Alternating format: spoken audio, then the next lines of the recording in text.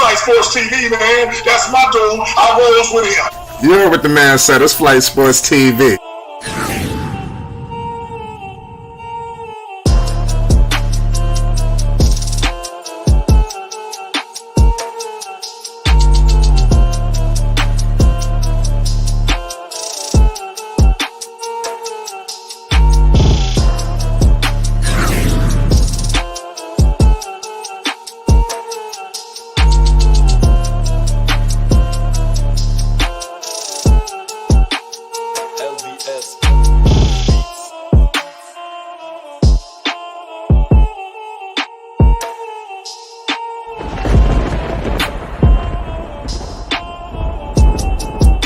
Like I said, Flight Sports TV, that's where it's at.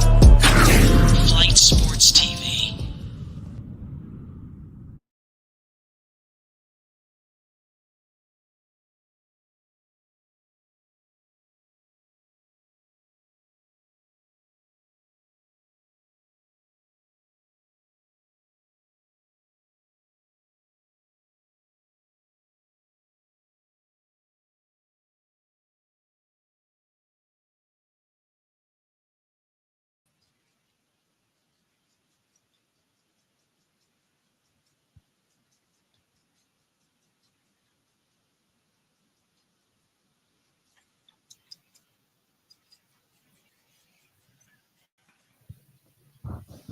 What's going on, people? It's Flight Sports TV. I appreciate y'all for checking with me. You already know what it is. Be back with another one of them things.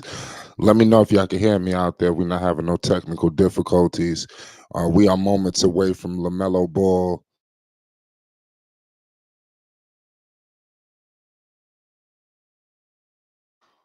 We are moments away from Lamelo Ball, MB1, the one of one, ladies and gentlemen. This is going to be one hell of a matchup when you're discussing Lamelo and the Washington Wizards. You know, when these teams go together, we usually in for something. Nonetheless, I think the tide has shifted for Lamelo and the Charlotte Hornets, in my humble opinion.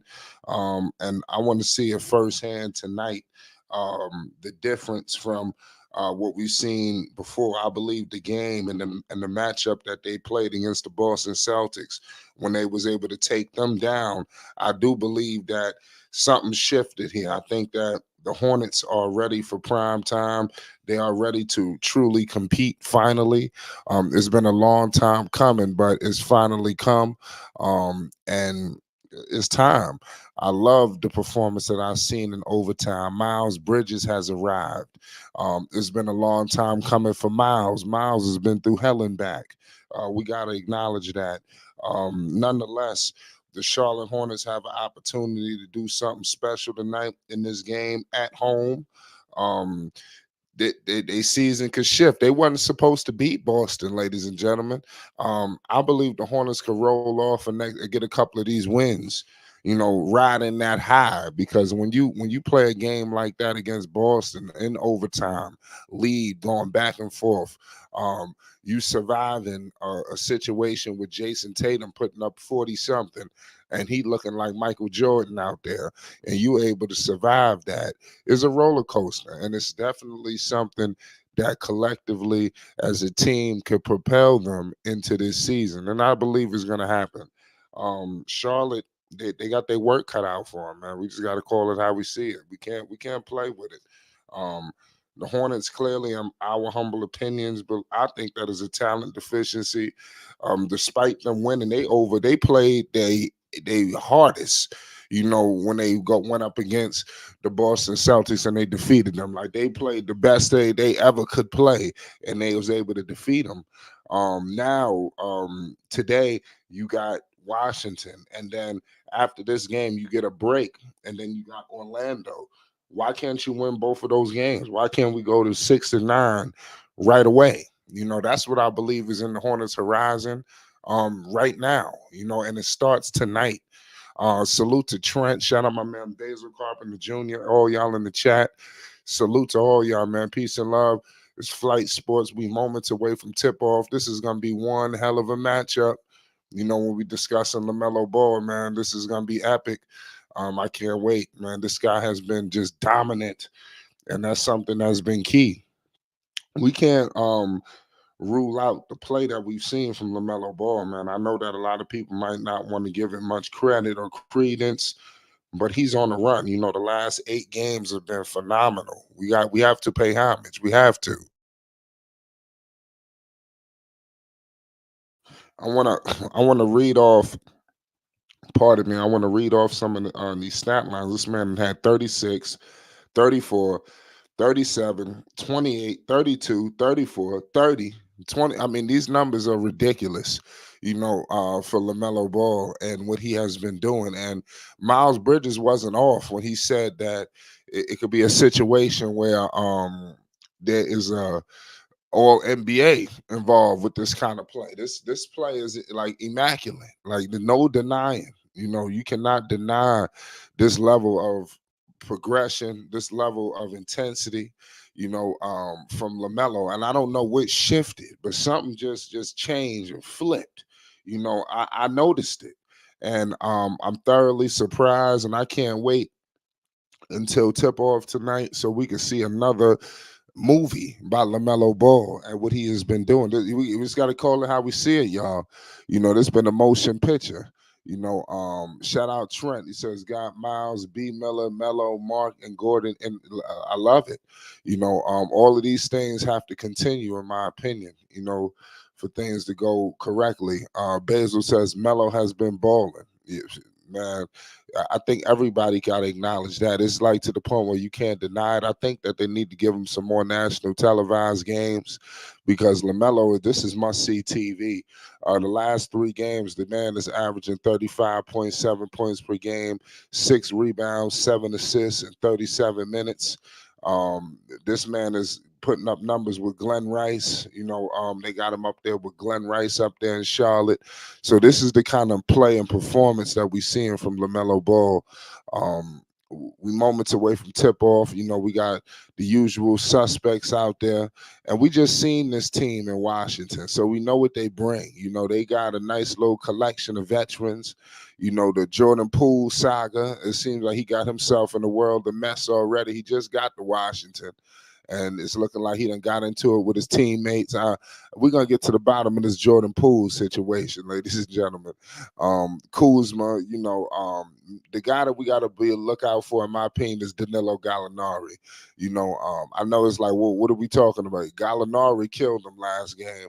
They got to make sure that Gallinari don't get off, pause the way he did previously. I mean, Gallinari was taking them from outside, inside, post up, turn around, free throws. I mean, it was looking like vintage Danilo Gallinari. I'm talking about back in New York when he had Wilson Chandler and all of them. I mean, that's what it was looking like, the other night when they played Charlotte. So, just be cognizant of that. These two teams are going to go at it because they're two young teams with a whole lot of energy. It should go tit for tat, in my opinion. But if something what I believe has occurred with a click in terms of their mindset, they vibe with the organization, the team. If what I'm saying is correct, that I think they handle Washington tonight. I don't know about beating them down in terms of a blowout, but they handle them. They beat them handily, and I can't wait to see it, man. I'm telling you, we're moments away from tip off right now as we speak. There's big things going on right now. We got LaMelo Ball, just like I said, superstar. Make sure y'all get them shoes too. We got big things popping for the holidays. I know it's gonna be a lot of people shopping, but make sure you get them MBO ones, them MBO twos, them MBO threes. Them sneakers is definitely taking a life of their own. You know, um, Nonetheless, I mean, it is what it is. We are moments away from tip off. We got the Charlotte Hornets live and direct going up against the Washington Wizards. I believe this is their third encounter in a short span of time. I remember they played one game and then they played in-season tournament game, and now here we are again. So it's almost like we starting to get to know the Wizards a little bit more than we need to. But it is what it is. The Wizards have actually a worse record than the Charlotte Hornets, believe it or not. The Hornets are not the worst team in basketball, what some people may want to believe. Statistically and, just with the eye test, they got to put all this shit together. You got Miles coming back. We had to give this guy some time. We seeing Miles get himself more and more assertive. Now he is establishing himself in the perimeter, but I want to see Miles attack on the inside. I think that's the next evolution for Miles Bridges, is for him to continue to take it all the way inside. Don't no playing. Literally get inside. That's what I think is key for Charlotte. And I think that they can take their game to the next level once Miles Bridges gets himself a little bit more aggressive, in the paint. I think that's what the Hornets need. They got the perimeter play. You got Lamelo single-handedly handling the perimeter, so they don't need multiple guys just jacking up shots. That's unnecessary. We got to give credit to PJ Washington putting his feelings to the side and accepting the bench role. We ain't heard nothing in terms of no issues or any nothing. And that shows me that these guys want to win at all costs. Give them major props. The Hornets last game, they had 74 points in the paint. This was at the Wizards. This was in November 10th. Like I said, these guys played, an extensive amount of times already. They both split those matchups. Washington beat them. I was very upset when they lost to Washington because I feel like they should have won that game, but they did end up catching them in the in-season tournament, and now they have an opportunity to lead the season series. I have to look and see if they're going to play them again, but like I said, who cares? Jordan Poole and these guys, I think they got a little bit more ways to go. I think Jordan Poole, I don't believe he's a number one option, even though he was brought to Washington to be that. I think this guy was just riding their coattails out there in Golden State. You had Steph Curry, you had Clay, you had Draymond. That's an extensive amount of success just to walk into. And obviously he basked in some of that glory, and maybe it felt like he was the number one guy or whatever it was, but that was the case. Nonetheless, you see him now. It felt like he just got here last week, and him and his teammates are bumping heads. Pause in terms of, is he the number one option? He's claiming this is his team and da da da da. And like I said, I just don't think he's done enough to sit up there and say this is his team. I think that is all of their team. It is what it is. We're gonna see tonight who team it is. We're gonna see who the best player on the floor tonight. And it's going to be Lamelo Ball. Like I said, he's playing at an elite level, enhancing everyone's game. The Brandon Millers of the world. Look what he's doing with the confidence with Miles. The handshakes are coming back. The dances is coming back. What he's doing with Mark Williams is just been completely spectacular. I love what I'm seeing from him. Well, let's see what Steve Clifford is going to do in terms of the evolution of him. What is he going to do coaching wise? What is he going to bring to the table tonight? That's going to be major. But nonetheless, we got the Washington Wizards versus the Charlotte Hornets. Live from the Spectrum Center, Charlotte, North Carolina. It is what it is. I love what I'm seeing right now. We are moments away from tip off. Now we're gonna see Miles once again. How's he gonna build off that three? Like I said, I felt like the weight of the world. Oh damn! I didn't even know we missing PJ Washington tonight, ladies and gentlemen. He's got a right foot. So this is not good. You got Nick Richards out with a protocol. We all know they was missing Terry. So I don't like the fact that the Hornets are missing out like damn near all of their guys. Starting tonight for the Washington Wizards, you have Tyus Jones, Jordan Poole, Denny Avdija, Kyle Kuzma, and Daniel Gafford. So, I think that's pretty concerning that they don't have PJ Washington. Man, he brought a little punch off the bench. He's one of the guys that they can rely on a little bit.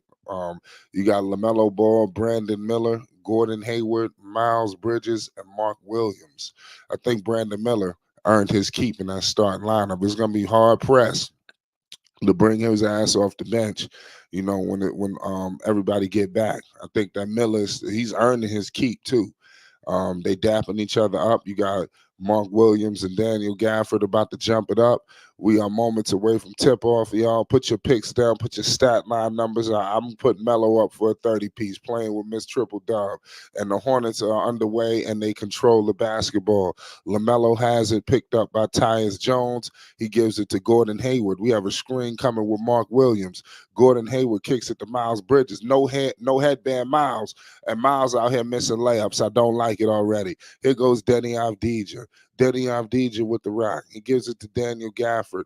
He kicks it to Tyus Jones. Jones has it, picked up by LaMelo. They give it to Gafford. Mark Williams picks him up. They kick it to Kyle. Kyle has it. Jones pump fakes a three in the paint with a floater, and he converts it. It's 2-zip. Washington is up. Charlotte is down. LaMelo has it. Jones picking him up. LaMelo shaking and baking. Screen with Mark Williams. LaMelo Ball all the way to the cup. He kicks it out to Miles. Miles pump fakes a three. He launches one. He misses it. Rebounded by Gafford. Here comes Denny Avdija. Denny Avdija with the rock right now. Picked up by Hayward. Avdija putting the moves on him. He gives it to Gafford. Back to Kyle Kuzma. Kuzma has the ball. Screen. Kyle Kuzma getting double teamed. He kicked it out to Jones, to Denny Avdija. Denny Avdija busts down the three. Charlotte is in major trouble. It's 5-zip right now. It's 5-zip. Here goes LaMelo Ball. LaMelo is fouled. Unbelievable. Unbelievable. It's 5-zip right now for Washington. 10:40 to go in the first quarter. Oh, the Hornets got to pick it up. That's one thing that I'm concerned with Charlotte is their starts. The starts ain't always the best. LaMelo, I think he got on them Dexter Laboratories right there. Here goes Gordon Hayward. Oh, Hayward nearly throws. Oh, the Hornets save it. They save it and they nearly lose it. And they turn it. They get a kick ball. So the Hornets get a break. Gordon Hayward out there doing the most. He trying to do the best that he can. Nonetheless, it's 5-zip. 10:25 to go in the first quarter. LaMelo Ball has it. LaMelo's inbounding it. LaMelo kicks it to Gordon. Gordon Hayward in the baseline, picked up by Denny Avdija. Here goes Gordon Hayward. Kicks it to LaMelo. He pump fakes from deep. LaMelo Ball in the mid-range. LaMelo with the floater. Cash. Good play by LaMelo Ball. It's 2-5 right now. Charlotte is only down by 3. It's 10 minutes to go in the first quarter. Here goes Kyle Kuzma. Kyle Kuzma has it. He kicks it out to Jordan Poole. Jordan Poole, top of the key 3. He missed it. Rebounded by Gordon Hayward. Gordon Hayward gives it to Miles Bridges. Miles Bridges has the ball. Miles has it. He kicks it out to Gordon. Kicks it out to LaMelo from like 50. Oh, he missed it. Kuzma rebounds it. Kuzma outlet nearly loses the basketball. Jones finds Jordan Poole for 3. He missed it. Rebounded by LaMelo Ball. LaMelo has it. Miles Bridges pushing the ball up. They kick it back to LaMelo, to Brandon Miller. Brandon Miller fakes it back to Melo. Picked up by Jones. Screen with Williams. LaMelo, mid-range jumper. He missed it, but he gets his rebound and puts it up. LaMelo is 4-5 right now. So LaMelo puts the Hornets back up on the board. The Hornets are only down by 1, 9-10 in the first. Tyus Jones with an alley-oop, and Gafford is fouled. So we got Daniel Gafford going to the line for 2 shots. They had to stop the ball right there. That was about to be a clear alley-oop. It is what it is at the end of the day. 9:14 to go in the first quarter. Actually, I think they called that foul on the floor. So we have no free throws for Washington. Here goes Jones. Picked up by Melo. Screen with Gafford. Jones. Oh, blocked by Mark Williams. Good defensive play by Mark. Here goes Brandon Miller. Oh, my goodness. Kyle Kuzma comes back and blocks Brandon Miller. He should have known that. He didn't see that coming. Brandon Miller just got blocked by Kyle Kuzma. That wasn't a good look. Kuzma just came in there and just swatted him. Jones with a great play. Jones tried to go up over. He wanted a goaltend. I think that was fair. But then Kuz came. Yeah, that was filthy the way Kuz did him. Gordon Hayward for 3. He missed it. Rebounded by Gafford. Here goes Kyle Kuzma. Kyle Kuzma has the ball. He's crossing half court. Here goes Poole. Poole has it. Poole going all the way to the cup. Poole blocked by Mark Williams. Oh, they called it travel. So Jordan Poole travels. It is what it is. It's 5-4 right now. Crazy game by Jordan Poole. This don't make no sense. Here goes Lamelo. He kicks it out to Gordon Hayward. Gordon Hayward has it. They kick it to Mark Williams. Mark Williams has it. They find it Lamelo. Lamelo has the ball. Lamelo all the way to the cup, and he scores it. Lamelo scores it, ladies and gentlemen. It's the Hornets are up. It's 6-5. Charlotte. 8:20 to go in the first quarter. Tyus Jones. Oh, Tyus Jones kicks it to Gafford. Gafford all the way to the cup, and we have an offensive foul. Good defense by Brandon Miller. He sacrifices his body, so we got to give major props to the rookie. I'm telling you, if it wasn't for Victor, you got Chet Holmgren. These dudes playing out their mind. Don't forget Brandon Miller. I would say Brandon Miller is right there, in terms of that third guy. Miller is balling. Give him props, y'all. Give him props. Here goes Gordon Hayward, picked up by Denny. Brandon Miller in the mid-range jumper, Brandon, and he scores it. So we have defense to offense for Brandon Miller. This is a great sign for Charlotte. We got something. It's 5-8.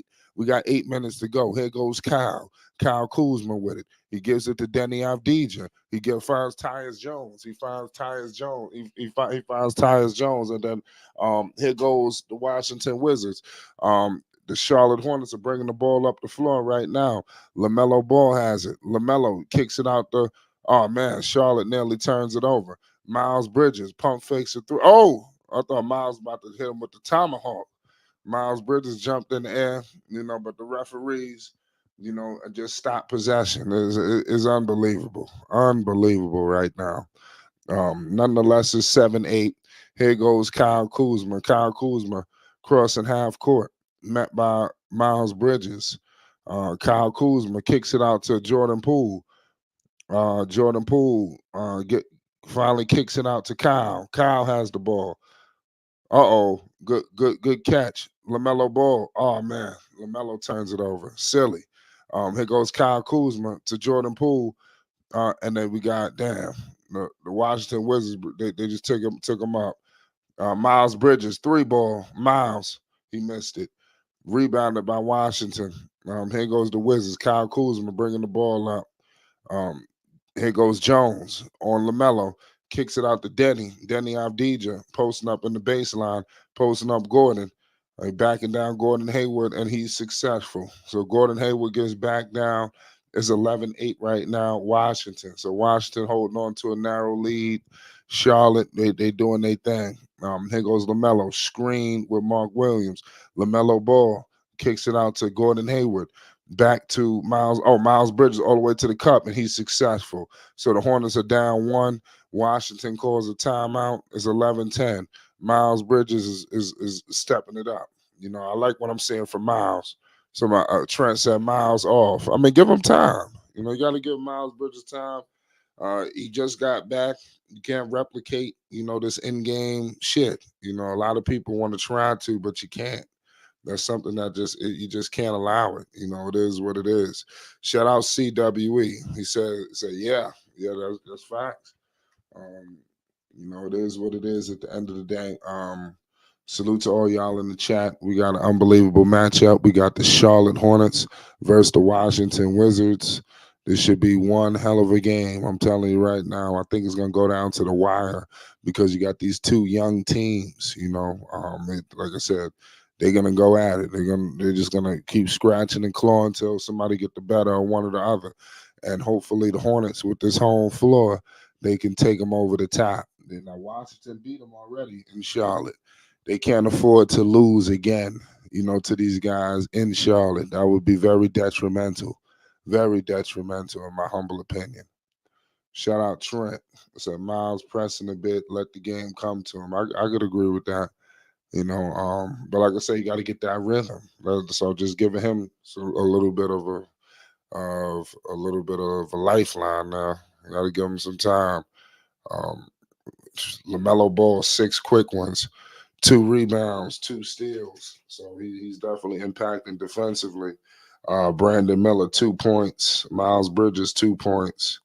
Washington, we got Tyus Jones, 2 points. Jordan Poole with 2. Denny Avdija with 7. So that's definitely major, in my humble opinion. I like that. Shout out my man Testing. It's gonna be one good game. I'm telling you now. We're in the midst of a commercial break. We got a break in the action. We coming back. And Lamelo, listen, one thing's for sure, two things for certain. Lamelo Ball is going to kill him. They have no answer for him. Once he gets activated, it's going to be hell to pay. So just everybody just be patient. The Hornets are in good position. They down one. We on the eve of Thanksgiving too. So salute to all y'all, during this holiday season. It's flight sports. Hope y'all out there having one hell of a holiday. Um, Basil says CW, he's MVP race. I don't know about leading the record, not that good. Um, LaMelo Ball is out here wilding. He got his name is up there with the greats. When you looking at the start of this season, we coming back. Let's see what Melo and it's been tough for Melo because they've been losing and it's looking like it was going to be another one of them years. And it's like he got to take matters into his own hands. And people should want to play with him. Superstars out there should be looking at this and say, imagine if I played with him. Look what he's doing for these other guys. Imagine if I was there. Here goes Denny Avdija. We got Crispit, pardon me. We got Jones with it. Jones has it. He's operating in the mid-range. Jones, oh my goodness, he hit a big-time shot over Miles Bridges. Miles was all over that too. Here comes Charlotte. LaMelo Ball with the rock right now, picked up by Jones. Screen with Gordon Hayward. LaMelo has it. They kick it out to Gordon Hayward. Gordon Hayward posting up. Gordon Hayward gets double team. They give it to Brandon Miller. Back to LaMelo Ball. LaMelo fakes a three. Screen. LaMelo step back. Oh, he traveled. Yeah, so LaMelo a little overzealous there. He traveled. No argument there. That was a clear travel. 13-10. Here comes old man Ish. Ish Smith is coming in the game, ladies and gentlemen. LaMelo is taking a seat, a much needed rest. Who knows when he's going to get back? Maybe at the tail end of this quarter, probably the start of the second. We will see. I think it's going to determine how the game flows. Gafford has it. Mark Williams picks him up. They give it to Kyle. We got Miles Bridges on Kyle Kuzma. Miles Bridges posting up. We got Kyle Kuzma trying to post up Miles. They kick it out. Here goes Washington. Gafford with a big time dunk in traffic. It's 15-10. Washington is up by 5. It's 5:05 to go in the first quarter. Old man Ish kicks it to Brandon Miller for 3. Cash. Brandon Miller just hit a big time 3 ball. It's 13-15. Major play by Brandon Miller. Brandon Miller, he shot that 3 like he knew it. So now they need to get a stop. Let's see what they can do defensively now. Oh man, can they get a stop? And they got a foul. So I love what I'm seeing from Brandon Miller. Like I said, he's playing defense. He out there scoring on all levels, mid-range, 3-ball. This is why they drafted him. They needed a player who could do all of these different things, next to LaMelo. Like I said, give this guy till next season. He's going to be a go-to guy where you can give him the ball and, like, Lord have mercy for the defense. That's what kind of player Brandon Miller is going to be, I'm telling you. He's going to be that Paul George. I don't know if he's going to be Paul George, but he's going to be a guy like that where you could give it to him and just clear that side out. He got it. And it's going to be like that. It's nothing the defense is going to be able to do. You're going to be able to face up, post up, shoot in your face, everything. Pause. It's 17-13. Here goes Washington. There's 4:40 to go in the first quarter. Old man Ish with it. He gives it to Gordon. Screen with Mark Williams. Gordon Hayward operating in the mid-range. Gordon Hayward, he shoots it, and he could not convert. Rebounded by Kyle Kuzma. Kyle Kuzma with it, crossing half court. Kyle Kuzma gives it out to Calaberry. Calaberry's fouled and won. 3-point play for Washington is 19-13, and he has an opportunity to put him up 20-13. So Brandon Miller gotta be just be disciplined, right? Let me see that. I don't even know if that was a foul. As I'm looking at that, here goes my man Bryce McGowan's. Bryce McGowan is in the game. It's 19-13, 4:27 to go in the first quarter. Shout out Trent. He says, be curious to see where KD is at in the Kia MVP ladder. Yes, key. Man, they need to put LaMelo in that MVP ladder. I know it's not popular opinion, but listen, who's more valuable? to their team. Now think about it.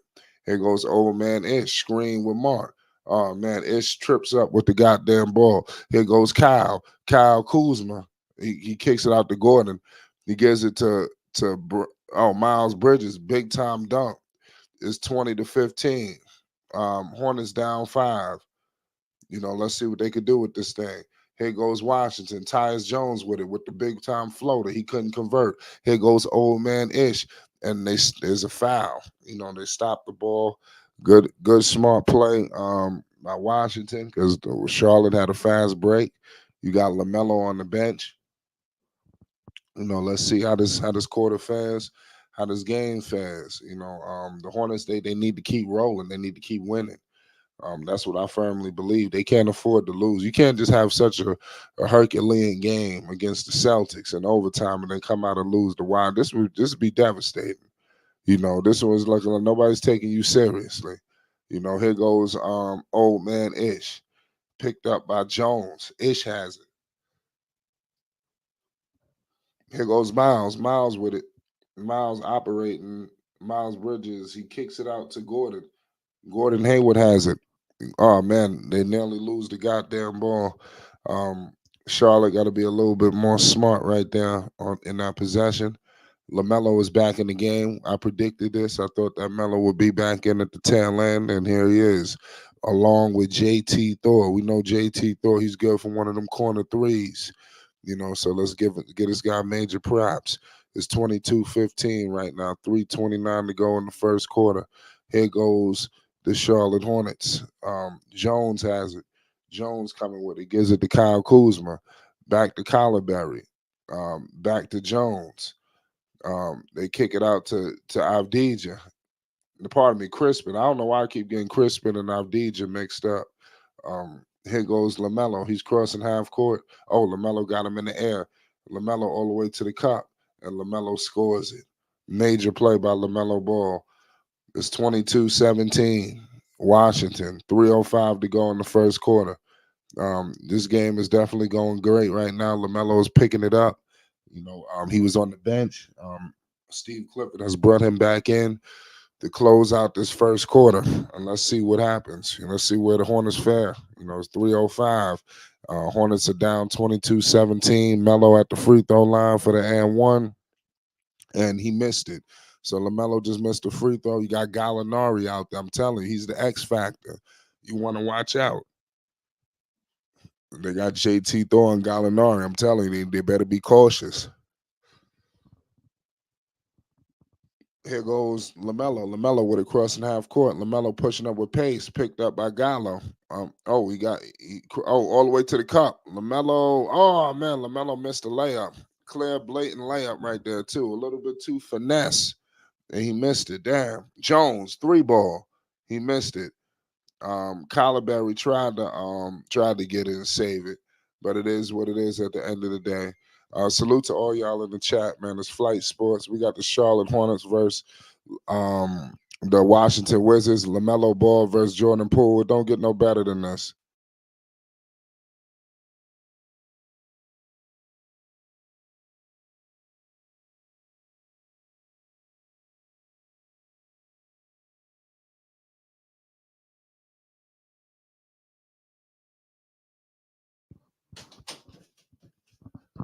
Salute to all y'all in the chat. Shout out CWE. We headed to commercial break. So amazing first quarter. The pace is going well. Let's see how the Hornets are going to fare. Like I said, it's 2:29 left. Lamelo Ball already with 8 points, 2 rebounds, 1 steal. So I mean, you gotta love what you're seeing so far, and he's looking like he's ready to step on the gas, and that's what's really most important.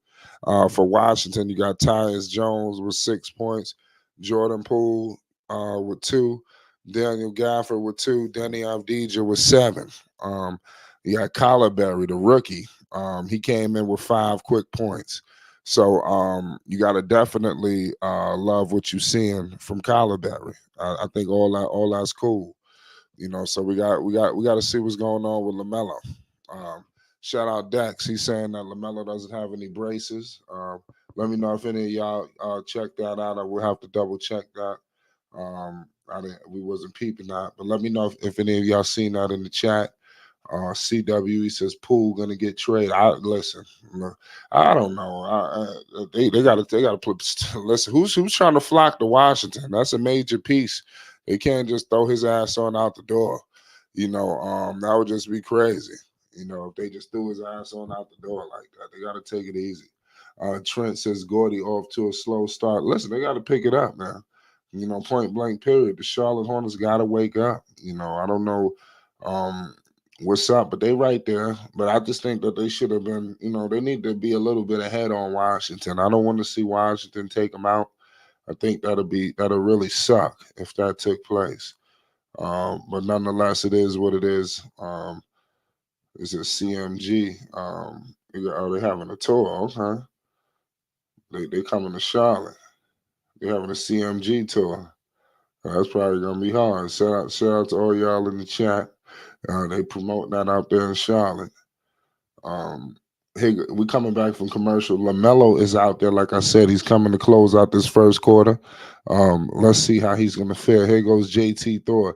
JT Thor inbound into Lamelo, picked up by Collarberry. It's 22-7. Oh, Lamelo putting the moves on the rookie. Lamelo putting the moves on him. Lamelo Ball screen with Miles Bridges. Screen with JT Thor.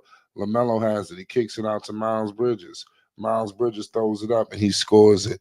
It's 22-19. Charlotte. Charlotte is trying to get in there. There's 2 minutes remaining. Let's see how this will fare. Here goes Jordan Poole. Jordan Poole floating. Couldn't do nothing with it. Here goes Bryce.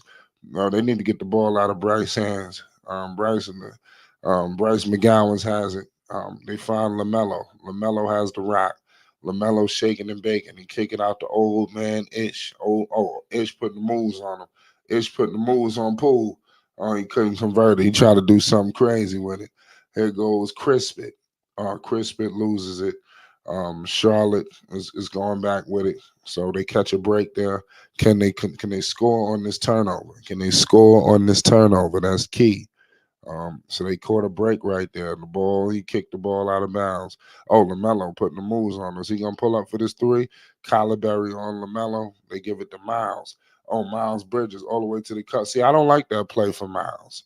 Miles Bridges was a little too finesse and, like I said, soft. I want to see Miles take it all the way to the paint. I keep emphasizing this. Collarberry pump fakes a three ball. And then here goes Gallinari. Gallo has it. Gallo could not convert. Rebounded by Lamelo Ball. Lamelo has it. Lamelo crossing it up. Collarberry picks up Lamelo. Lamelo step back to Ish, back to Melo. Melo all the way to the cup, and he missed it.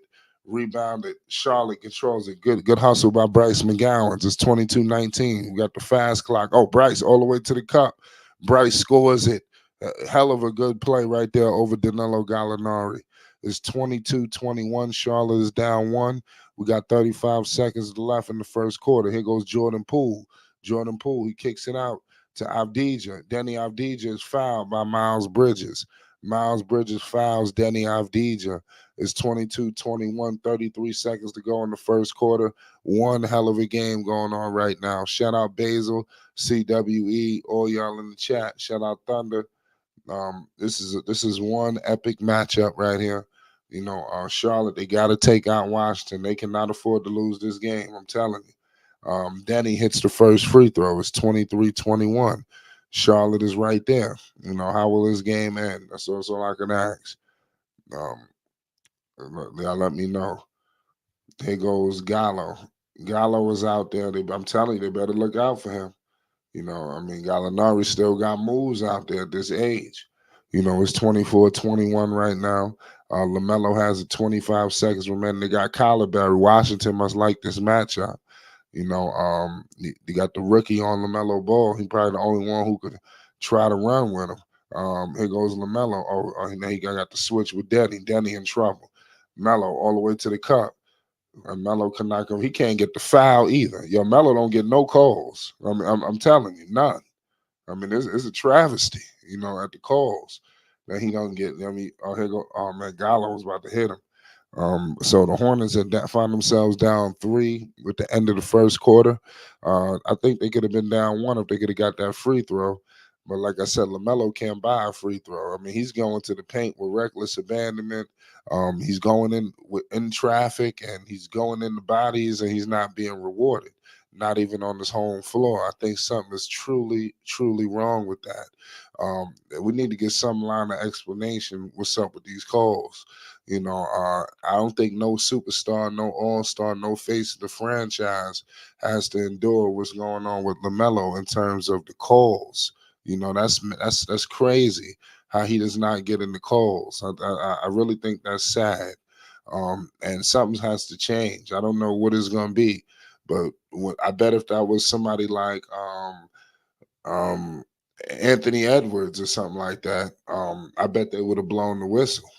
So I mean, it's something going on where it seems like like I said, the promotion is horrible. For Lamelo, like I said, the amount of televised games suck. And the NBA, they know how to remove nationally televised games. So let's say if this game ain't worthy of being nationally televised, they'll rip the shit off the network. I think they need to add Hornets games to the networks. Because what Lamelo is doing is must see TV. This is box office. I mean, at its finest. And like I said, I don't know who's gonna stop him. Salute to all y'all. The Suns gonna be all right. I don't know what's going on with y'all people with the Suns. They got to get it together. Got to get their health right. Hopefully they be good. By the postseason. But only time will tell. Um, we in the midst of a commercial break. Lamelo Ball, we all know we can expect a 30-piece tonight. His scoring be coming in barrages, so it looks slow, and then out of nowhere he got 35. He like what happened? But he got 8 points tonight. No PJ Washington, so they are losing a little bit of a scoring punch. We can't sit up here and deny like PJ Washington don't bring something to the table because he does. That's something that we got to acknowledge. I love what I see from PJ Washington. You know, he's definitely proved a guy that should be playing alongside of Lamelo. For a second, he's one of the worthy ones. If you could, whether you could flip him or keep him, but he's definitely has some value. Um, I'm looking at right. They sitting there doing an interview with Brandon Miller's parents. His mother and his father. So that's good that he's getting embraced up. They getting embraced up here in Charlotte. Let's hear what they got to say about their son. Because Miller is balling. I mean, they got to be pleased with him because, like I said, I just love what I see from Miller. From him, the way he started to where he is now, we give him props. Truly mentally focused. Here goes Mark. Mark Williams. He puts it back for Charlotte. Major play for Mark Williams. You got to give him props. It's 24-23. Charlotte. Charlotte is down by one. Let's see what happens. Here goes Jordan Poole. Jordan Poole finds Calaberry. Back to Gallo. Gallinari launches it and he misses it. It's 24-23. 11-14 to go in the second quarter. Unbelievable game right now. It's 24-23. Here goes LaMelo. LaMelo has it. Shaking and baking. LaMelo has the ball. Screen. LaMelo kicks it out to Ish. Ish has it. Ish finds LaMelo. LaMelo Ball. Good three by Melo. Good baseline three ball. It's 24-26.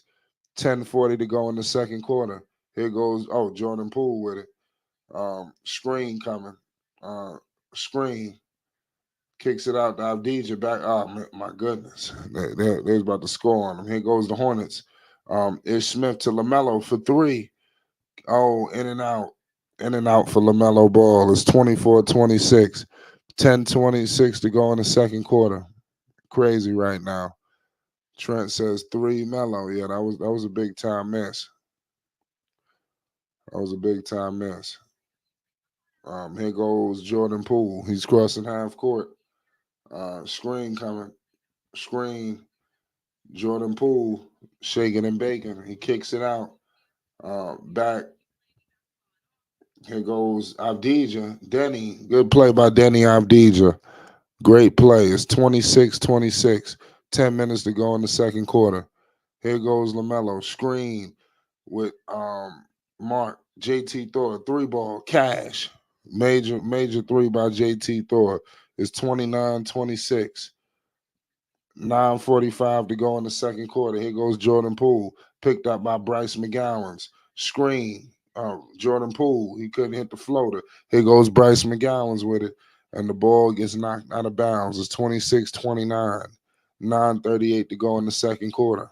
Crazy game right now. Unbelievable matchup.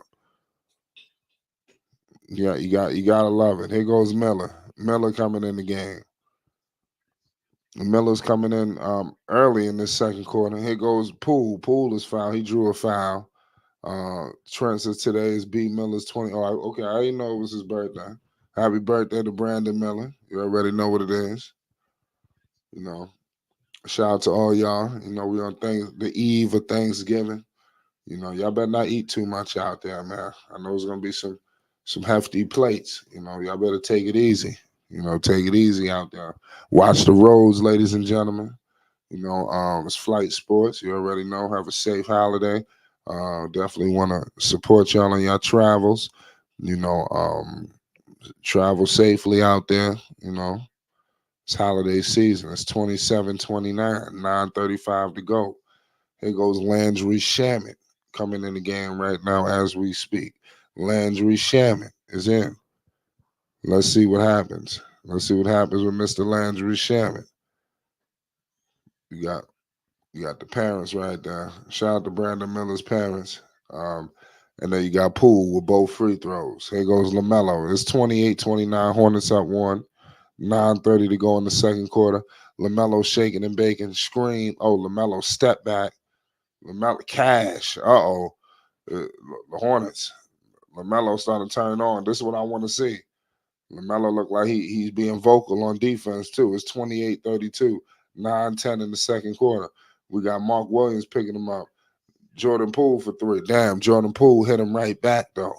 You know, so you can't trade. You can't trade. LaMelo got the ball shaking and baking on Sham, and it's 31-32. Bryce McGowan's has the ball. Screen with Mark Williams. Bryce McGowan's kicks it to LaMelo. Melo fakes a deep three. LaMelo all the way to the cup. He kicks it out to Bryce McGowan's for three. Cash. Bryce McGowan's hit a three. I don't know if these dudes been working on their threes or what, but Bryce hit a three. They needed that. Here goes Mark Williams. Denny Avdija tried to go up. Gallinari. Gallinari all the way to the cup. Gallo didn't get the foul. Here goes Brandon Miller. Brandon Miller pushing the ball up. It's 31-35. Melo from deep. Oh, he missed it. Okay, 31-35. It's 8:20 in the second. Here goes Denny Avdija, picked up by Miller. Kicks it to Gallinari. Gallinari fakes a three, kicks it out. Here goes Washington. Denny Avdija for three. He missed it. Rebounded by JT Thor. Lamelo Ball has the ball right now as we speak. It's 31-35. 8 minutes to go in the second quarter. Lamelo crossing half court. Screen by Landry Shamet. LaMelo kicks it to JT Thor to Brandon Miller for three. He missed it. Rebounded by Gallinari. Here goes Jordan Poole. Jordan Poole with the ball right now as we speak. Screen. Jordan Poole for three. Cash. It's 34-35. The Hornets are up by one. 7:30 to go in the second quarter. This game is going off. LaMelo kicks it out to Williams. Back to JT Thor. JT Thor, he missed it. Rebounded by Jordan Poole. Jordan Poole has it. It's 7:20 in the second. Hornets hold on to a 1-point lead. Jordan Poole all the way to the cup.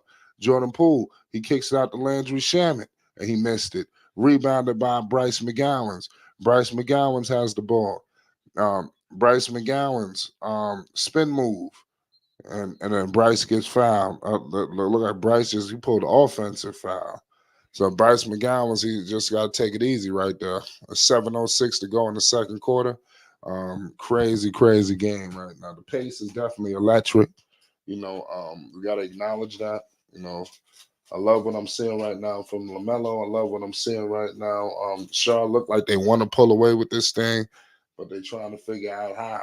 You know, young teams is looking like they learning how to do something together right now. But nonetheless, LaMelo is on the bench, Bryce is on the bench, and Williams. All of them produce too. Give them credit. Are they on the bench for a reason? I like what I seen from Bryce. I can't say nothing tonight. You know, Bryce McGowan came in, hit a big time three ball. That's all you can ask. You know, that's all you can ask is just to compete. You know, especially up against Washington. You shouldn't lose to Washington. Poole, three, he missed it. They catch a break. Charlotte catches a break. Here goes Miles Bridges with it. Miles Bridges, he finds uh Ish, old man Ish. Ish, he damn near turned it over. He turned it over. Oh, okay, the Hornets save it. Miles Bridges has it. He kicks it out to JT Thor. JT Thor dumps it to Ish. They find Miles once again. Here comes Miles Bridges. Miles is fouled. The Hornets continue to catch breaks. It's 34-35 with Miles going to the line for two. 6:35 to go in the second quarter. This, and then we got a timeout. So you gotta love what you're seeing right now. The Hornets are fighting, you know, and they're on their home floor. They should be successful tonight. Period. You know, anything less is uncivilized for Charlotte. You know, this is the Charlotte Hornets, man. Wake up. You know, smell the coffee. You just beat Boston. You got Washington on your home floor. You can't ask for nothing better than this. Then you got Orlando. You know, it's time to start winning. It's money time now. You know, all this other foolishness is stupid. You know, it's time to really do it. You know, point blank. Don't you can't take one step forward and take two steps back. And losing tonight to Washington, I don't give a damn if it's done by a game winner. You know, it would be a step back. You know, just point blank period. It would be a step back from what we just witnessed up going up against the last outing. You know, you got to build on games like that. You can't just like it was. That means it was all for nothing. I mean, it can't be. Eastside QC is calling this a must win. This is a must win. Let me know in the chat if this is a must win. You know, the Hornets got to get rolling. You know, and what better way to kickstart their season with back to back W's? Miles coming back. You got back to back dubs, and then they got Orlando. You got an opportunity to win three in a row. You know, and now Charlotte is looking like they on the up and ups. You got teams like Chicago. You right on their heels. They struggling. The Bulls ready to implode. So if you listen, whatever goes on with Chicago, it coincides with what's going on with Charlotte. Because once they blow it up, you know, Charlotte could just walk in the door, you know. So I think Charlotte gonna end up walking in the door anyway because their trajectory is just a little bit higher than what I'm seeing from Chicago. Chicago, like I said, is over, you know, and they right there in the standings next to each other. So let's see. You know, you just gotta control what you can control. You know, you gotta get this win tonight. You know, and that's what Charlotte. I hope that's the message. I hope this Lamelo Ball. You know, he's been balling. I think it's time to really get back to where they was. You know, 2 seasons ago. You know, when they was knocking on that door of that playing. You know, it's time to get back to that. Last year was a wash. I think everybody we accepted that. But what's up with this year? You know, okay, you didn't get off to the best start. You had injuries, you know, you had Miles out. Now let's go. You know, guys are gonna be coming back slowly but surely. You know, like I said, this PJ loss tonight really sucked. So if they can get this win tonight without PJ, that'll be spectacular. Twin says Clifford is taking Melo in and out of the game. Yeah, that is true. You know, that's his rotations. You know that he rolling with. That's Stevie. You know, it's 6:35 to go. You know, in the second quarter right now. Miles Bridges, he hits the first free throw. So good free throw by Miles. Gotta love what we seeing from Miles Bridges and what he's been bringing to the table for the Charlotte Hornets. You have to.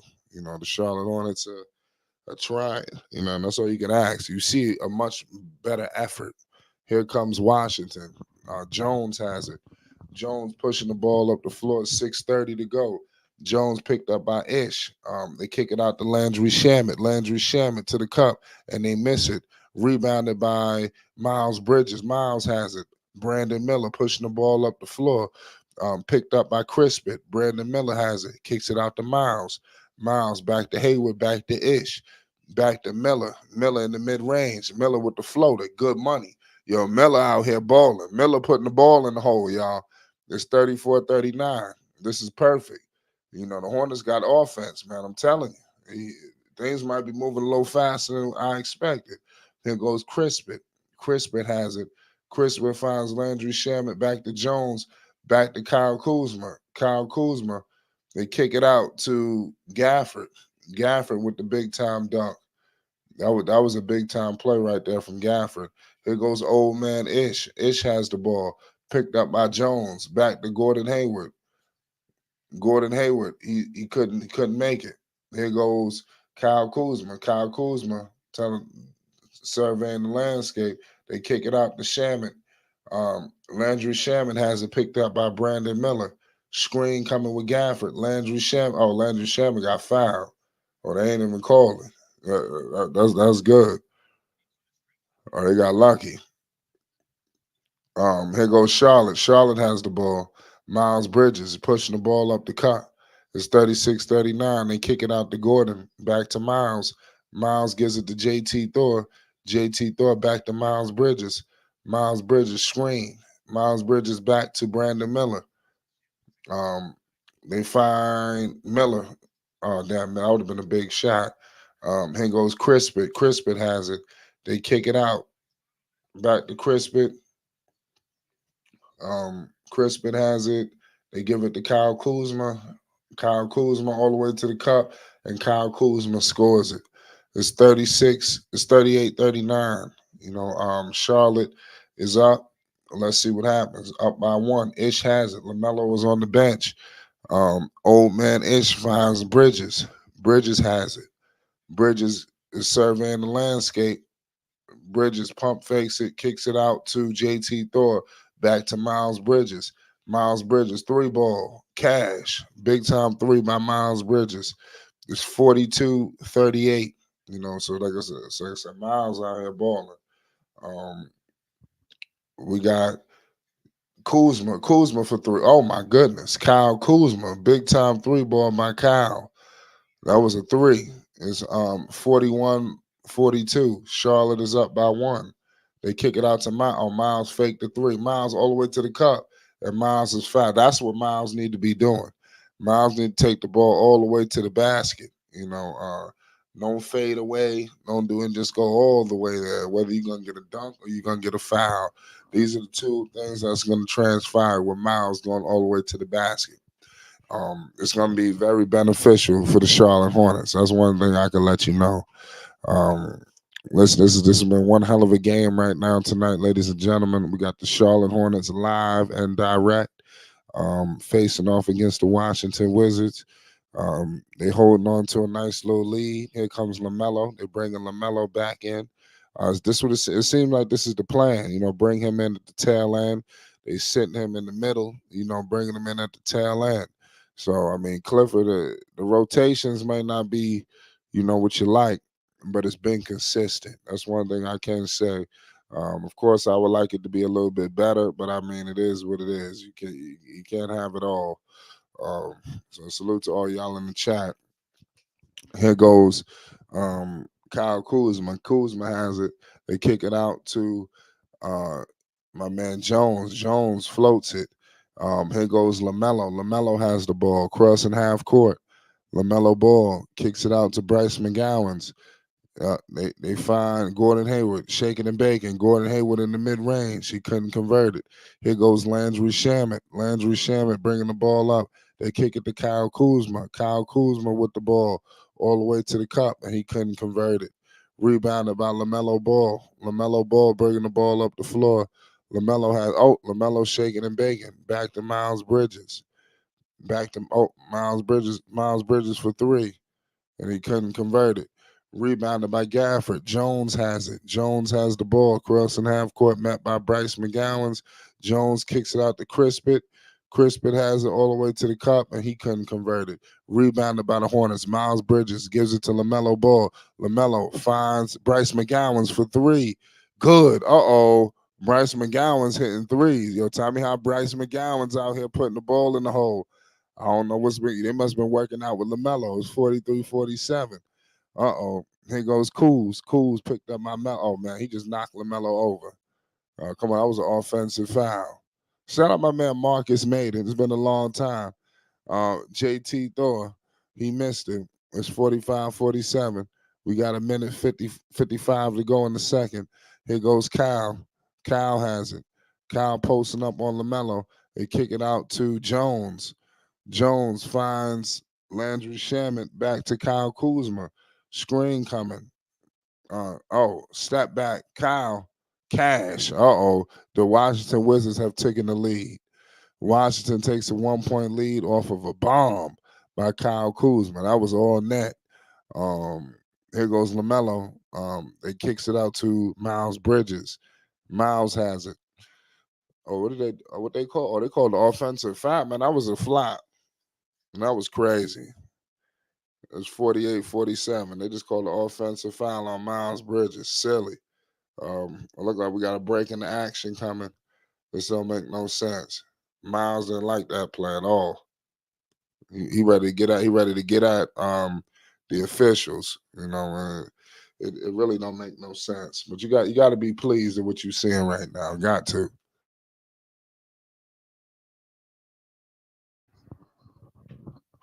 Shout out Trent. He says in Gordy face. Listen, it just don't make no sense. But the Hornets, they balling. Give them props tonight, y'all. Washington has taken the lead. Kyle Kuzma hit a bomb. I mean, that was a splash. We just got to call it how we see it. Kuzma tonight with 10 points. Poole with 10 points. Jones with 8. Avdija with 11. So they getting a little bit of balanced attack. If you're looking at Charlotte, number one, shout out to Bryce McGowens with 8 points. I mean, I love that already off the bench. He's hitting these threes when Melo was giving it to him. And that's something that I was, upset about with Bryce missing all these wide open 3 balls, but he's making them tonight. LaMelo got 14 points, 4 rebounds, 4 assists, a steal. Brandon Miller has 7 points. Mark Williams has 2 points. Miles Bridges with 13 and 5.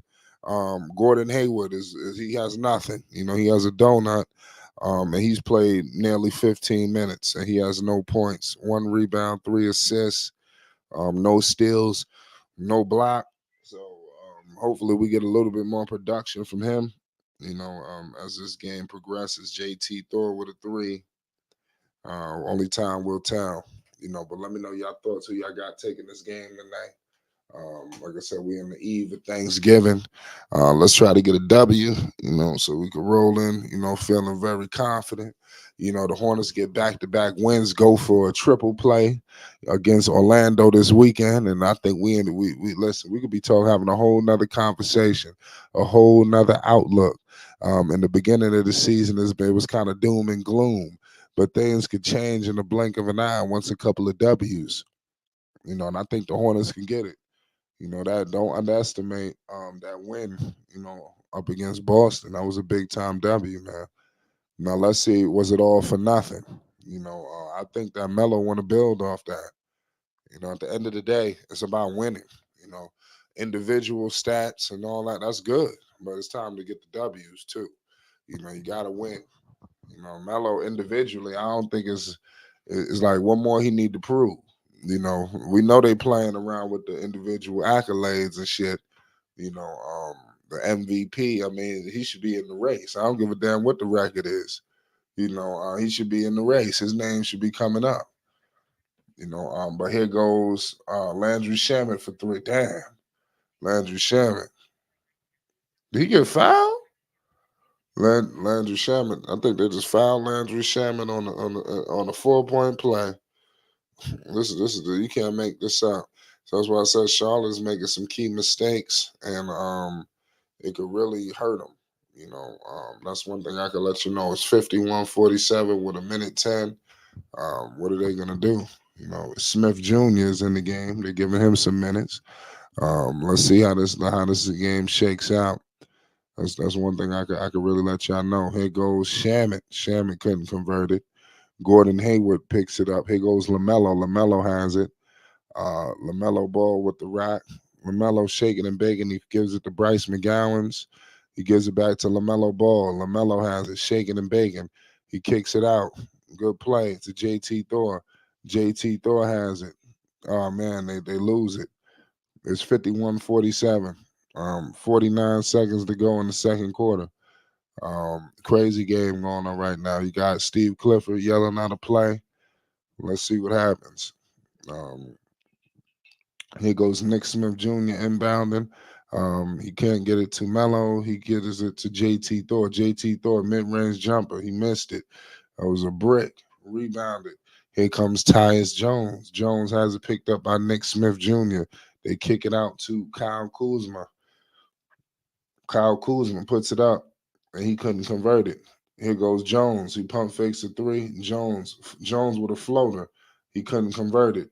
And it looked like Washington. What did they call? Uh, I think Charlotte just fouled. So I mean, there's definitely some silly possessions and plays happening right now that's costing Charlotte. So we gotta wake up a little bit. That's all. So it's definitely some things that they gotta be able to control as best they can. It's 51-47, 26.8 seconds remaining. You got Shamit at the free throw line to convert. Shamit, he hits the first free throw. It's 52-47. This is, man, the Wizards crashing. Yeah, yeah, man. They are. I mean, that's what Charlotte got to do. That's the desperation. It's 53-47. Here goes LaMelo with it. LaMelo crossing half court, met by Landry Shamit. LaMelo Ball has it. It's a 6-point game. LaMelo kicks it out to Gordon Hayward. Gordon Hayward has it in the mid-range. Gordon Hayward kicks it out to Nick Smith Jr. Nick Smith Jr. shoots it and he converts it. So it's 53-49. And we are headed to halftime. Oh shit, did he make that? Oh my goodness. That's what I'm saying. The Hornets can't catch a break. You got this dude Crispit just hit a goddamn three ball. Man, that was just silly. Right there. That's what I said. The Hornets can't catch a break, man. They're going to continue to fumble. This is going to be an important half for them. This next half, they got to slow this tempo down a little bit. They got these guys just really just getting at them. That was a big time three that the Hornets couldn't really afford to allow to happen, but it happened. So let's see what they could do to capitalize going into this next half. Everything was going well. Like I said, this game is going back and forth. 1 minute, the Hornets are up, and then the next minute they staring down the barrel of the 8 ball. So we need to know how it's going to look when around the fourth quarter. But if I'm the Hornets, I definitely want to give myself a better chance, fight like hell in this third. Maybe in the fourth quarter, you give yourself a better chance. Maybe you get ahead. You don't want to go into the fourth quarter trailing. I think that would be detrimental, to what the Hornets are trying to do. But nonetheless, this has been a good start. I'm not really too upset. Despite the deficit, I do think this is a deficit that they can come back from. LaMelo Ball with 14 points. We got Miles with 13 and 5. Brandon Miller with 7. Bryce McGowan's with 8. Nick Smith Jr. with 2. Also, you have, like I said, on the Wizards side, you have Tyus Jones with 8. Jordan Poole with 10. Gafford with 4. Kyle Kuzma with 10 as well. So it's definitely been an unbelievable first half. Shout out All Access Dex. What's the deal, Dex? Yes, Flight. How you doing, everybody? Salute to the stream. Shout out to Flight Sports TV, the machine, the voice of the voiceless, the people's champ, and big ups to everybody in the chat with all of your cacophony, creating a convocation that is electrifying. I'm talking about there's no mumbo jumbo. These are very intelligible, spoken by tap, and you guys are on the one. Listen, Charlotte Hornets right now, they have yet to nailed a 30-point quarter in this game, and for the second quarter, the Washington Wizards did that. And they are holding up Flight despite Lamelo Ball, 14 points, 4 rebounds, 4 assists, 1 steal, halfway mark, shooting a illustrious 46% from the floor and above league average 40% from the three. And the Washington Wizards have withstood that attack from LaMelo Ball as well as Miles Bridges in this game. And that's kind of alarming because normally Washington folds, and tonight they're just not folding. And salute to Washington for hanging on in there, because you would think the way that Miles and LaMelo and Brandon Miller is playing, you would think that Washington Wizards would have folded by now. But contrary to popular belief, the Washington Wizards, behind the late surge of Kyle Kuzma and Denny Adija and somewhat Jordan Poole, have staved off the Charlotte Hornets forward attack Flight.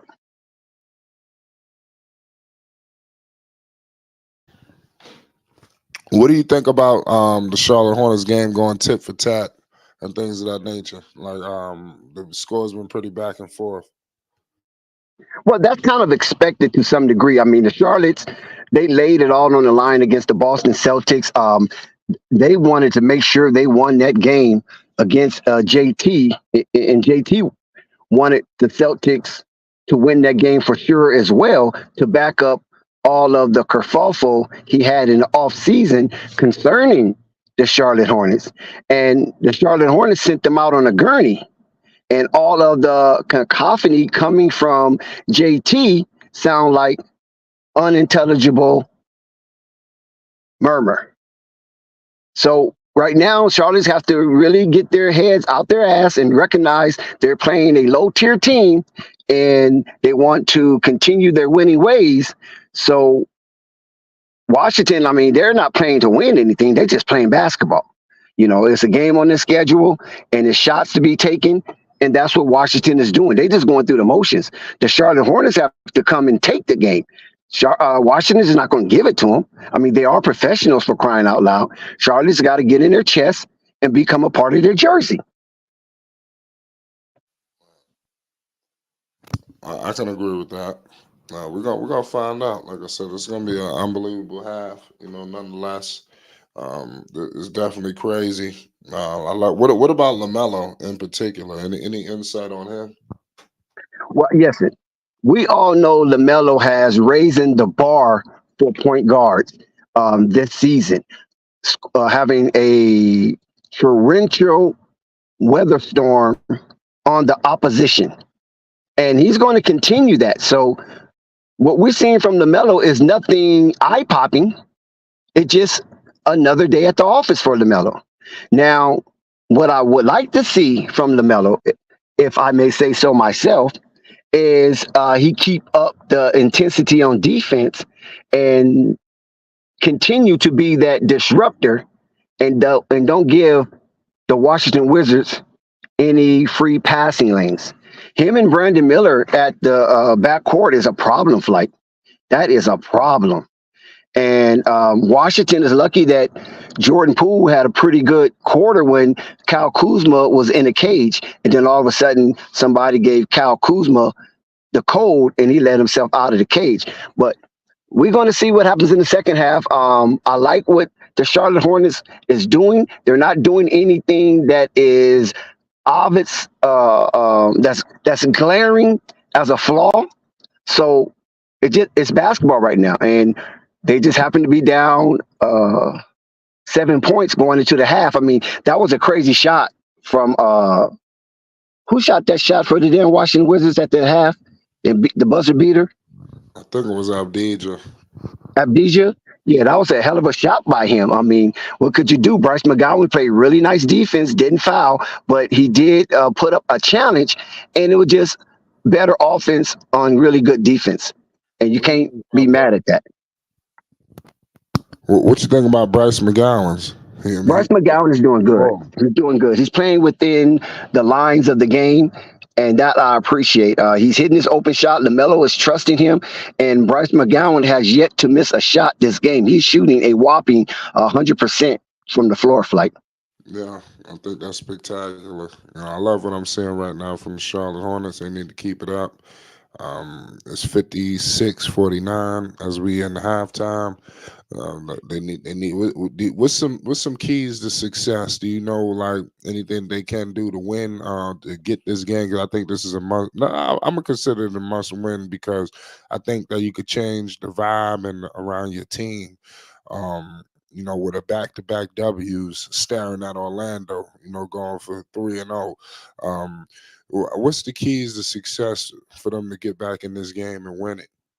Well, I could tell you this that PJ Washington is not available tonight, and some of the things that he do need to be demonstrated.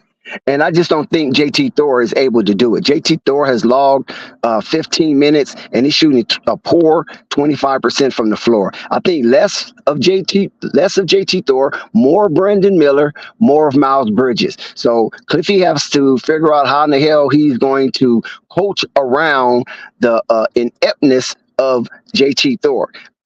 I don't know who encourage or gas JT Thor to shoot every shot that he thinks he is open. It's a reason why he's open, and it's a reason why he's shooting 25%. So he's basically playing defense for the Wizards. And Cliffy has to recognize this and either get JT Thor off of the arc and get JT Thor moving and uses his height and his athleticism to his advantage that will help Charlotte, or sit JT Thor down and stagger the minutes between Bridges, Miller, and Bryce McGowan. Yeah, speaking of Brandon Miller, I love what I'm seeing from Brandon Miller. I think he's an incredible talent. Like I said before, he's going to be one of the go-to scorers for this team. Um, Listen, it's gonna be spectacular what we get from him once he puts everything together. Give him time. What about Miles Bridges? Are you pleased with him? Well, like Miles is Miles, so all Miles have to do is get his legs up under him. He's already confident. He's not afraid. He knows he's belonged in the NBA, and he knows he's belonged as a helpmeet for Lamelo Ball to collect more W's than L's. So I'm not worried about Miles. It's just that Miles just have to, really get his mind and his body on an equilibrium, and just go ahead and use that energy and that anger that he have in his redemptive tour as he propitiate himself back with Charlotte Hornets loyalists, and that's all. Winning cures all ills. So if the Charlotte Hornets continue their winning ways, a lot of the kerfuffle surrounding Miles Bridges, coupled with controversy, would dissipate if the Charlotte Hornets continue their winning ways, and Miles Bridges is a integral part of that joyful moments in games. Like, Yeah. So we're moments away from second half. Second half coverage it should be going down shortly. I'm expecting the game going all the way down to the wire. Nonetheless, it is what it is. Salute to all y'all in the chat. Is one unbelievable evening tonight of basketball on this eve of Thanksgiving. Number one, you got the Denver Nuggets. They at halftime right now as well. It's 62-56. You have the Toronto Raptors 35-37 in the second quarter. And you also have the Miami Heat right now 37-26 over the Cleveland Cavaliers. So you got a lot of games. You got Milwaukee 24-32. You got the over the Celtics. You got the Brooklyn Nets down to the Atlanta Hawks right now as we speak. What's the deal, Buzz City? Shout out to How's it going, Charlotte. man? Happy holidays, everybody. Shout out to the panel and everybody. Yeah, I hope we get it together, baby. I'm just now getting off from work, baby, man. Trying to get that double overtime, getting that money. I need y'all to give me the rundown what done took place on the game, baby. Whole lot of mellow. Nah, I'm playing. They got to get it together. Charlotte, they was balling, and then, it seemed like the game is a game of runs. Washington ended the half on a decent little run. So let's see what Charlotte do. They got to slow down the ball a little bit, but they getting there. Okay. Well, like I say, we're gonna put it out like we did on Boston, baby. I was at Yeah, work, they man. I getting couldn't really. I tried to get in, but I couldn't get in. But I heard everything what happened. But we pulled it off. But I got big faith. You know what I'm saying? Like you say, we needed that win. But like you say, we got that big win. But we don't need this old sloppy loss tonight, man. We can't get no big win and take off and to get a loss like this tonight. This is a game like this. We got to take over. Point blank period. Ain't no excuses about losing to no Washington. We don't beat dang on Boston. If we're gonna solidify something in the East, you know what I mean? right. Yeah, and I agree with you. I totally concur.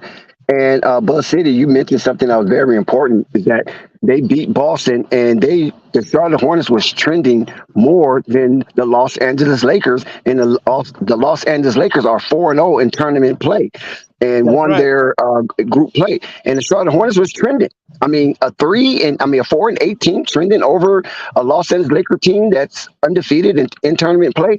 And LeBron James reached 39,000 points, the first player ever to do it. But they was talking about Lamelo Ball, Miles Bridges combination against the new Goliath of the NBA, the Boston Celtics. So I concur wholeheartedly with what you said, and I think what you said is very important, and it is an impetus of the Charlotte Hornets moving forward because there's no way that you beat a stud team like the Boston Celtics, who was playing for an ultimate goal to hold the Larry O'Brien Trophy, and then you come down here and lay a dud against the Washington Wizards. That just doesn't fare well. So that could be on Cliffy. I don't know, but we'll see as this game unfurl. But like I say, what was my man that was talking on the Boston show? I don't know his name, but he was from Charlotte. And like he say, me and him getting the same kind of trend in different news is what y'all get. You know what I'm saying? So pay attention when we say stuff, cause we really be hearing other stuff from, you know what I'm saying, compared to what the league and then what the, you know what I'm saying, the press be saying. You know what I mean? Exactly. We got boots on the ground in North Kakalaki in the Queen City with Buzz City as he lays down the deets as they unfold the behind the Iron Curtain on Tobacco Road. So, what are you hearing down in Charlotte that has not made the mainstream media, Buzz City? I said it a long time ago. I said it before the plan. It's Cliffy, man. Cliffy is not fit for this young crowd. This young team. Cliffy is the problem. It ain't Lamelo. It ain't. And another thing too. By us losing and way we talking shit about damn Gordon Hayward and Terry need to go. By us losing, making the you know what I'm saying the haysayers saying they need to be in the lineup, which we know we need those young studs and gonna keep it moving forward. We know he shots Chuck and you know your boy, you know like you call him the curtain man. He play when he get ready. Gordon Hayward, you know what I'm saying. So by us losing solidifies the haysayers to bring Terry back to shot Chuck. But you see the offense is running fluidly and more better without those two in the line, without Terry in that lineup. Yep, we're on a commercial break right now. What you think about Washington, man? You got Cools, Poole, and these dudes. I mean, They what you think balling. about them? They balling. We just got to get it done, man. Like I say, no excuses. This right here has to be no lose game after we gonna beat a Goliath team. We just got to get it done. Ain't no excuses. We should not lose tonight. Period. Have you been That's a all I Hornet got to fan your say. whole life? Well, You right been a now it's Hornet? not looking good. 63-49. Charlotte Hornets are down by 14. Coming out Yeah, the break, they have yet to put any numbers on the board, while Washington has scored, I believe, seven straight. yeah, they did, and that's not a good look. But like you say, you know, we always come out good in the second half, so I'm trying to bank on that.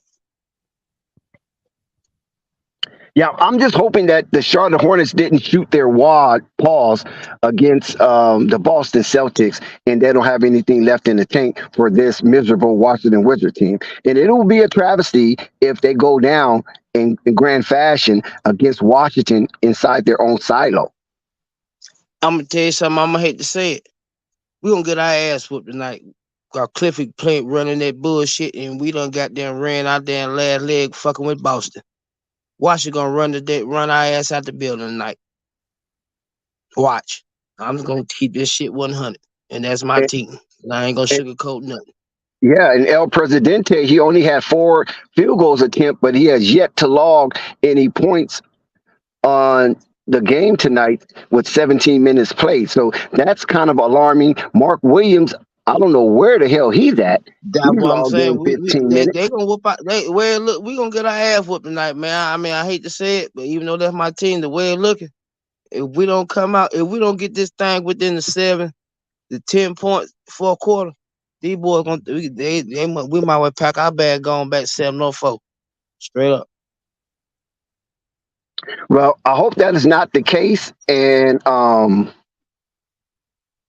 the Charlotte Hornets wake up and go on their run because they're due for a run because I don't think they've really been on a run tonight. I think they had a little run, a miniature run, but they haven't had the type of run that we have seen Charlotte have in the past. So there's a lot of basketball left, practically 25 minutes of basketball. And let's see if the Charlotte Hornets can inch closer and erase some of the deficit that they are currently facing right now.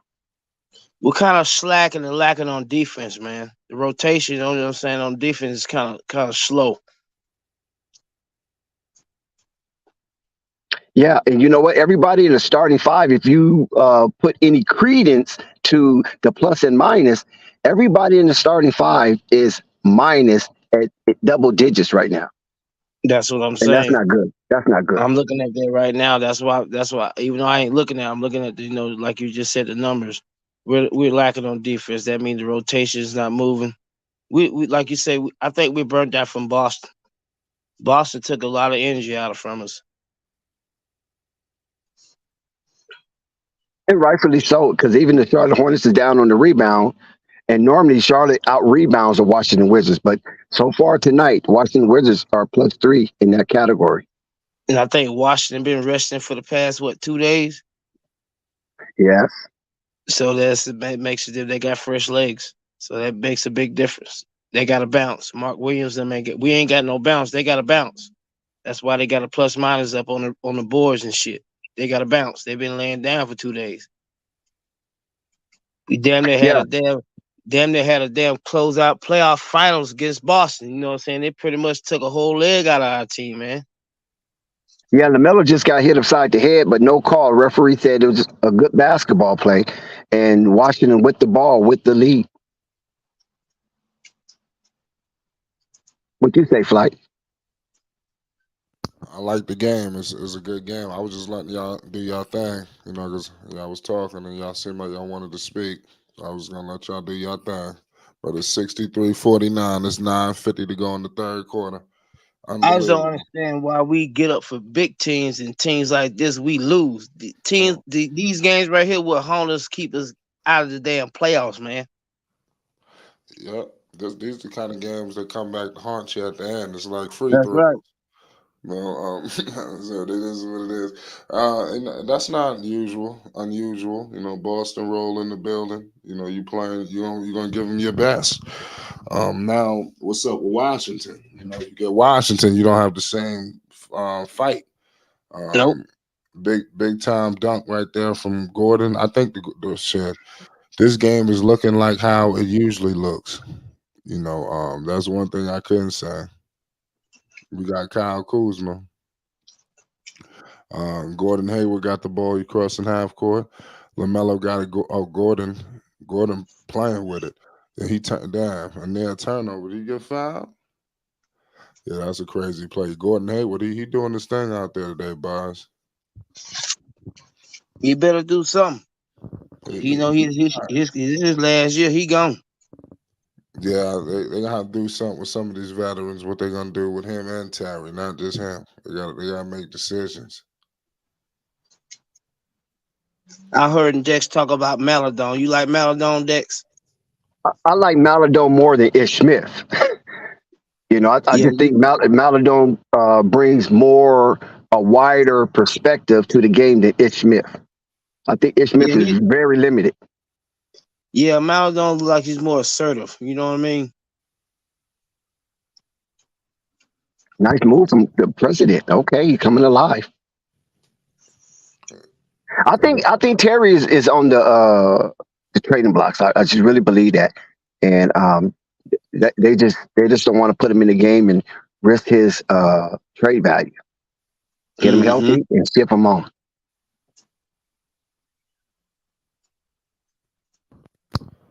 Yeah, they got to do something with Terry Rozier, in my opinion. Him and Gordon, they got to make a decision. I don't think any of them is a part of the future. So why wait? I'm already saying this year's off season, this year's draft, we got to go get a guy in the front court. We need a good veteran in the front court that's gonna jail Mark Williams and keep that front court together. Because we got Mark plenty Williams got guards a and small forwards, man. Yeah, Mark Williams got a nice hustle rebound, but like, where's Mark Williams lift? It seemed like he needs some rocket Somebody boosters on his he back. needs a vet, somebody to he got it, but he needs somebody getting his ear to push that button, man. You know what I mean? He got it around that basket, man. That touch. Man, he got that touch around that basket. He's the best player around the basket in the league. He got that touch, but he just needs somebody getting that ear to unlock him, man. Get him a Hornets good down by old vet. 10. Get him a good old vet and No, make a goddamn get some ump in his ass. He gonna be straight. this dude Yeah. Poole just hit Are him in you? the head Are you? with a big three. Yep, sure did. I just seen it.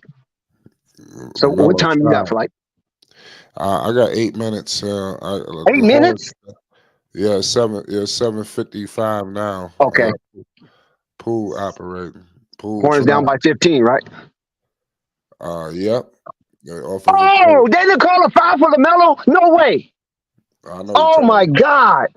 No, man. Oh no, man. This is ridiculous, dude. I mean, it was a nice circus shot, but that's ridiculous, man. That is ridiculous. It's a Yeah, he conspiracy don't get almost, any man. call. I mean, That is ridiculous right there. No way. They have to be investigated. It must be coming from up top yeah, because the something referees have wrong. no shame of not giving LaMelo a foul. They don't give them those plays. That would have been a foul with anybody in the league. Heck yeah, easy. They letting too much go. And look And at let this. me Look get what with just y'all Kuzma back. just did. You see what I'm saying? Am I What was the foul on Kuzma right there? Kuzma just had a free reign to the bucket, right? Okay, it's a little pushing for Miles Bridges, but that's nothing compared to all of the punishment LaMelo was getting. I don't know, man. I'm good. Yeah. That's unbelievable. 71-54 Flight. That's where I got. Yep. I got LaMelo Cash. Big time three. Is that a three ball? Yeah, LaMelo hit a three. Yeah, I got 72-57. LaMelo hit a three. Kyle has it. Kyle split the double. Jones got possession. Poole operating over Bridges. Three ball. Oh, he missed it. Poole, he tried to violate Miles. We got And then people want to say why LaMelo don't want to go to the bucket. Why would you risk your career? It seemed like I don't know, man. Maybe I'm bugging. Go ahead, Flight. I'm sorry. Yeah, that's some bullshit. I ain't gonna lie to they running the scoreboard on the Hornets right now. They about to play with a 20-point lead. I mean, that's crazy how they getting blown out by Washington. This is not good. And then try Dex, to you do a said it, last man. pass effort at the end.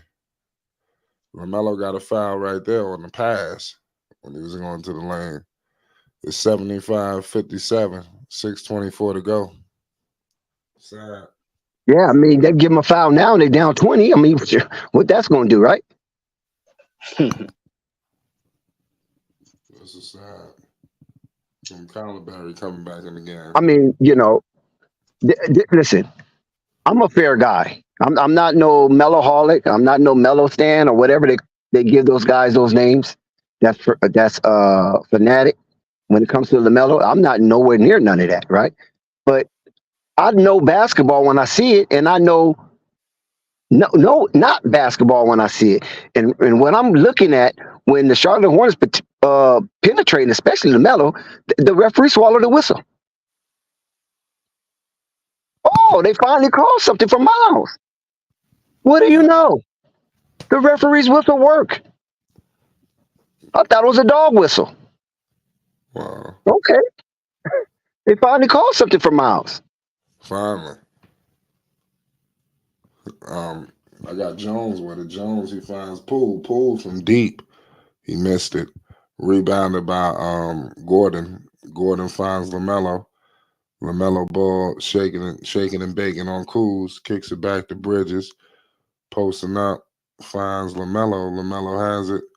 He's shaking and baking and gives it out to Gordon. Post up on Gordon Hayward, and he missed it. Rebounded by Washington. Here comes Jones. Hornets down 15. Kyle Kuzma. Damn. Hornets down 17. It's 77-60. He put the moves on them. Here goes Brandon Miller. Brandon Miller shaking and baking screen with Mark Williams. Brandon Miller in the mid-range. He kicks it out to Miles Bridges. Miles Bridges, he scores it. It's 77-62. Crazy game going on right now. Yeah, they're kind of hanging in there. It's not blown out of proportion. A couple of stops and buckets, and the Hornets is right back in it. Nice move from Miles, though. That was a nice move. Nice pivot footwork, looking like the dream out there. But yeah, I find that disturbing, Flight. And I'm not just saying that because of I appreciate the BBB camp. But, I mean, right is right and wrong is wrong. And the league already got on LaMelo for his logo of his brand on the side of his neck. And now it seems like, okay, you know what I'm saying? You want to do that, young man? Okay, all right. All right, you try to pull the wool over our eyes? Okay. We're going to send our dogs at you. And the referees are the dogs, right? They judge, jury, and executioner while that ball is being dribbled. And I don't like it because I'm watching it with my own eyes and I'm looking at the contact.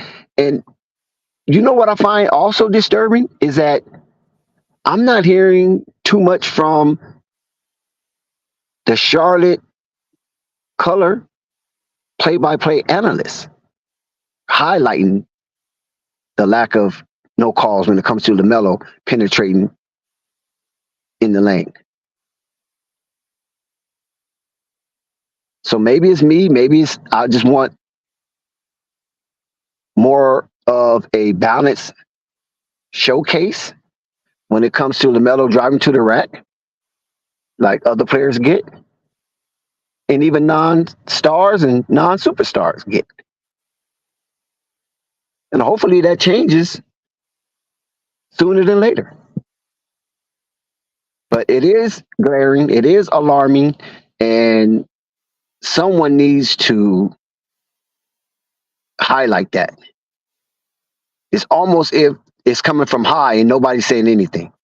They were just saying, let the young man play through it. Since he want to do it, let him play through it. And they probably all agree that he deserves to be punished to some degree for trying to show up the league with his tattoo and get some free advertising, according to those who control the purse strings of the NBA. They get some free advertising now. That's crazy. Look, you see the braces gone, bro. What I tell you, Melo he got Ball. a little pad, but them braces are gone. See, I know what I'll be talking about. It's 77-62. I'm trying to get some more information, but they ain't give me too much more outside of that. It's 5:05 to go in the third quarter. We got the score is 77-62. 5:03 to go in the third quarter. Unbelievable game going on right now. The Charlotte Hornets must close this out in style. 77-62. Here goes Ish Smith. Ish Smith has the ball. Ish Smith gives it to Gordon Hayward. Screen with Mark. They kick it out to Collar and he scores it. Oh man, I'm telling you, Washington, they ain't letting up. They ain't letting up. It's 79-62. Here goes old man Ish. Ish has it on the baseline to kick it out to Brandon Miller. Brandon Miller kicks it out to Miles Bridges, gives it to Gordon. Oh, Gordon Hayward kicks it out. Oh my goodness, here goes LaMelo. Pardon me, Brandon Miller. Brandon Miller been money tonight too. It's 79-62. Kuz. Here goes Kuzma. Oh, Kuzma putting the moves on him. Kyle Kuzma with the floater. Is they nearly down 21. It's 81-62. Charlotte is on the ropes. Here goes Brandon Miller for three. Cash. Okay. Yes, so they needed that. Live. Good play. I love what I'm seeing from Miller. It goes, turnover. Miller all the way to the cup. Yes. Let's go, Brandon. 5 straight points for B. Millie. Yes. He helping them out. B. Millie's on a 5-0 run. And what's also, I guess he don't believe it. And here comes Bryce McGowan coming off the bench. I guess since LaMelo's not coming in, he's not going to call timeout. Right, here goes Kyle Kuzma. Kuzma has it. Kuzma kicks it out to Jones, to Collar. Oh, man, Washington turns it over. So Charlotte gets a break. Here comes Gordon See, Hayward. that was the and one. I'm sorry, Flight. I was just going back to that Brandon Miller dunk. That was the and one in the continuation. Didn't get it. Maybe because he's a rookie. It's possible. Hayward is headed to the bench. Here goes Bryce. Bryce has been solid tonight. He's back in the game. Here comes old man Ish. Ish has it picked up by Jones. Back to Bridges. Bridges has it. Bridges in the mid-range. Wait a minute, Flight. I know I'm not mistaken. Cliffy is on his bullshit again. He's not even from Brooklyn. Cliffy is on his bullshit, and he's not even from Brooklyn. Oh. What the hell you got out there right now? Miller has been scoring pretty decent for him. Miller's not out there. Miller is out there. Miller. Oh, okay. I see him now. That. I see him now. Yeah, I see him now. Well, they called the Goldson. I thought that was a solid. No, I see him now. Yeah, okay. I thought Miller went to the bench with Gordon. No, yeah, Miller's been scoring pretty decent, and they got Bridges. Yeah, him and Miles is cool. That's cool. Him and Miles is cool. I thought Miles was out there by himself. I was finna go crazy. No, Bryce, he got a blocking foul. I think Bryce, hopefully going to the line. Bryce has been solid tonight. You got to give him credit. Hopefully he can keep this up. So I think it's one of the better games. I say he mixing it up. He was hitting threes. Now he went all the way to the paint, drew a foul, and he going to the line for two. So, I like what I'm saying. He's progressing. I know Sam Dracula doesn't have no faith in Bryce McGowan. I wonder how you feel now. Right. I'm not sure. I didn't know his take on Bryce by heart. He said he's not ready. But I know he have a mistake on Thor. Right. Thor inconsistent. Thor's been playing pretty tough too, so Thor can hit that corner three every once in a while. Every once in a while.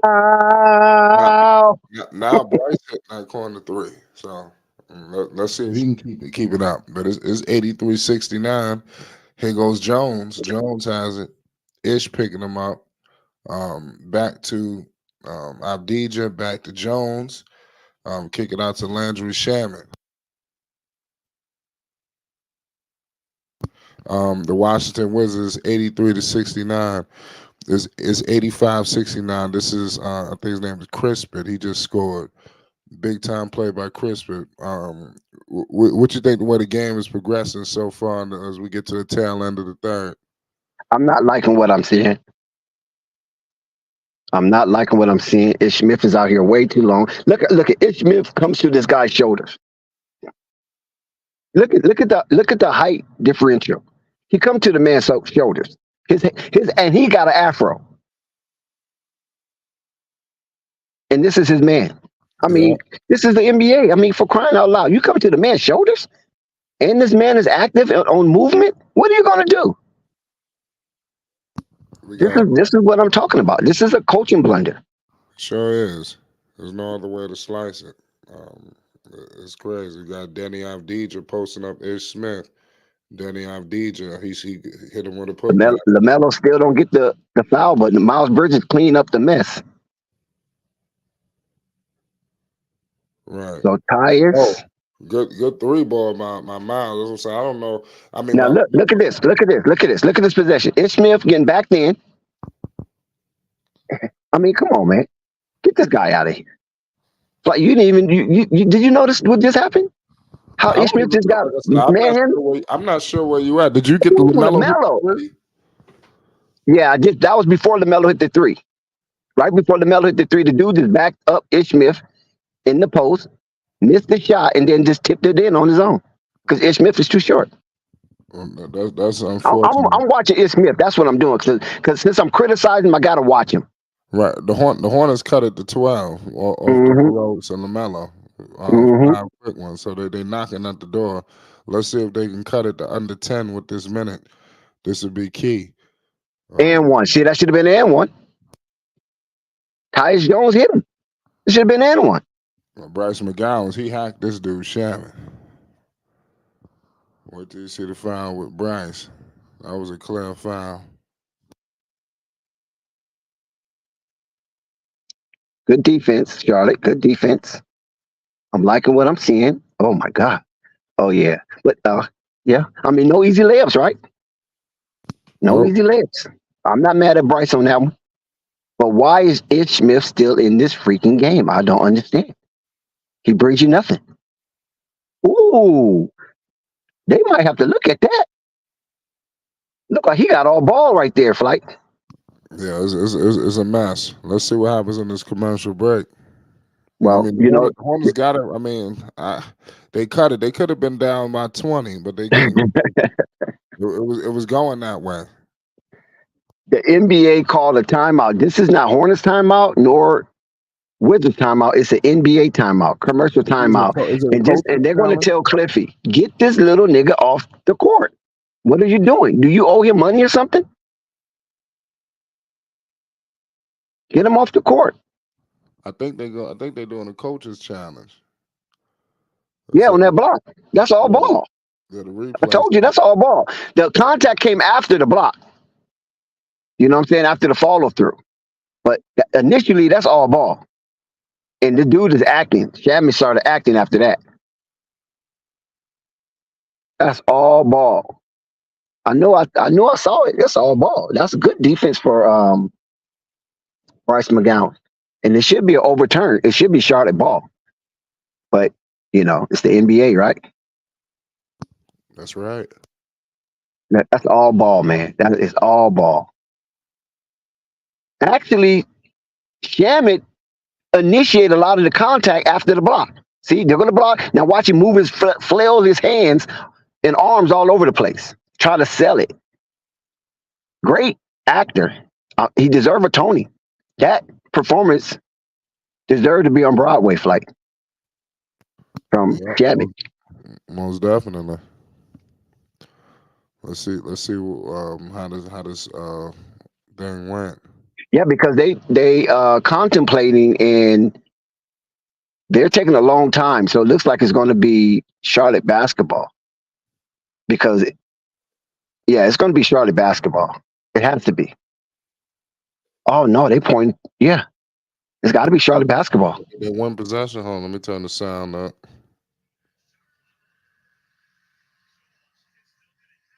Washington still gonna have it. I don't know. He said the challenge is successful. I thought he said the challenge is successful. I think so. Or did he say unsuccessful? I'm trying to read his lips. Man, and they did all that. This is They got to get off a quick shot, no foul. Oh, no foul. See, yeah, it's a block. Yeah, it's a block. So Charlotte wins that coaching challenge. Okay, so it was successful. They kept possession. Yeah, but JT Thor just gave it right back. Yeah. So it just defeated the purpose. It just wasted their time. Oh well, Gallo missed one. He missed the first. Gallinari, the Italian stallion.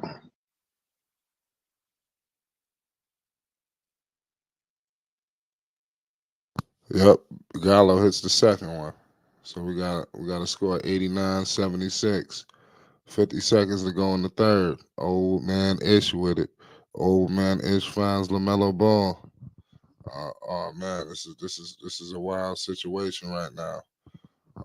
It's 89-76. 45 seconds remaining in the third quarter. 13. Here goes Miles at the free throw line. Shout out Purple Baby in the building. Fourth quarter gonna be crazy. We got 89-76. Here goes a missed free throw by Miles makes it. So Miles got to keep making these free throws, man. Close this fourth quarter style. Hopefully they can get a stop. That's all you can ask for at this point. Yeah, Miles is sitting at 20.7 rebounds and 1 steal, while Yep. LaMelo 22, 4, 6, and 1. Yes, sir. And Jordan Poole just keep hitting them upside the head. 91-78. I don't know what the Hornets are gonna do. They pitched this one away. Not really. What'd you say? I said, not really. Dang, look at that lane. It's Smith. Get him out of there. Get this guy out of there. Please.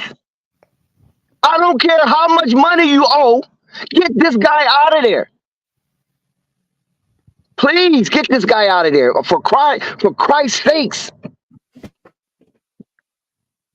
LaMelo for 3. He missed it. So it's 91-78. Here goes the Wizards. Poole.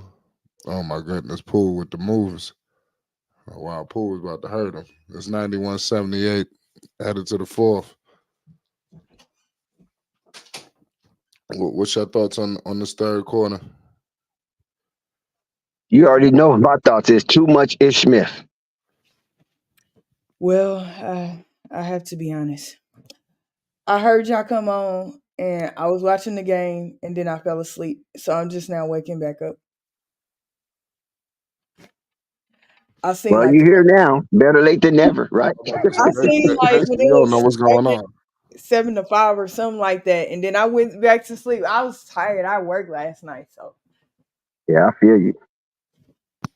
It beat them. We get them type of days. Look, shout out to everybody that's here. Pull it up to Flight Sports TV. We appreciate your engagement. Keep up the engagement in the chat, but also be mindful to hit that like button. And if you have yet to subscribe, welcome aboard. Hit that subscribe button and hit the notification bell so you won't miss one iota of an exuberant experience. That's right. Shout out Purple. What'd you say, Purple? I said basically I think like when it was 7-5 or 7 to something in the first quarter. Because I think LaMelo scored. I think those was his first couple of attempts. I'm not for sure. Then I went to sleep. I just went to sleep. I caught myself trying to, because I was listening to y'all, and I was like, I'm gonna pull up the game and get on the stream. And then I just went to sleep. No, I know it happens like that. Shit is crazy. You try to get some sleep before the game. It happens like that sometimes. But nonetheless, the Hornets they was knocking at the door. They stared at a 20-point deficit. And like I said, now they're here. Man.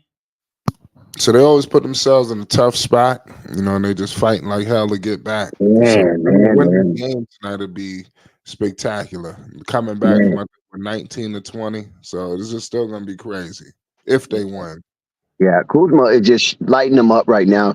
27, 7, 1-1. Kuzma got numbers across the board, shooting a whopping 66% from the field and a alarming 75% as Charlotte Hornets fans look in amazement at his high 3-point percentage. Yet he's only shot 4, but damn, they should be happy he only shot 4. for Christ's sakes. But yeah, I mean they got to cool off Kuzma and kind of put Jordan Poole back into the cage. So we haven't seen much of Brandon Miller. Ish Smith is still in there to start the fourth quarter. Somebody's hurt, man. I don't care. You can't be this bad of a coach. Bryce Somebody's hurt. The Hornets cut it to 10. Dex, Crispit missed the 3. Here comes Lamelo Ball. This is a 10-point game. Nice shot. We got my man Melo. Melo has it. Melo from deep. He missed it. Rebounded by the Washington Wizards. Here goes Jordan Poole. Jordan Poole has it.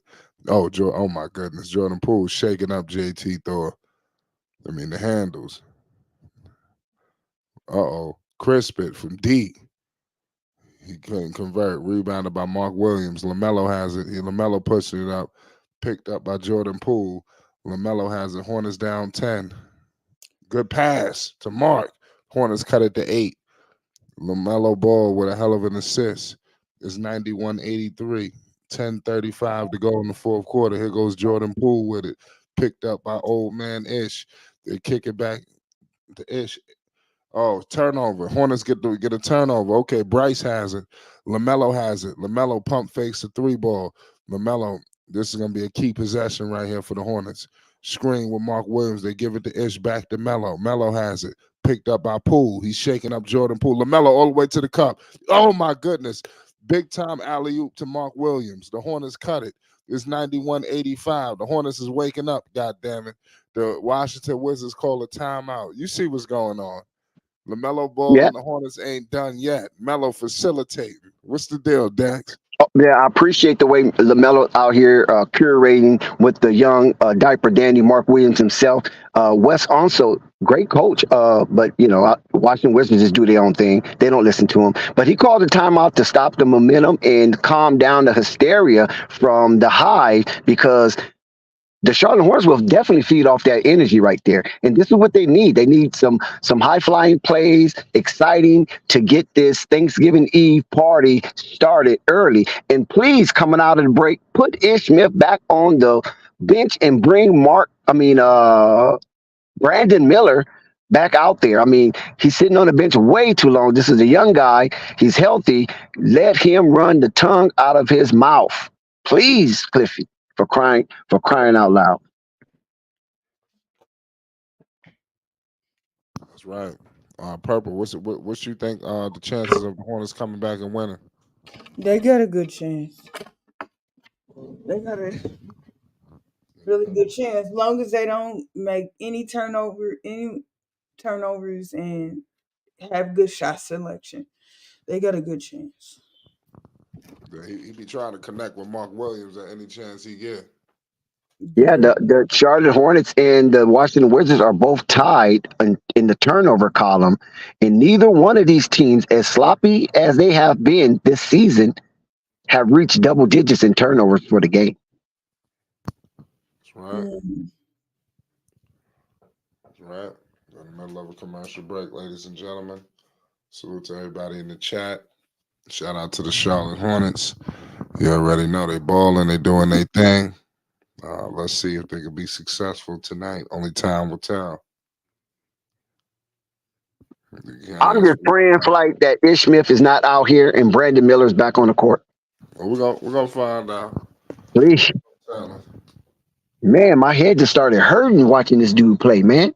Yes. They just lucky. Jordan Poole and Denny Avdija just happened to miss the shots because they was up in the air and there was no contest from the guardian of the Charlotte Hornets, and it was Ish Smith. Ish. Mark Williams, the NBA dunk leaders. Mark Williams is one of the NBA dunk leaders with 39.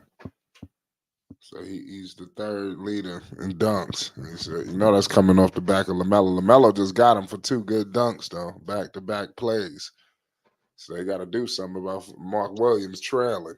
They say Yep. it's Lamelo. Evan Mobley, the homie, the homie Evan Mobley is number 1. What? Yes, they got to get us some breaks now. Okay, Damn Washington. it, man. Now they got. I keep going to Mark Williams. Shit, Mark Williams is killing them. Screen and roll. Bryce McGowan's for deep. I was about to say they play. The Hornets are playing the perfect game today. Brandon Miller has to be hurt, Flight. Huh? Brandon Miller has to be hurt. I don't know. We're gonna find another Look what they got on the court. Bryce has been good. No Miles Bridges. Yeah. No Brandon Miller. I don't know, man. Something ain't right. I don't know what's going on. Hornets only down 6. Oh man, they gave him that bull crap foul. Come on, man. Something's not right, Flight. I don't like what I'm seeing. Ish Smith been out there way too long. I'm not mad at Bryce McGowan. I'm not mad at Bryce. Oh yeah, that was a foul. I don't know what Ish Smith thought that he was going to do, putting his shoulder into him.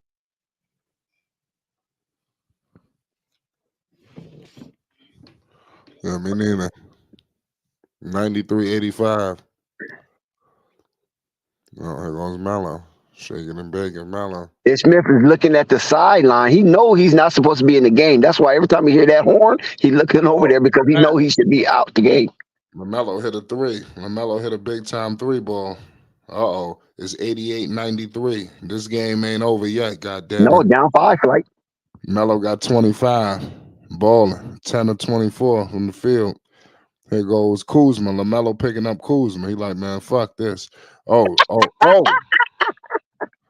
Like, you crazy. Yeah, I mean, he got to. I mean, because ain't nobody else guarding him. I mean, but they still end up scoring. Now Brandon Miller comes in. Melo got it. Man, Who Brandon Miller coming in for, Flight? I don't know, but Shammy, he ain't come in yet. He got the ball just stopped. If you was to guess, who is he coming in for? Either Ish Smith or Bryce McGowan's. We're gonna find out right now. We're gonna get a good look. They having commercial breaks and shit. Not commercials. It look like Ish is headed to the bench. Thank God. The Hornets got a chance, Purple. Yep. Miller's in the game.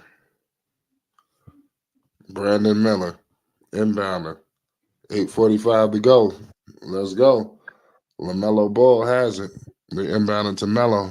This matchup with him. Oh, Melo with a running 3. Oh my goodness. Cash money. This Lamelo is crazy. Ball. This That was crazy. wild. This is crazy. That was wild. That 3 was crazy. I mean, that was Charlotte down 4, Purple. Yeah. They're down 4.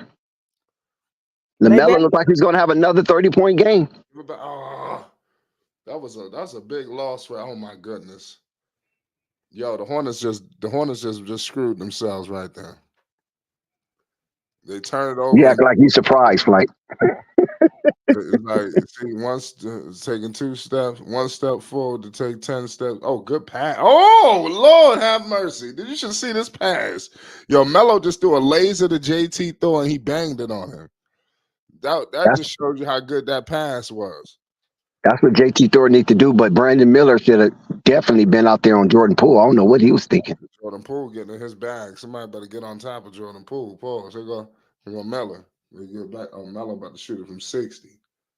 Melo throws up a 3. That brought the bench up. That JT Thor slam brought the bench to their feet with the excitement. Yeah, that was a hell of a pass. He just launched that shit to him. Nobody could stay in front of Poole. Washington hit the 100-point threshold first. Oh, he missed Bryce McGowan. Wide open under the rim. Uh-oh, Lamelo get a foul. Yes. No? They didn't call a foul? No, he didn't. I don't know what the hell. Oh, watch this. Yeah. Oh, you telling me Lamelo didn't get a foul on that 3-point attempt? Nope.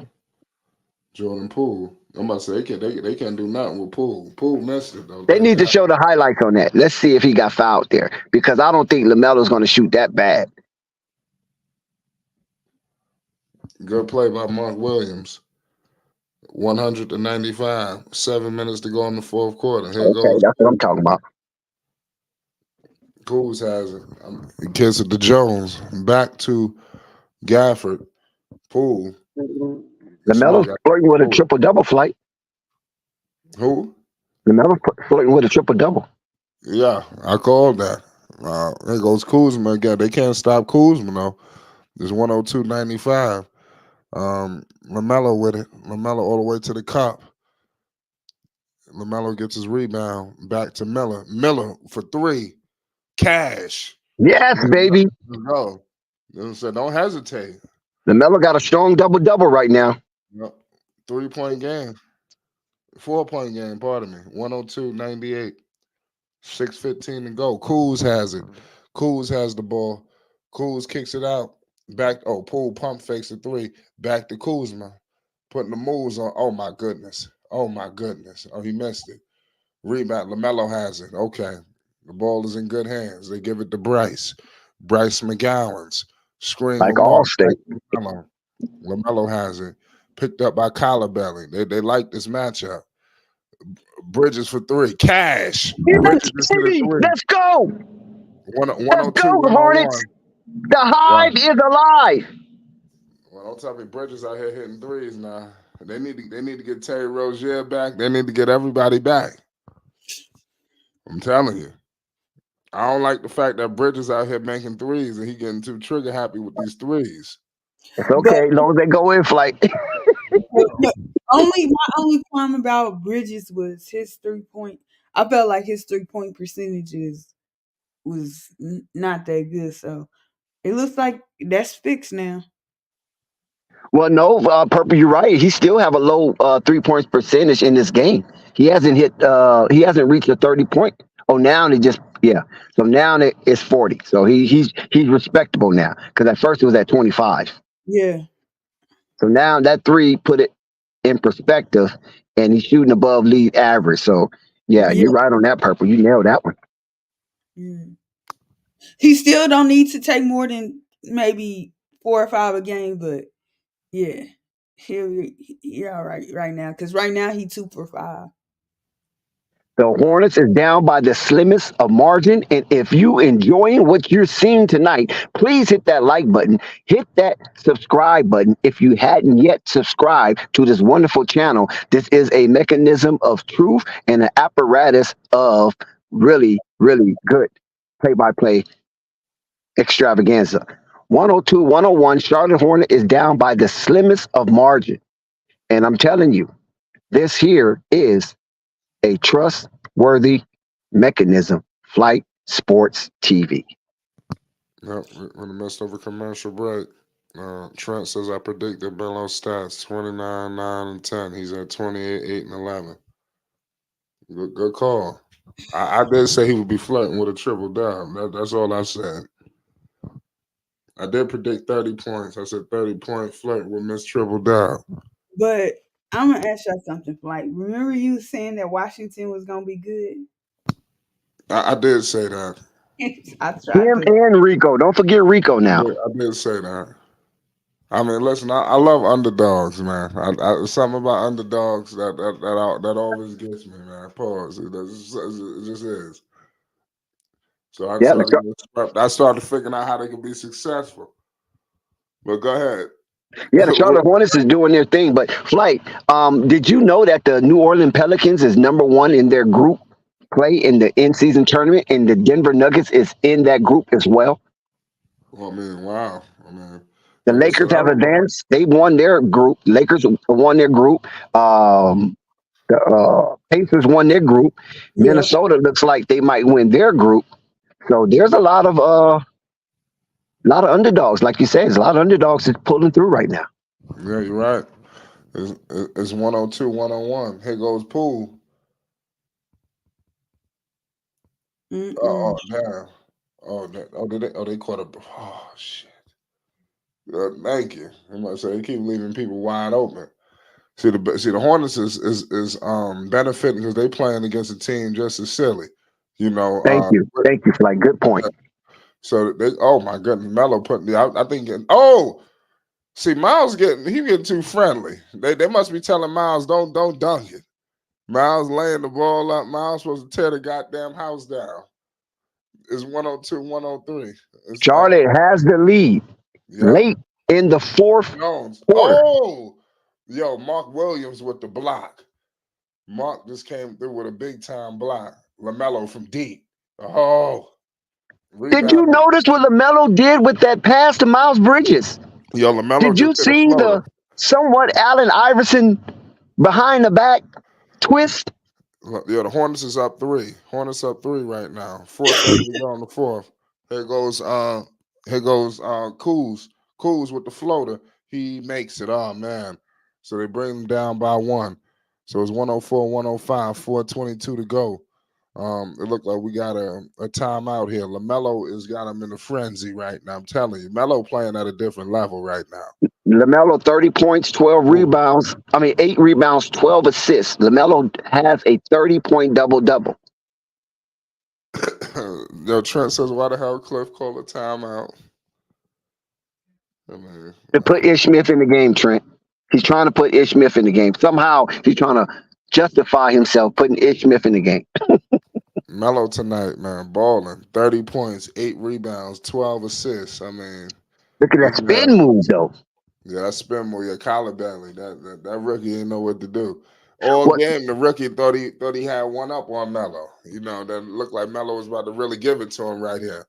Like, okay, The reason why Miles Bridges didn't dunk that flight, I noticed he fumbled the ball. He didn't. He was surprised LaMelo got that ball through that crease, that tight crease. Yeah. He threaded the needle.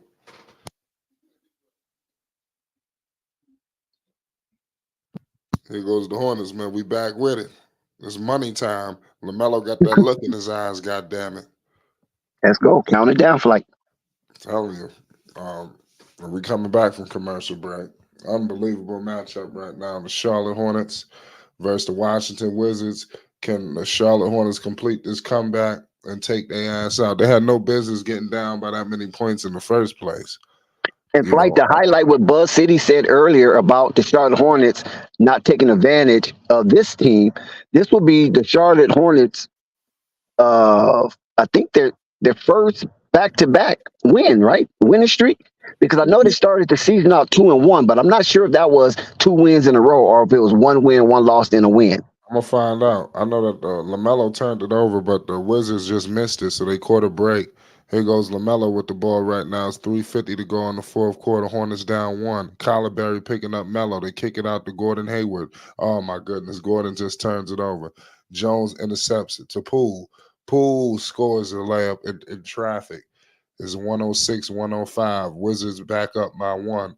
3:30 to go in the fourth. LaMelo has it picked up by Collarberry. Melo has it, gives it to Miles. Miles Bridges pump fakes a 3. Back to LaMelo. LaMelo has it. Here comes a screen with Miles. Back to Miles Bridges. Miles Bridges gives it to Hayward. Hayward in the mid-range, and he cannot convert it.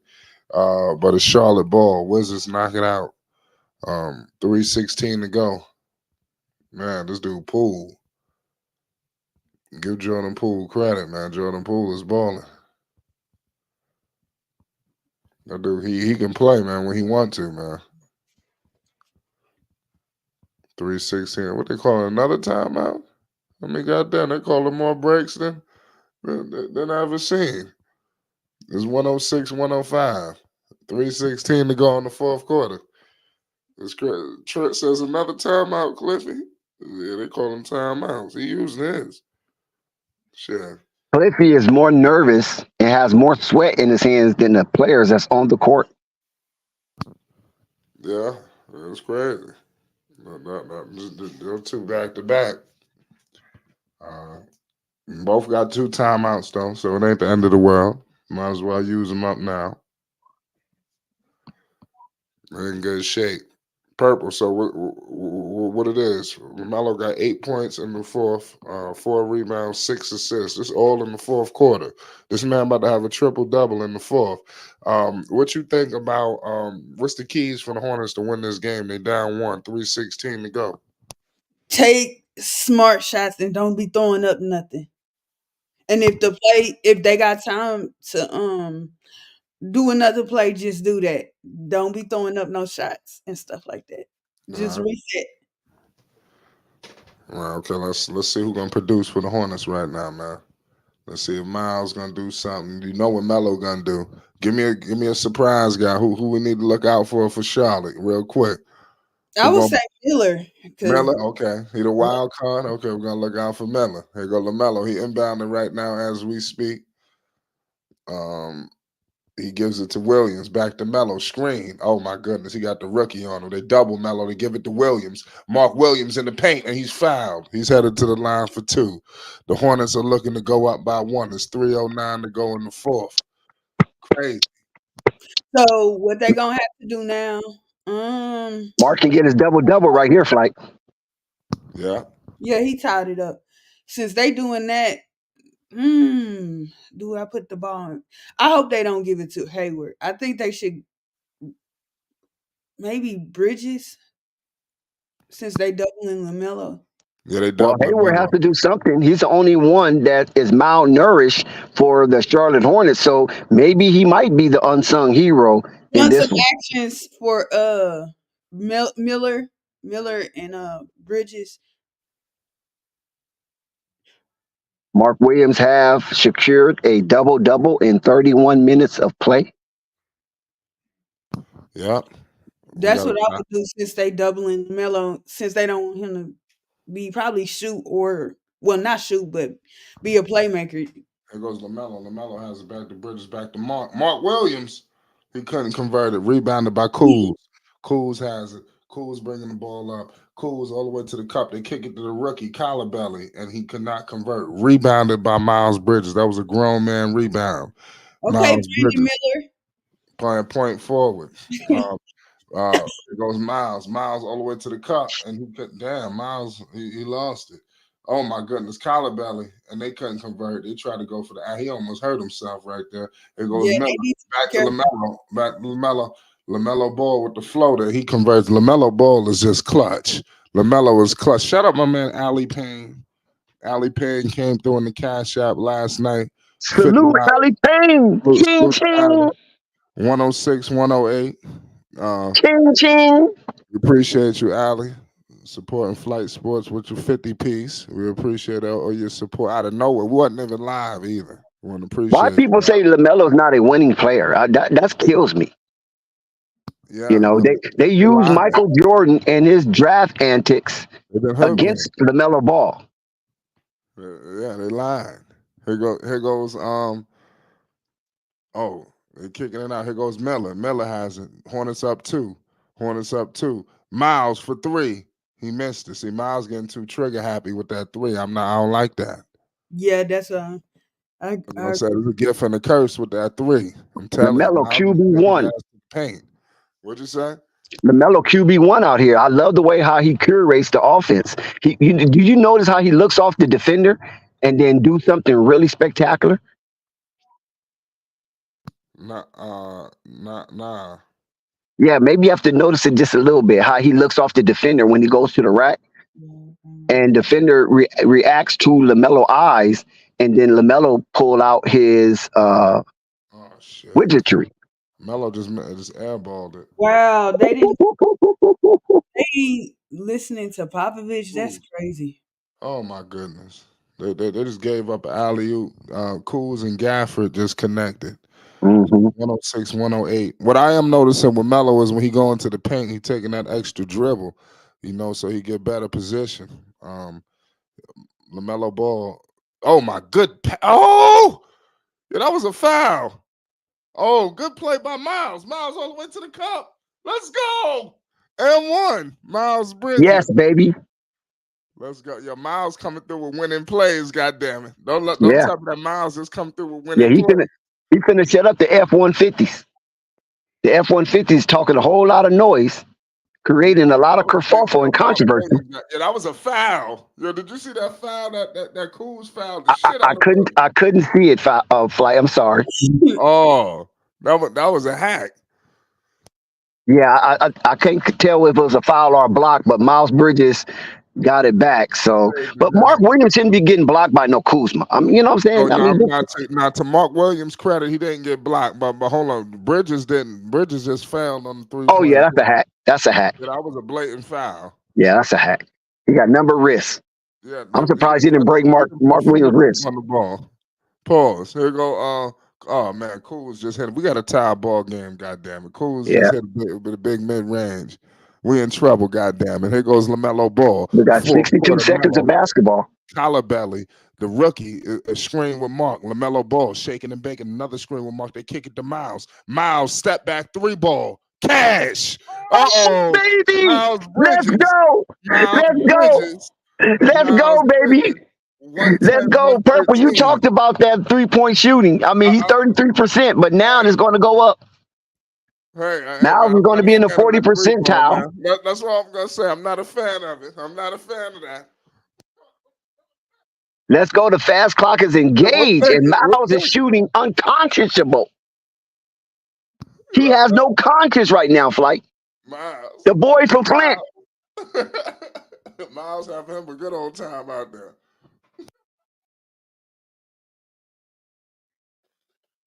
Yes, let's go, Charlotte. Count it down, Flight, baby.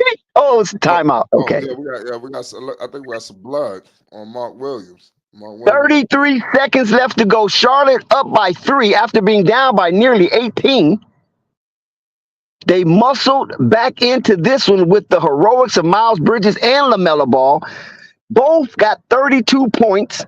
Miles with 11 rebounds. Lamelo with 12 assists. They got 3 double-doubles in the starting 5, Flight. The only person didn't come to the party is Gordon Hayward. So maybe in these last 30 seconds, Gordon Hayward could do something for the Charlotte Hornets. El Presidente. Somebody said P.D. Pablo. No, is he out there? I didn't see him. Hey, you see that one I sent you with P.D. Pablo? Nah, I seen Ali Payne just said something about it. This one's for who? Us. Right. North Kakalaki. Raise your hands up. Take off your shirt. Roll it around your wrist and twirl it like a helicopter.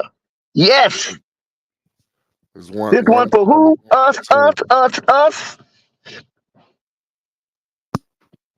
Oh, Williams keep missing that free throw. Damn. He's leaving the door cracked open. Yeah. Salute to all y'all in the chat right now. North Kakalaki, raise your hands up. This one's for who? Who? Us. Boy, P.D. Pablo is a legend in this joint. Don't you dismiss the old head like that. Just hit me up on Instagram for any if you want to get in contact with me off the air. But it's 33.4 seconds to go in the fourth quarter. 110. Shout out to Big Al. I see Big Al is in the building. He crept up in here. Tiptoed rather.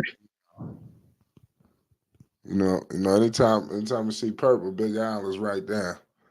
You know, it's crazy. It's 110, 114.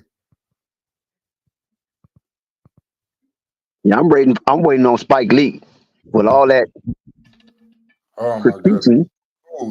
Kuz just scored. It's not over. It's not over. Hornets only up 2. Kuzma hits a quick 2. They fouled Miles Bridges. Did they have a foul again? Why would they send Miles to the line? Oh, it looked like he did some dumb shit. It looked like it was a miscommunication. Oh, you an NBA champion. Don't tell me that he just did some dumb shit. Tell me how Kuzma just found him. I think he made a mistake. Actually, they got 2 champions on that team, Flight. Kuzma just did some dumb shit. Tyus told him, "What are you doing, numbnut?"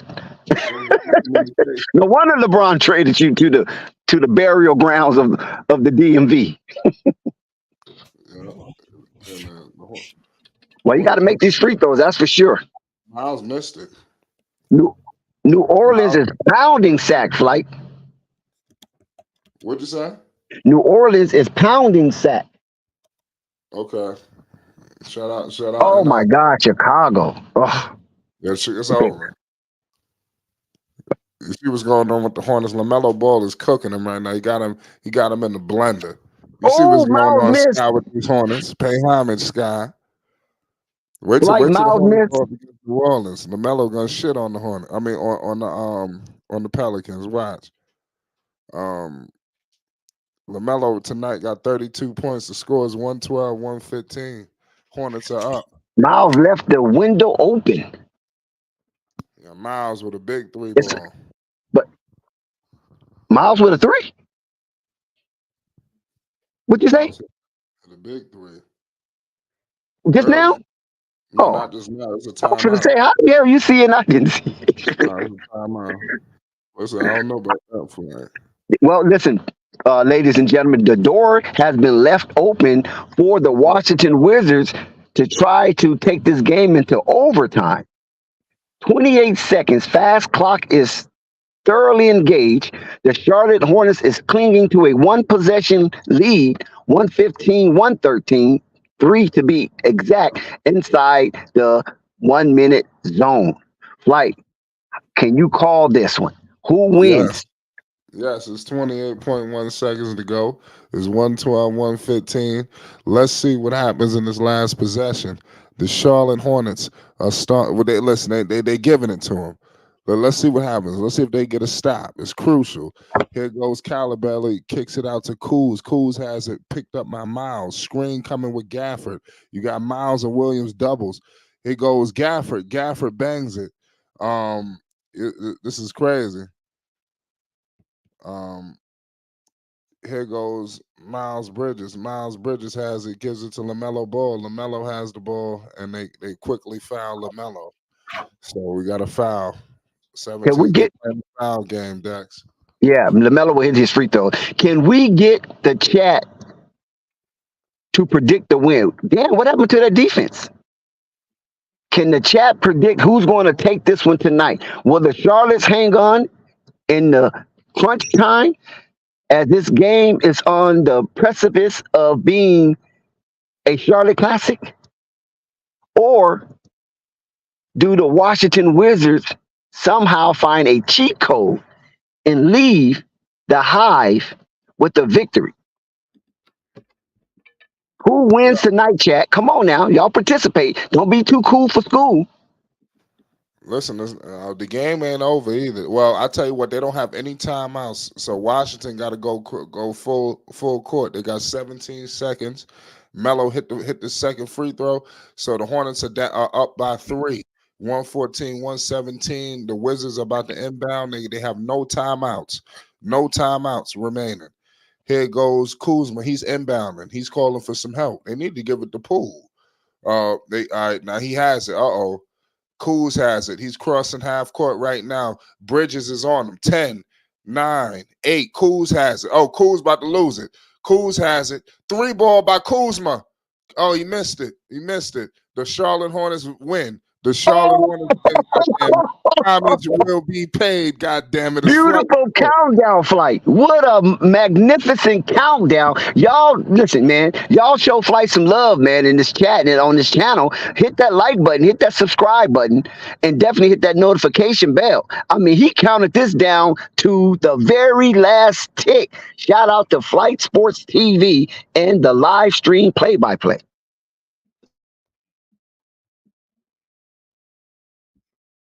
Man, what the hell did we just witness? This was a roller coaster ride, man.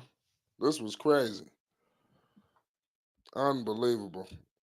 This is a wild game. Lamelo is thrill flight, and listen, Terry Rozier. Terry Rozier might be out. I know Lamelo is showing some consideration to Terry in this victory, but Terry don't look too enthused. Flight. He doesn't look too enthused because the Charlotte Hornets is doing this without him on the court contributing to these wins or this basketball period right now. He's going to be an afterthought if the Charlotte Hornets continue their winning ways as they secure their first back-to-back win of this early season flight. And let me tell you, the Charlotte Hornets is still alive in the inaugural play-in tournament. They have yet to be eliminated. 5 teams are eliminated from contention in the in-season tournament, and Charlotte is not one of them. But It's about 30 minutes in the final 12 minutes for you guys. Pretty much just having that energy. I mean, Coach said it wasn't going to be easy, especially after the win after Boston. He told us we're going to come in here and have to really win this one. That's pretty much what just happened.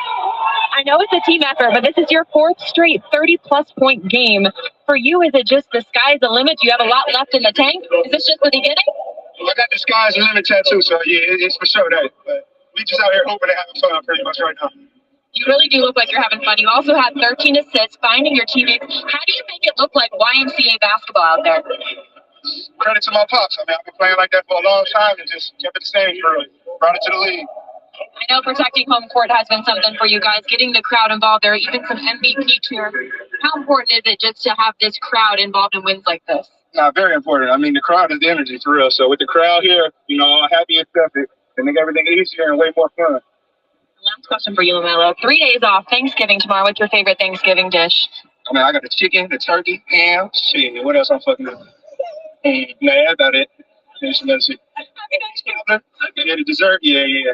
My girl been making that. It'd be smacking for sure. Have a good Thanksgiving. Thanks so much. Smash, love. He's gonna smack it for sure. Facts. Love it. Lamelo Ball is the charts. He's my guy. You heard it.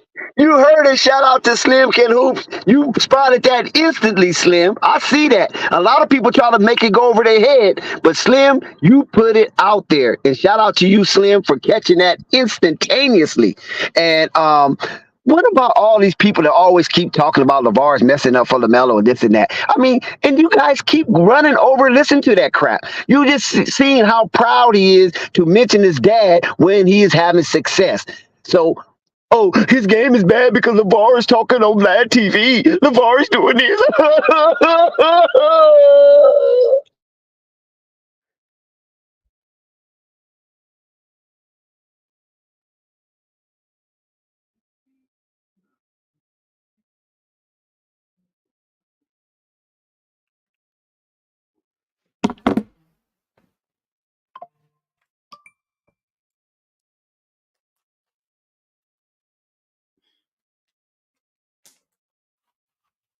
Okay, I had to take a little break right there.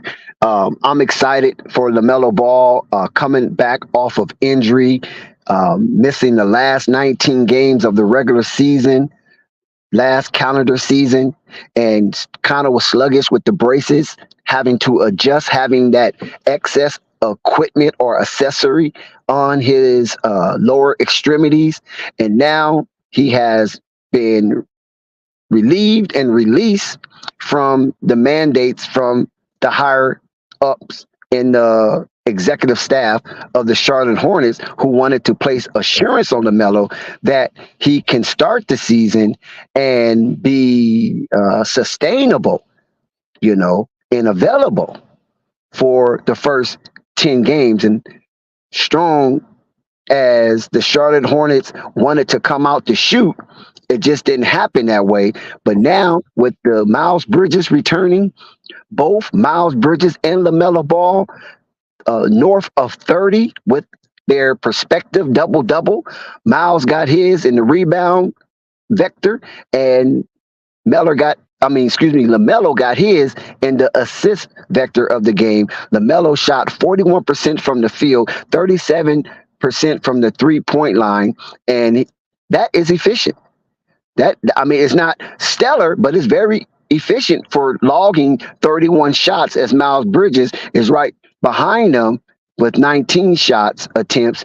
Miller 12, Williams 10.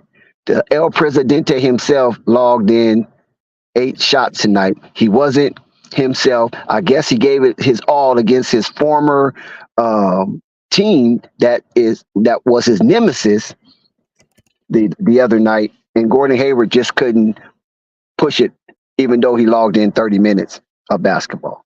Purple, what you see? Mm.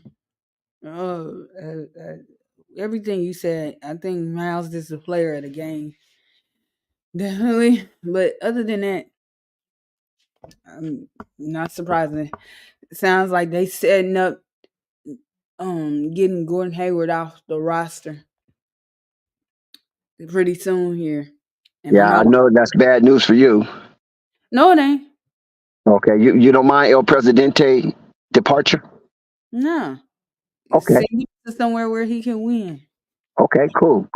So him and Terry is treading thin waters right now Yeah, and walking on eggshells because with Miles putting in that kind of output in front of the fans on all facets of the game, that makes Gordon and Terry expendable because Brandon Miller was putting Kuzma in the cage, and then all of a sudden he takes Brandon Miller out. I mean, I don't understand. He takes Brandon Miller out. He leaves Ish Smith in for way too long. Ish Smith should not be playing no 20 minutes of Hornets basketball. I don't care how terrible the Hornets are. He does not deserve that. And Brandon Miller is out. Bryce McGowan's was playing good. So, I mean, he did log in north of 20 minutes. But JT Thor, I don't see it in JT Thor either. Why he has occurred so many minutes, and you have healthy players that's on the bench. So I know PJ's not healthy. I wonder what's going on with Theo Maladon. I don't know if he's in the doghouse or what, but he has not been playing since the early onset of the season.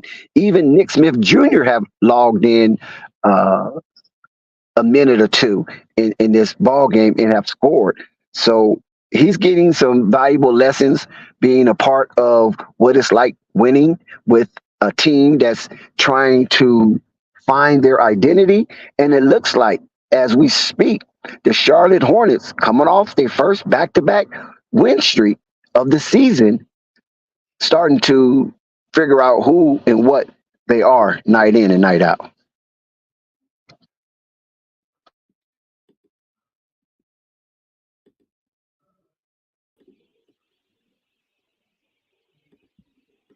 We want to welcome Murgod and Spike Lee to the panel.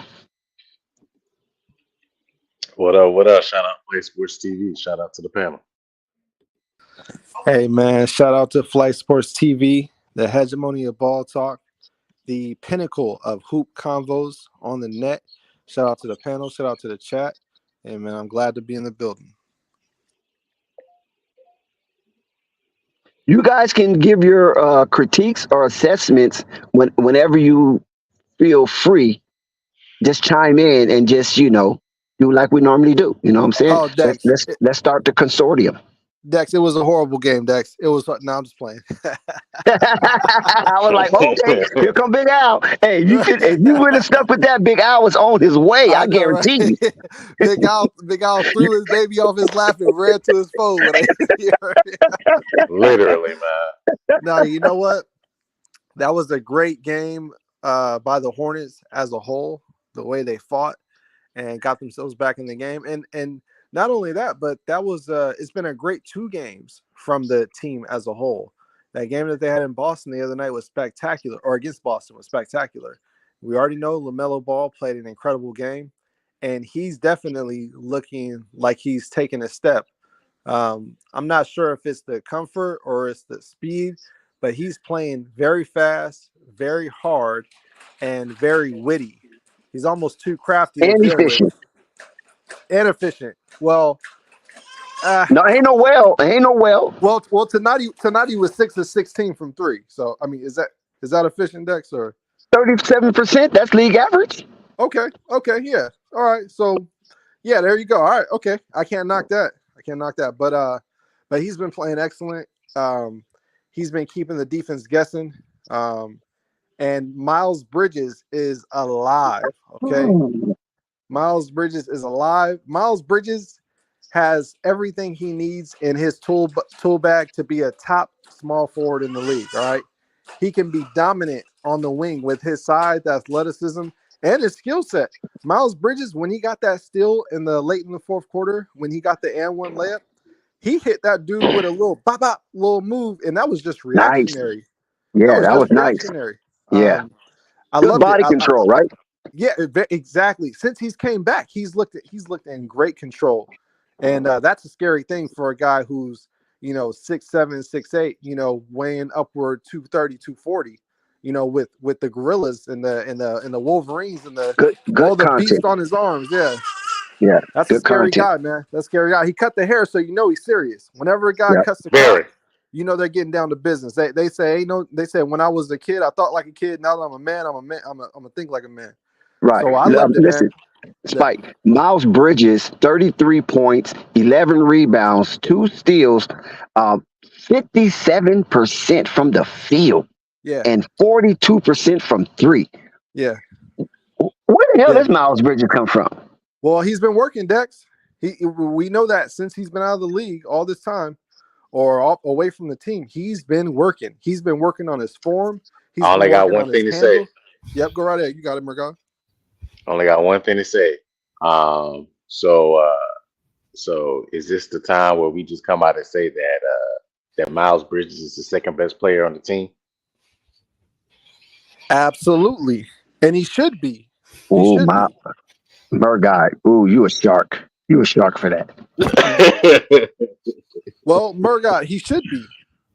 Right? It's no question that Miles is the second best player on the team. Miles is heads over shoulders the second best player of the team. Like it's not even a conversation. It's not even debatable. And listen, and that is no disrespect to Gordon Hayward. All right, that is no disrespect. Or Mark Williams. Or Mark Williams at all. But Gordon Hayward is a more reliable player than Mark Williams at this point. But Miles Bridges, I can't tell. No, I could tell. But Miles Bridges is not only reliable, but he's jumping out the window. All right. And Spike and Murr, Big Al, welcome, Big Al. He's doing this with 19 shot attempts. Yeah, man. 19 shot attempts, less than 20 shots per game. And listen, can we acknowledge LaMelo's Ball streak intact of north of 30 points? Yeah, well, four straight 30-point games, I believe. No, it's more than that. No, it's four straight 30-point games. If you're talking about, I think it's 4 straight. Yeah. If you're talking about just 30 period, he's probably like 7 of the last 9, I believe. Okay, yeah, I see what you're saying. Yeah. As far as average, yeah, but it's like 30. I mean, four games straight. Yeah, 4 straight 30, and he's been flirting. I mean, he's been kissing on the neck of that triple double. He's been licking on the neck, kissing behind the ear, nibbling on the lobe. He flirting with it basically. And they're not even giving him his fouls, ladies and gentlemen. They're not. LaMelo's not getting it from the line. LaMelo shot from the line, right? 3 free throw attempts. As many times as he went to the rack, he only shot 3 field goal attempts and made 2. And I will say this, Dex, as well. I will say this. I'll go on record and say, I'm not sure if the volume has been up, but he is a improved finisher around the basket. He is.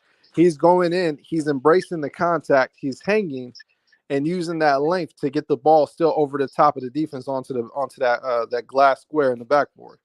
So he's an improved finisher around the basket. I could see that with contact. Okay, let's get a real Charlotte Hornets fan in the building because Big Al deserves to rant on this one. Now, listen, please excuse Big Al if he get a little bit unintelligible and he start speaking murmur language. Big Al deserves his night tonight. Just keep my name out your mouth, Big Al. Just keep my name out your mouth, Big Al. I don't know. Go ahead, do your thing, Big Al. All right, man. This is awesome. It must be a real holiday. But yeah, I'm a little sick, fellas. Shout out to Fight Sports tonight. Big Al, you ate all your turkey already? You couldn't wait? No, man, I'm sick, man. I ain't ate nothing. I've had a sickness for a freaking week, man. So what you got? You got COVID, Big Al? I don't know what I got, man. I'm trying to figure Drink out. some baking soda. What type of symptoms you got? I've been coughing and got nasal congestion. Okay. Yeah. I know a hot shower should help too. I'll try to get those in as much as possible. Baking soda and hot shower. Yep. All right, fellas. Well, on the game, so my main gripe is the fouling, man. There was obvious fouls on Mark Williams, on Lamelo, and I believe Miles got fouled a couple times too. But these refs are turning their head on the Hornets all the time and just refusing to call fouls for these guys. I'm confused. I don't understand. And good catch, Dex. I mean, I warned you about that early on, and I think hung in the game, and we could tell in the huddle that it wasn't easy for us. Like we didn't have great energy there, especially in the third quarter. But they were positive with each other, and they kept working the game, and then we had a great fourth quarter.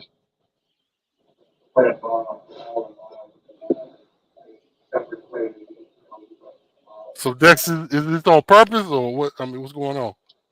Both is terrific, and Okay, just hold on one second. so I thought Bryce played really well tonight too off the bench, and he kept us within kind of striking distance there. So I just thought that was a big factor. But no, those guys were both terrific, and again, we played a lot better, a lot more energized and everything in the fourth quarter than obviously in the first three. Okay, go ahead, Big Al. Dex, you could have at least told me. Well, I thought he was going to speak about LaMelo, but he's talking about the bench players. So if he's not going to talk about LaMelo or Ish Smith being in the game, as long as he allow Ish Smith to play, then I ain't trying to hear what Cliffy talking about. Yeah. Well, yeah. Other than the fouling, I just wish the team will also get healthy because we've yet to see the other guys that's on the team that I know could contribute, like Cody Martin. Terry had a good game once when he was playing, but I mean, these games would be a lot easier for the Hornets to win, I believe, if they were not injured. And why was PJ out? Did you ever catch that, Dex? Foot injury. Foot injury. Okay.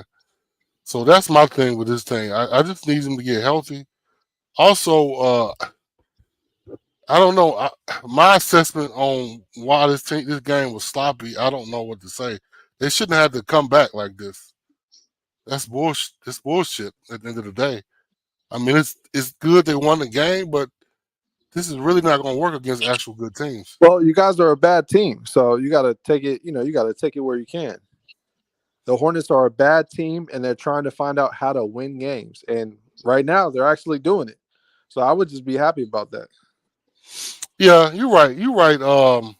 Mike, you're right. So what? So why did they go? In your opinion, why do you think they were down? I mean, because they played solid defense at the end, but they lost. They went down for almost 20 points. That's bullshit. Well, the Hornets are a sloppy, undisciplined team. So over the course of a game, they're gonna shoot themselves in the foot multiple times. But that's pretty cool that they're able to now give us. But give me an assessment of why what makes them sloppy. I mean the lack of communication on defense, the lack of awareness on offense when moving the basketball around, knowing what plays to go to, calling the right offensive sets. Basically knowing when to switch, knowing when to drop, knowing when to go in drop coverage. It's things like that hurt this team, including the careless turnovers sometimes. So and also too, the big one that I don't like is the lack of effort sometimes. So that's what kills this team to where basically, they just, because you see the energy they came out with, it was kind of flat. Then they came out flat in the beginning of the third quarter, which hurt them. And they had to claw their way back. Granted, basically, this team grinded and got back in it, got it within close, and then basically just finished the game strong. So, but this game should never been close, been close. So hopefully they fix that. Also, too, as well, it doesn't help with Gordon on the floor. I just think I think basically just looking at him, looking at the development of Miller, of Miles, and Melo and their progression, it's time to move on. I get it. You want the veteran guy, but they need more of a glue guy that fit their spot. Maybe looking to getting somebody like a Gary Trent Jr. on the team that can play the two, slide Miller to the three, and be able to do some things with that. So they need a 3-and-D. They need another 3-and-D wing out there that doesn't really need the basketball, just can hit open shots and be able to move the basketball around and play defense. That's it in our Mm, starting line. But mm. but to get back to your question, those are some of the reasons why they basically are, basically why they basically got down like that. And to sum it all up, they're just a bad team with lack Mm, of discipline. That's what it is. mm. Yeah, great assessment, Murgod. I strongly agree. And but the thing about Gordon, the funny thing about Gordon is we have to have him, but because we don't have anybody else that can really take his place until No, people he's are he's no he's saying trade. He's saying move on from him. Like he's not trade. working, and let's get him out of here. Basically, he's not saying put him on the bench because you can't do that. Right, He's right, right, he's still worth something on your team, right, but right. at this point, it's like you can literally put him on the block, get rid of him, and get something back that helps out and allows the young guys to continue to develop. Right. Because now is the time. I don't mean to cut you off, but now is the time to take your lumps. Now that you got this core with Miles, Brandon, Melo, and Mark. Now yeah. and now is the time to take your lumps. Now is the Absolutely. time to see what you got. Go out, go get some. They don't need another superstar player. See what you got, and them four right there. Then you basically go get some veteran guys. This is going to come in and be veterans. They need another wing like a Cody. They need another Cody Martin type of player. Since Cody Martin ain't playing, go get a Cody Martin type of player to replace him. Hey, what do y'all And think the Hornets would be wise to try to make them? Because I know there's 3 wings on the market right now, with OG, Pascal, and Zach LaVine. Do you think any of those guys would fit on the Hornets roster at this point, or no? I Don't think you I ever think OG, associate Zach LaVine to the Hornets. He's going to the Lakers, and leave Zach out of this mess. man, so stop All right. stop that Go ahead, Derek. go I ahead, ain't trying to Murgot. hear Go that. ahead, Murgot. So basically, I like Zach Levine. The only problem with Zach Levine is you got Brandon Miller. I do think that, then you're really going to relegate Brandon to like a 3-and-D guy, which is okay his first 2 years, but after that, you want to see him grow and develop into that wing that you drafted him for the number 2 pick. So getting Levine on the team is going to be in a way. The best fit for me is OG Anunoby, because OG Anunoby is going to fit that 3-and-D guy to where basically he can do a little Christian out to dribble, but he's mainly a slasher, plays defense and hits his set shot open 3. You get him, I think he fits this team very well. Now Right. you can go out and get the 2 players I do like. You brought up Pascal Siakam. Then you could bump Miles down to the three To the to 3. the 3. To the Yeah, 3. and you can have a very big lineup Now, with I like that. I like that idea yeah, because you can have a very big lineup right there with Melo, but Miller, Miles, Pascal Murgot, Siakam, and Murgot, Mark Williams. Murgot, Miles could play the 4, but Miles is dominant at the 3. Yeah, most definitely, He's dominant on both sides of the ball at the 3. That's what most his definitely. potential is. So I want him. And in Brandon Miller, he's a long shooting guard. He just has Exactly, to get the speed of the game. So I like the exactly. Melo, Miller, Miles if they can get a 4 that's serviceable, that can do multiple things like Siakam. You know Yep, what I mean? And then have him with Mark Williams at the 5. To me, that's it that's right a there. problem, man. That's a That's a problem problem. right there, man. That's Yeah, a that's it. problem. So I like But that. but I like but that lineup right there. but guys, that's great. But how the hell are we getting Pascal Siakam, man? Gordon Hayward and Terry Rozier. You Gordon Hayward, Terry Rozier, package them up with some other players throwing some picks. Y'all Or good, man. or Gordon Hayward and the dude who can't hit shit. The shooter who don't shoot. The shooter who don't hit. PJ. Gordon and PJ. and keep Terry as a reserve player to score for you.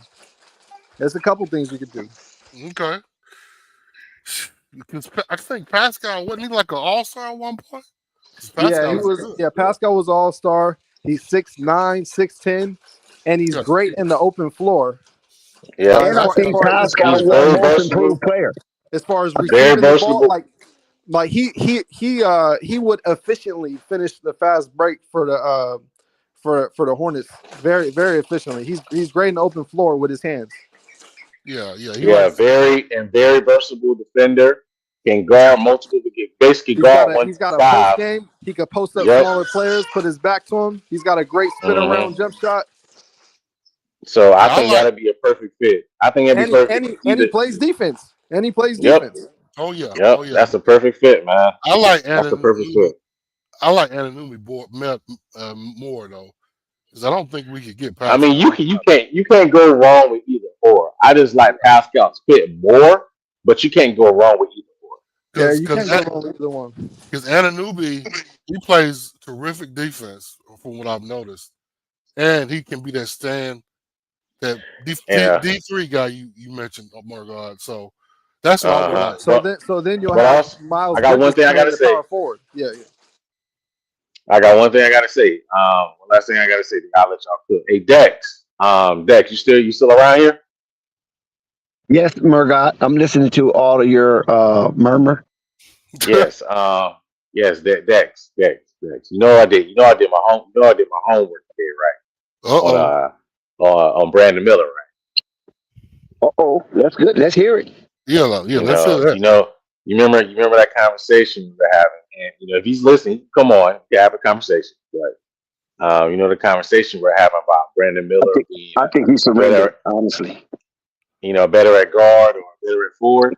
Yeah, I did my homework. Brandon Miller is shooting lights out at guard. Did you see Brandon Miller's father? Hey, remember he said something about Brandon Miller's father? Did you see him in the stands tonight? They interviewed his father and his mom. Yeah, he made the great segment of how about Brandon Miller. Brandon Miller was actually going to play baseball till he grew out. Grind his hands and everything like that. Grew too tall and everything. Yeah, that's the kind of stories you want from a good father. Right. Apparently, he had like his dad wanted him to play football and baseball. He didn't really want to care about basketball, but Brandon Miller pivoted, and that just shows how much athletic he is to be able to do that. And most of our brothers and sisters can play basically any sport they put their mind to. I mean, that is a common story in the inner cities. I don't know if he come from the inner cities, but that is a common story in the inner cities that we pick out the litter of what sport we want to pursue.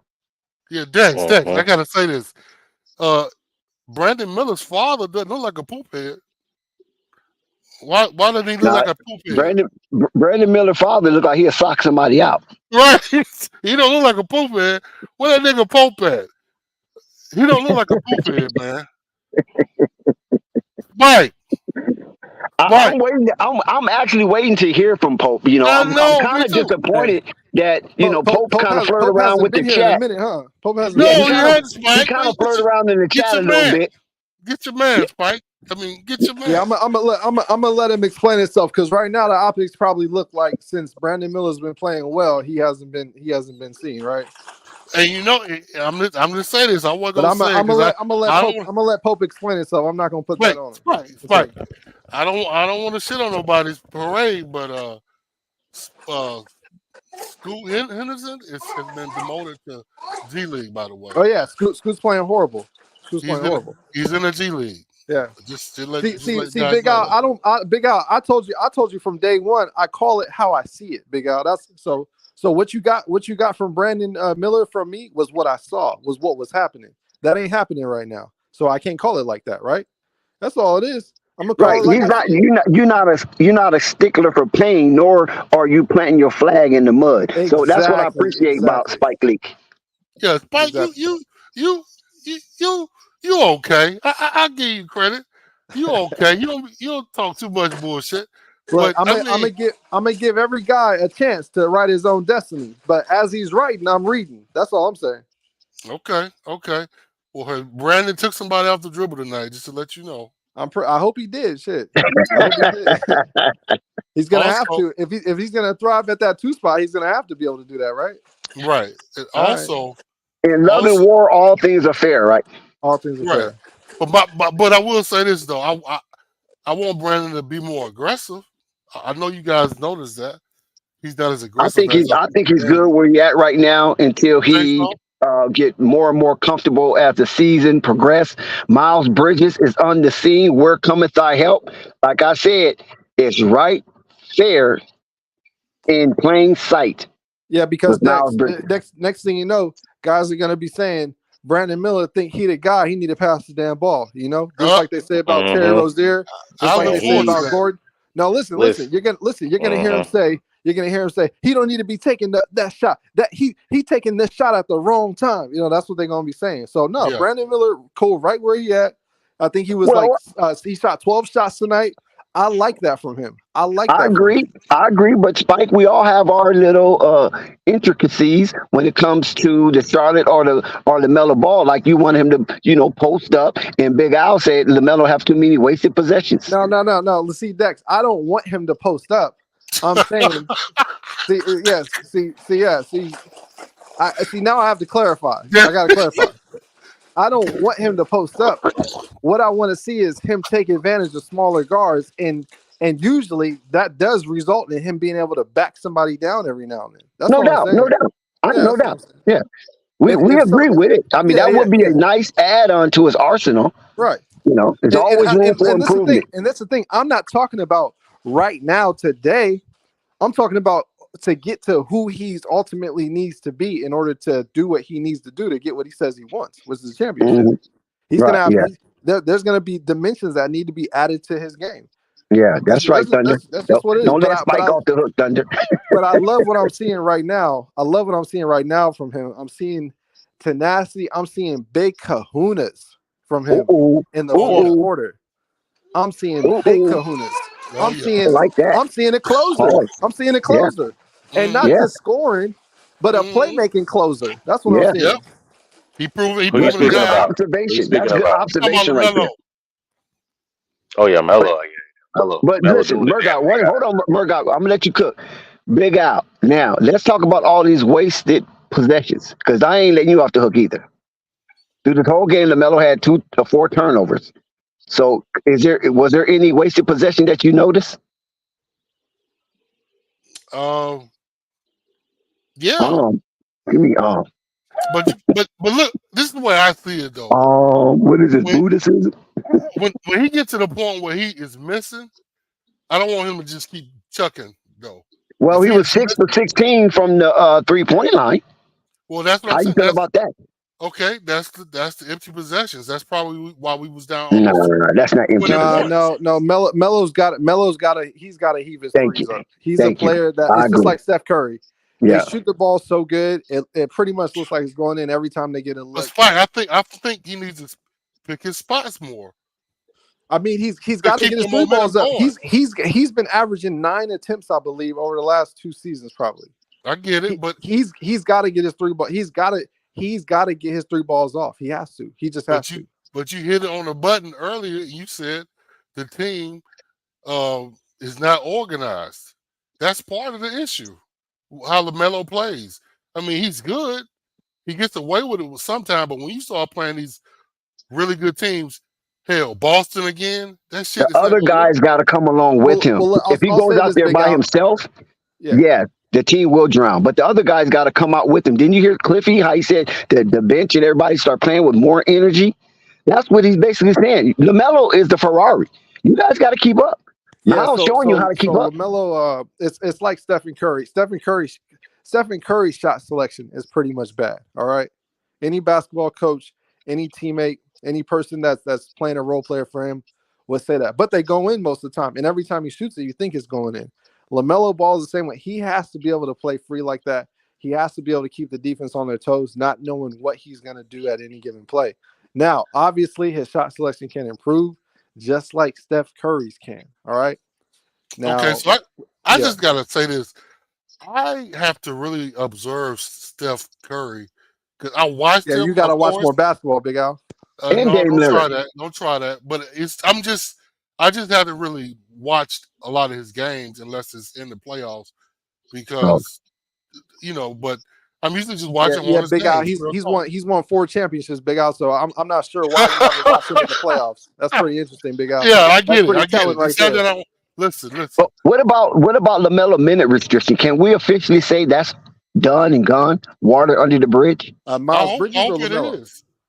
LaMelo. Miles, he's Oh, talking about okay. LaMelo. I hope Oh it yeah, I is, ain't Dex. noticed no minutes restriction. Yeah, Yeah. I hope that's Yeah, not he an was on injury minute anymore. restriction to start the season. Is he still wearing those ankle braces? No, He's no, not he's wearing some. wearing. No, he got some little pads, but no, they're not ankle braces. Oh wow, okay. I told you I was done after the 10th game. Y'all didn't believe me? Oh, Y'all thought I was just I capping? didn't hear you say that.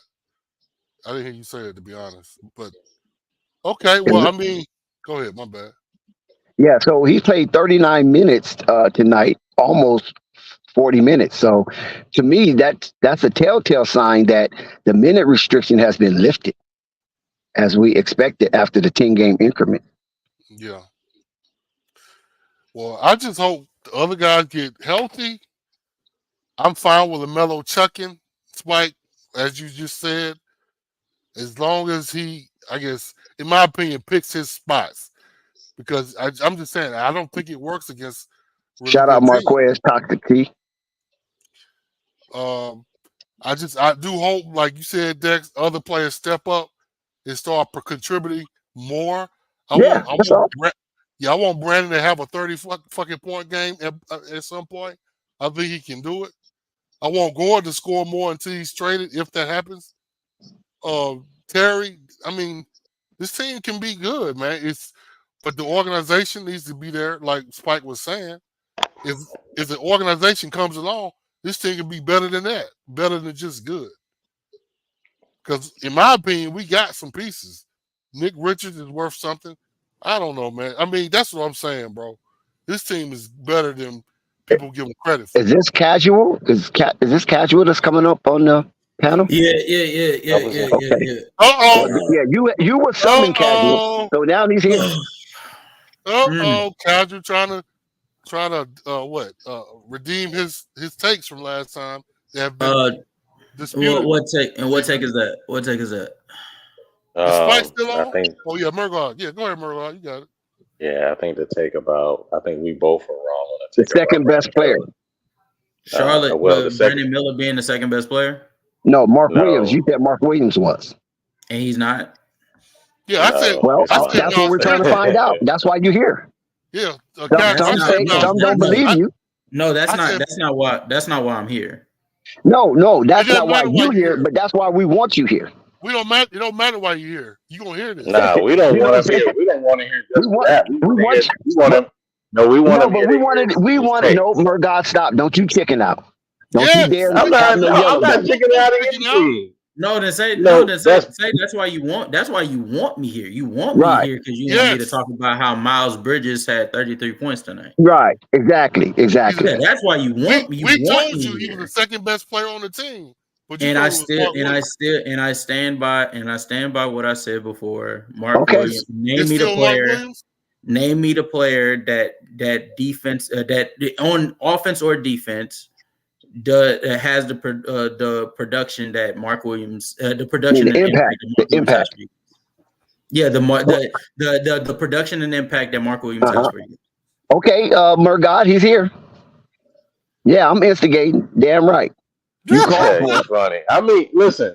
My segment was that I love Mark Dean's value on the team. I just feel like Miles Bridges is the second best player on the team. And that's based on no. Listen, hold on, everybody. That's based on Murgaard, what Miles Don't you dare tuck your tail. You said it emphatically. Murgaard, come on, brother. You said it emphatically. Dex. I specifically said that. I'm starting ish right now. You're right. I'm starting ish. Dex, I specifically said because we went over this Monday that we had this discussion where he specified that he felt like Mark Williams was the second best player in the team, and I disagreed. I felt like it's Miles Bridges. But I believe your case is strong. That's why I'm backing you. I believe your case is strong. Because Miles Bridges not only adds versatility to the team, where he can guard at least 1 through 4, he also basically adds a lot of value offensively to the team with his playmaking ability, getting downhill, and being aggressive to allow LaMelo to be LaMelo. So I just feel like Miles Bridges is the second. And I just feel like Miles Bridges is the second best player. Hold on, Al. And it's not a debate. Right? It's not a doubt. It's not a shadow of a doubt or anything. I'm trying to hear I'm trying to hear his point right now. You guys are you sort of jumbling up. Like it's too many. They trying to talk. Okay. Yeah, because they're trying to hype something up that ain't there. Yeah, we're trying to instigate. I'm trying to instigate. I'm the one trying to instigate. Why you trying to instigate? Because that's what he does. That's what he does. No. Listen, hold on 1 second. I believe you have a strong case against Casual. He made a case for Mark Williams previously, but now Miles looked like he's getting back into form. So I believe there's a strong case that Mark Williams is not the second best player on the team. That's why I'm instigating. Yeah, he's not. So to me, basically, he's not.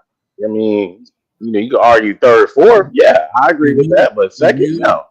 If you feel as if Miles Bridges' playmaking value is even I can't even finish this sentence. If you feel like Miles Bridges' playmaking is so valuable, then why were you guys still able to make a run in tonight's game against the Washington Wizards, where Miles Bridges not only didn't play make or give you any type of assist?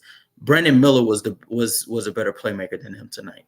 Why? But Gordon Hayward was a better playmaker than Miles Bridges tonight. So what value does he have on his team where there's 3 other starters that's giving more value than him? And in fact, I can make the case that Miles Bridges for the majority of tonight's game was a bad playmaker. Hey, you hold on. You're being real cheap, Casual. Real quick. You're being real cheap right now, Casual. Come on, playmaking. Real quick. Hold on. We talking about playmaking? We talking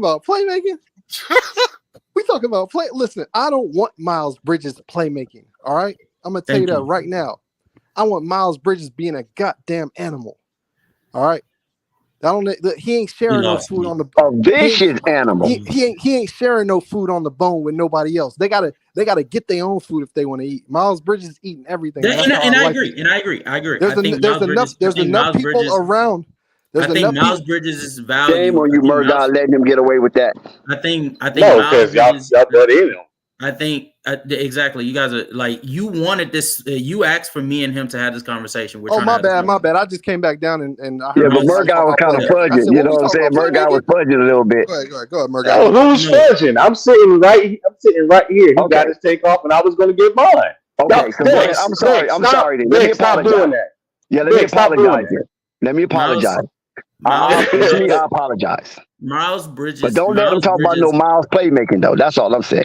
He said, he literally said he thinks that his value is playmaking. He has no value playmaking. I never said his overall value was playmaking. I specified that his versatility added with a little bit of playmaking and him getting downhill and being a dog out there. That's what his overall value is in totality. And him playing defense and switching 1 through 4. That's what his value is. The man is a dog on the team. And Mark Williams doesn't have that. It's in a discussion. Can you hear me? Can I ask you a question, Murdoch? So, Murdoch, what's up, man? When you say playmaking, do you actually mean getting his own shot? Yeah, getting his playmaking. Playmaking is multitude of things. It's not only creating for others, but it's also creating your own shot. Miles Bridges was a dog tonight. So then say Miles Bridges shot creation. He has value in shot creation. Technically, that's the same thing a little bit. That is not the same. No. Because when you're making playmaking, the definition of playmaking is creating advantages for your teammate. For assists. It doesn't have to be assists, but like for instance, Stephen Curry's off ball play is a form of playmaking because it creates advantages for his teammates to be able to benefit off of on the offensive end. Miles Bridges' shot creation has nothing to do with creating advantages for other players because you ultimately know he's not passing the ball to them. Okay, get off of that casual. You trying to be slick. But listen, we know that's an NBA colloquialism, playmaking, and that means what he just said. Casual is right. It means what it says, being someone who can facilitate and, enhance the advantage for your teammates, not just for yourself.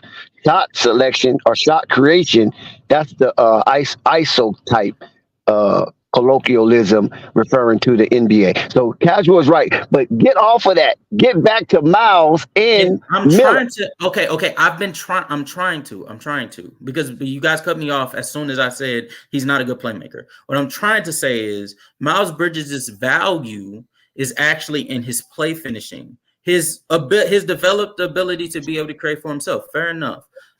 Even though I think he still benefits heavily off of Lamelo Ball's creation, but so does everybody else on this team, and as it should be. Lamelo Ball is the best player by far on this team, and it should stay that way. And defensively, I disagree with you. He is not a 1 through 4 defender that you're painting him out to be. He can guard some guards, but mainly his operation is going to be around the 3 and 4, and that's a safe bet. He's a team defender, and he should stay that way. And rebounding, he's very good for being a 6'6", 6'7" forward. He's very phenomenal. Has a firm build, like double. Great. The thing is, when it comes to Mark Williams on the defensive end, he clears everyone on this team by a significant amount. He is. He is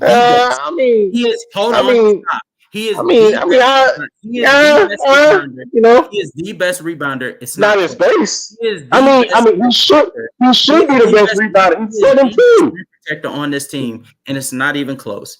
He should be the best shot blocker and rebounder. He's 7'2". Shot creation, fair enough, but when Mark Williams is able, when allowed to be a play finisher, he's shown he can be competent enough to be able to run that. Now, if you want to say that Miles Bridges is an offensive player, he clears Mark Williams, I won't fight you on that. But Mark Williams defensively, it's a larger gap. So that's why Mark Williams is the better, he's the second best player on this team. I disagree. I'm not going to argue with you about this. I disagree. I'm not going to argue with this about this much longer because I feel like when it comes to let me finish. I'm not going to argue with you about this for much longer because, to be honest with you, when it comes to Miles Bridges and Mark Williams, it's either or. Like I'm not really moved by either one. So if you want to say Miles Bridges if you want to stand on that, stand on that. I'm really not mad at that. As long as you don't say Brandon Miller or somebody like that is the second best player, I'm cool. Oh no, you concede the argument. You concede the argument. Yeah, I'm not going to argue about Brandon. Brandon, he's shown potential, but he still got a ways to go. I got Mark at 3rd, and I got Gordon at 4th, and then Brandon at 5th. I have LaMelo at 1. I have Mark at 2. I have Miles at 3. I have Gordon Hayward at 4, and Brandon Miller at 5. Yeah, okay, and there we have it. Casual, you back down because I said what you said. Back down for like what do you want? Do you want me to go against what I believe? Let me finish my statement. Last time, that's what I said. I said there was no real definitive 2, but if we are gonna give somebody the 2 spot, it should be Miles Bridges. That's what I said last time. Standing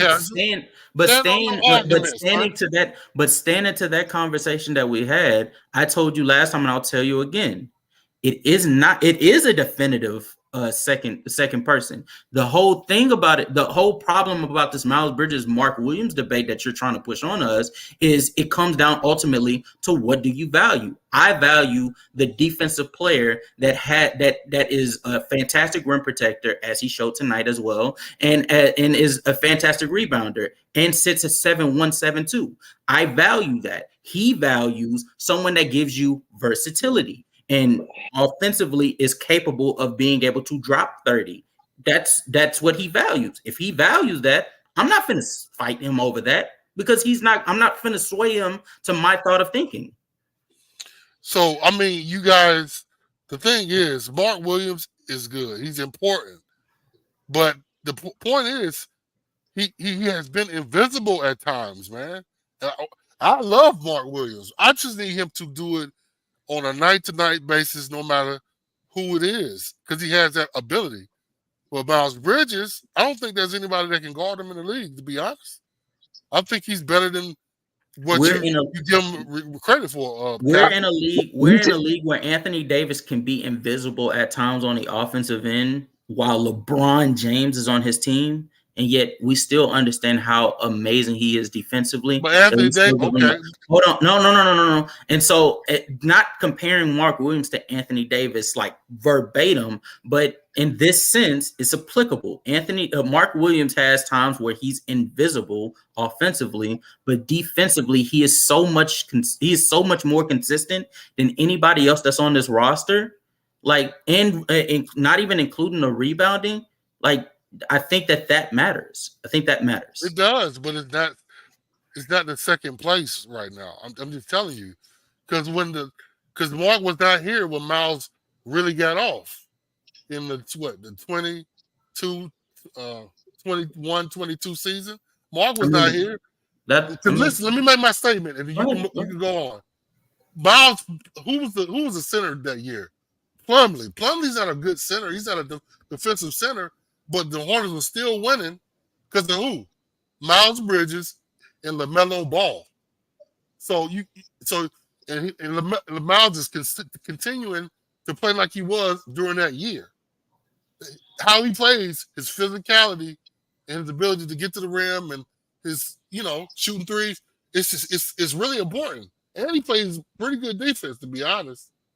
So I'm just saying, Mark is good, but he's not the second best player. I'm sorry, he's not. Okay, let's kind of switch off that. I got something good for the chat and the stream concerning a player that is teetering on the balance of departure from the Charlotte Hornets right after this. Please subscribe to Flight Sports TV, hit the like button, and leave a comment. Now, the Charlotte Hornets is showing an upbeat as far as competitive, spirited play without Terry Rozier.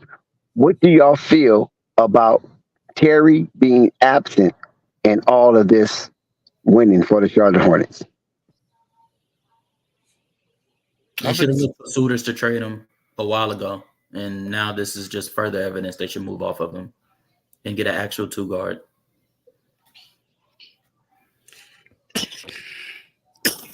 I agree with that. That's a good assessment. I agree. I mean, so I guess my question is, what 3 and D 2 guard is available? Exactly. Who do we get in return? My thinking is that what 3? Because I'm looking for.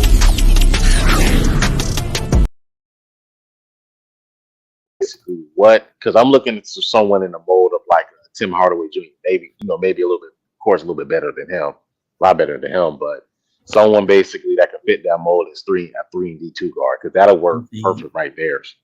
I think. Oh, go ahead. I'll let you finish. No, go ahead. I'm done. Because I'm trying to think. Of some players. I think Detroit is willing to have a conversation, because one of the things that Detroit struggles with heavily is the fact that they don't have enough depth. And so I think Terry Rozier would for sure come off the bench, right? Because he wouldn't start over Cade or my guy, what's his name? Jalen Ivey. Talking about Jalen Ivey. Is he starting now? He's not starting over Ivy. He's not starting over. Sasser is starting, and he would start. He'd start over any two on that team. He would. Yeah, he wouldn't start over them. So he would start over any two on that team. No, he wouldn't. He would not. He would not. He would. He wouldn't, because he's an older guard. He primarily only scores. He gives you no defense, no playmaking ability, and not to mention, even if he did give you playmaking ability, you have a better playmaker in Cade and Amin Thompson. Stuart Thompson. So no, he would not start. Jaden Ivey. He would start. They need consistency on that team in the lineup. You are a tanking team What are you shooting for to start him? Why would you You don't have to shoot for anything to start him. You don't have to shoot for something. Why would you hurt Rozier. the progress of Ivy? Why would you do that? That makes no sense. Go ahead. You're wrong on that, but keep on. Go ahead. Okay, well, yeah, you just making out. You're not talking basketball. Yeah, anyway, you're wrong on that. Go ahead.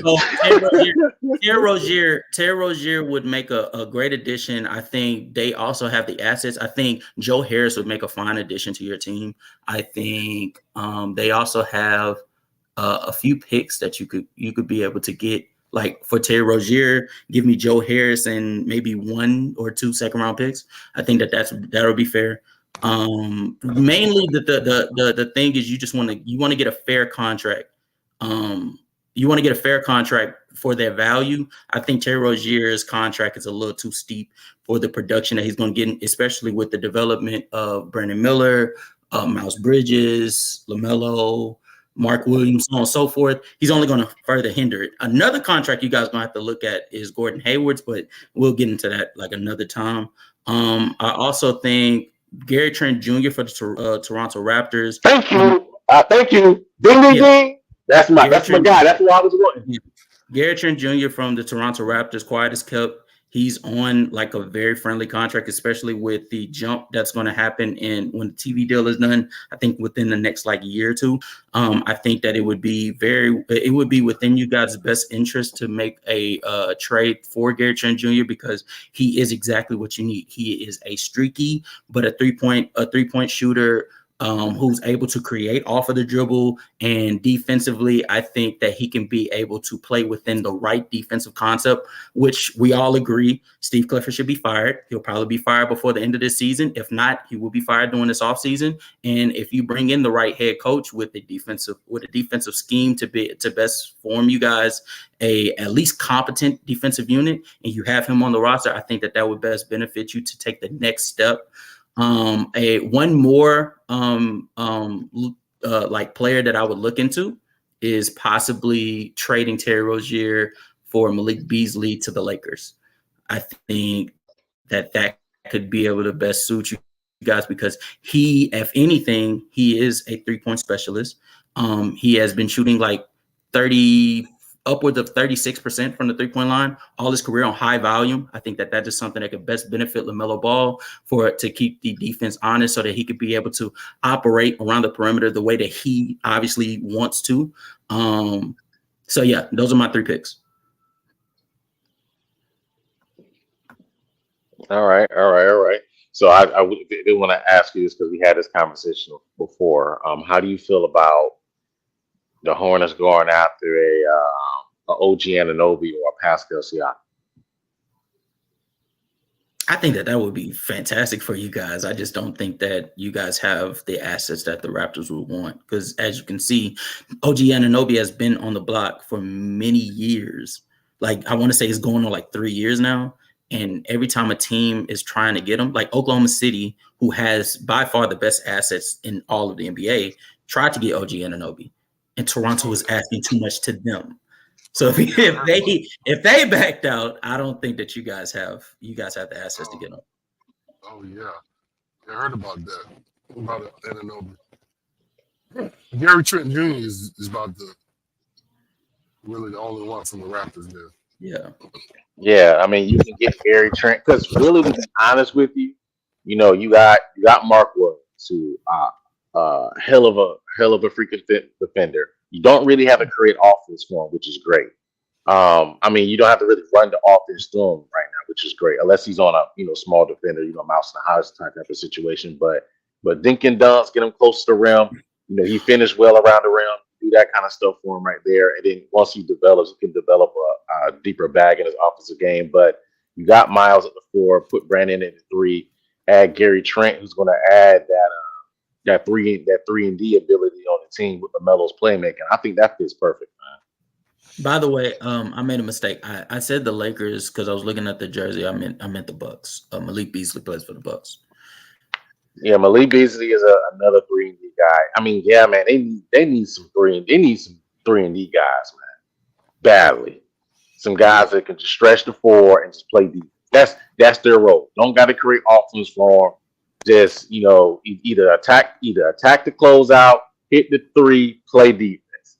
You don't got to do all that stuff, and just run the offense through LaMelo, Miles, and Brandon Miller, and see what you got, and see what you got. You run it through LaMelo primarily, like 95%, and then the rest of them. Of course that. But as Brandon develops, you see what he has by allowing him to get some more offense. But most definitely run the offense through LaMelo. I mean that's a no-brainer. So that's a no-brainer. So what's y'all's take on Alex Caruso? Because I know he can play point guard. I think he would be a great. Alex Caruso wants to play for a champion, so and his contract is, although friendly, it will be expiring after I want to say either this season or next. I think it's next season. Yeah, if you made that trade for Alex Caruso, that's fine. If you're trying to make like a push next year to like try to make it to a play-in or something like that again. But if you're trying to make like an actual like impactful move, I would go for a player that understands the situation you're in and is willing to buy in. Because I promise you right now, you trade for Alex Caruso, come free agency, he's moving on. He's already stated literally he wants to go to a champion. He wants to go to a championship team. Yeah, that makes sense. Yep. So you'll see if Alex Caruso is able to walk, he'll go to someone like the Nuggets, somewhere like that. Like he wants to go to a team that can win right now. So he's not gonna think about Charlotte until we add some more pieces on the team to get us better. So but I do gotta ask you something, guys. 'Cause I know that you probably seen it in the rumor mill. What is your thought on the team adding Zach LaVine? You asking me? Yeah. What are your thoughts on that trade that's going on about Charlotte? Same thing with the Alex Caruso situation. I don't think that if you made that trade for him that he would be happy. Especially, I don't think it works for you guys. I think you already have a ball dominant player that is best suited on ball like full time in LaMelo Ball. And so if you bring Zach LaVine in, you're basically selling them false dreams, telling them that, this team will be a playoff team. I don't think Zach LaVine is good enough to move you guys from last or almost last in the Eastern Conference to a playoff team. I don't think it worked like that. I agree because to me, Zach LaVine is not a number one option. He's a number 2 on a really good team and a number 3 on a championship team. That's how I feel about him. Sure, I don't even that you giving him too much credit. I think he's like a third on a championship level team, and like 4th on like if you put him on, let's say you put him on the Phoenix Suns or some shit like that. He's not better than D-Book, KD, or Bradley Beal. You put him on the Warriors, Steph is getting over him, and if he gets more touch, if he gets more ball dominance, I think he get touches on the Warriors.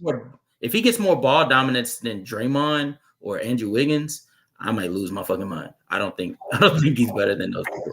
Hold on one second. We got a question in the chat by Joseph Abrams. Shout out to you, Joseph, and nice to see you again.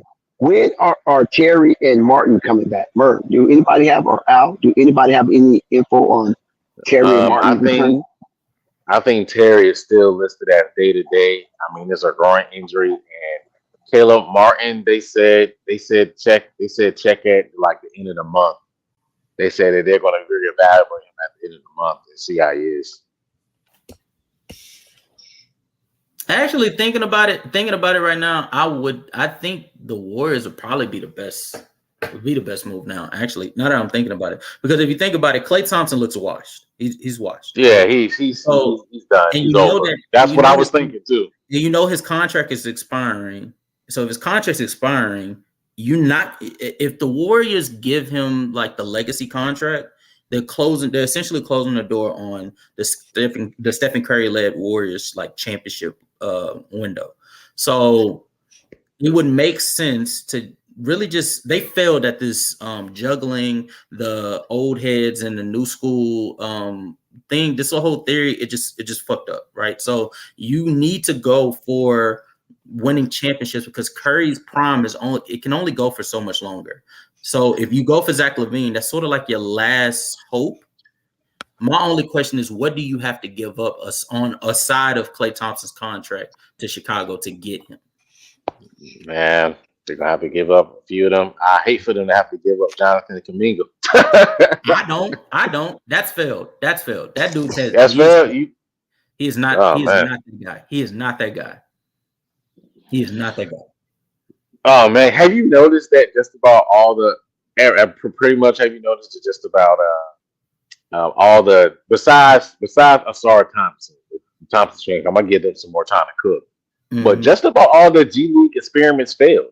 And besides Jalen Green, Jalen Green surprisingly because he got a better coach is surprisingly doing a lot better. But other than that, they haven't really panned out that much. Is he? You talking about Jalen Green? He's playing much better now. He got a better coach. He's in a better situation. Playing much better in what aspect? Like he's playing better defensively? Because he's playing better defensively, but offensively, he's giving more effort defensively. I think he's playing. I think he's playing a little bit better offensively. Now, I don't think he's playing number 2 pick worthy offensively. I think he's playing a little. A nigga that's shooting 13 times but giving you like 39, 37, 77 splits. No, I'm sorry, that nigga's bad. That nigga's bad. He's bad. He's bad. Oh, I gotta look at it. Yeah, nah. And that Daniels kid, what's the Daniels guy for New Orleans? Dyson Daniels. Now that one, I'm telling y'all right now, keep your eyes on that kid. But what are we talking about? Are we talking about recent G Leaguers, or are we talking about how far are we going to span this era? They all recent. Dex? Just recent. Okay. Yeah, Jalen. G League Ignite. Yeah, Jalen ain't shooting pretty great this year. Yeah, because I'm saying, if you go down, none of them pan out right now, man. None of them are panning out right now, man. Like, none of them. I'm gonna give you a thought that I love the Thompson twins. I'm gonna give them time to cook, but none of them. They're not G Leaguers, right? Are they G Leaguers? No, Thompson twins. No, they are, but they're technically not. They didn't play in the actual G League. They played in like another. Right, exactly. Right. Dex, so they didn't play take that BS off the screen. But I do like Dyson Daniels. I do like him. You don't like that? I do like him. I think he just needs more time to cook to see what he has. Yeah, I like his upside defensively. You don't like that Rosino trade? Dyson. He reminds me of his favorite player. He reminds me of a little bit of shades of Bond. So, because that's his favorite player, Dyson Daniels. Who'd you say though? He reminds me of shades of Lonzo. That's actually his favorite player. I was just about to say Lonzo Ball is like his comparison so far so far in his career. Like he's only played 2 seasons, but defensively he looks great. Offensively, he looks passive at times, but when he gets it going around the perimeter, it opens up so much more for his game. So no, I'm with you. I think Lonzo Ball is like a great comparison to him. Yeah. So, and I think he can develop a more deeper offensive bag, and he could be a great 2-way player for that team, man, down the line. So, but I do like Jalen Hawkins for the Pelicans. I love his shooting ability. That dude got a flamethrower. That dude got a flamethrower. You said it wrong. It's Jordan Hawkins. Is Jordan Hawkins? Hawkins? Yeah, my bad. Yeah, Jordan Hawkins is a surprise. He's definitely a surprise. Yeah. Really, Dex. He really can shoot that pill, man. He can shoot that thing, man. He shot it well in college. So who's having a better year in your opinion, Murgard? Jordan Hawkins or Brandon Miller? You want to talk about it? Brandon Miller. I'm going with Brandon. All right, then I'm going with Brandon. You're smoking. Okay, well I'm smoking, but I'm going with Brandon. Yeah, all right. Because Brandon is in the starting lineup. As long as you know you high, that's all I need to know. Okay, but Brandon's in the starting lineup, and he doesn't have 2 all-stars surrounding him. Who else is going to take Brandon Miller's starting spot? Jordan Hawkins is competing with like CJ McCollum before he got hurt, and after he got hurt, Herb Jones came back, and you got what's the nigga name we were just talking about? Dyson Daniels. Dyson Daniels is just better. Like at the guard spot, it's too many. It's too much for him to like be competing with. And this is even before we even talk about the guy that had a shit ton of minutes last year for him, and he was playing very well before he got hurt. My guy Grant Thefado, Grand Theft Auto Alvarado. Jose Alvarado. But even with that, Jordan Hawkins, like defensively, he looks okay, like not really moving me, but offensively is where I'm really impressed with him. For a rookie to come in and have to take 7.5 because he has to. They have no other 3-point shooters, other reliable 3-point shooters. He comes in. Yeah, he shoot about 36%. He shoot 36% on 7 or 8 attempts, really 8 attempts if I round up. That's fantastic, especially for a rookie. That's really impressive. I'll go. So I think right now I will go with Brandon, and it's not. But I think Jordan is a better shooter right now, most definitely. But I think the overall game of Brandon, that's what I'm leaning towards. That I like him better than Jordan because I think Jordan still needs to, I guess, develop a little more offensively. But I love his jump shot. But Mark, to support your argument, Brandon is actually shooting better than Hawkins, field goal wise, 45%. Jordan is just 38. So I mean, that's comparing a shooter to a player that's really having to play downhill. Plus, Brandon. And the spacing, and to be quite honest with you, the spacing, and this is really, it really isn't, it doesn't move me that much because both of them are bad spacers, but Brandon Miller has more spacing than Jordan Hawkins. Ironically, you said repeat that. What you said? I said Brandon Miller has more spacing on the Charlotte Hornets than Jordan Hawkins does. You think so? With Zion? Brandon Miller doesn't have Brandon Miller doesn't have a Gordon Hayward. I mean, not Brandon Miller. Jordan Hawkins doesn't have a Gordon Hayward on his roster. He doesn't have a Lamelo Ball. He has Zion Williamson. He's a paint player, right? He's paint based. Valanciunas is paint based. CJ McCollum was a perimeter player, but he's been hurt since I want to say 3 or 4 games. But I guess my argument is my pushback is that can work to his benefit, especially being a 3-point shooter. You get guys in a paint where they clog the paint up, that allows him as much space as you can on the perimeter. We appreciate casual. 36% from the 3. Can y'all hear me? Yeah, we hear you. I keep going in and out. Yeah, because I keep going in and out. I'm sorry. But we appreciate casual long descent. But casual, I don't think you can justify Jordan Hawkins being better than Brandon Miller all around. I think I just did a pretty good job of pointing out why I think he's better. Jordan Hawkins is not a passer. He's not a rebounder. He's not a defender. I don't think Brandon Miller is a passer either. I think he's a better. I think he's a better rebounder. But you don't think? Hold on, time out, casual. You don't think Brandon Miller is a passer? You think Brandon Miller? At least comparable to Jordan. I mean, hey, Dex, I'm not even going to try to back down on my statement. Brandon Miller is a great passer. If you compare both players, Brandon Miller is a better passer. Can you believe that? He's a better rebounder. He's a better defender than Jordan. The only thing I can give Jordan is he's a better 3-point shooter. That's the only thing I can give him. Right. I think, but here's the thing. So, hold on. Let me let you guys. I'm hearing something in the background. Oh. Here's the thing. When it comes to like which player is better than which player, ultimately it comes down to the impact. Kevin Durant offensively had a bigger package than LeBron James when they were both at their peaks. Please let me finish. But yeah, you still had the understanding even with KD being more versatile as a scorer.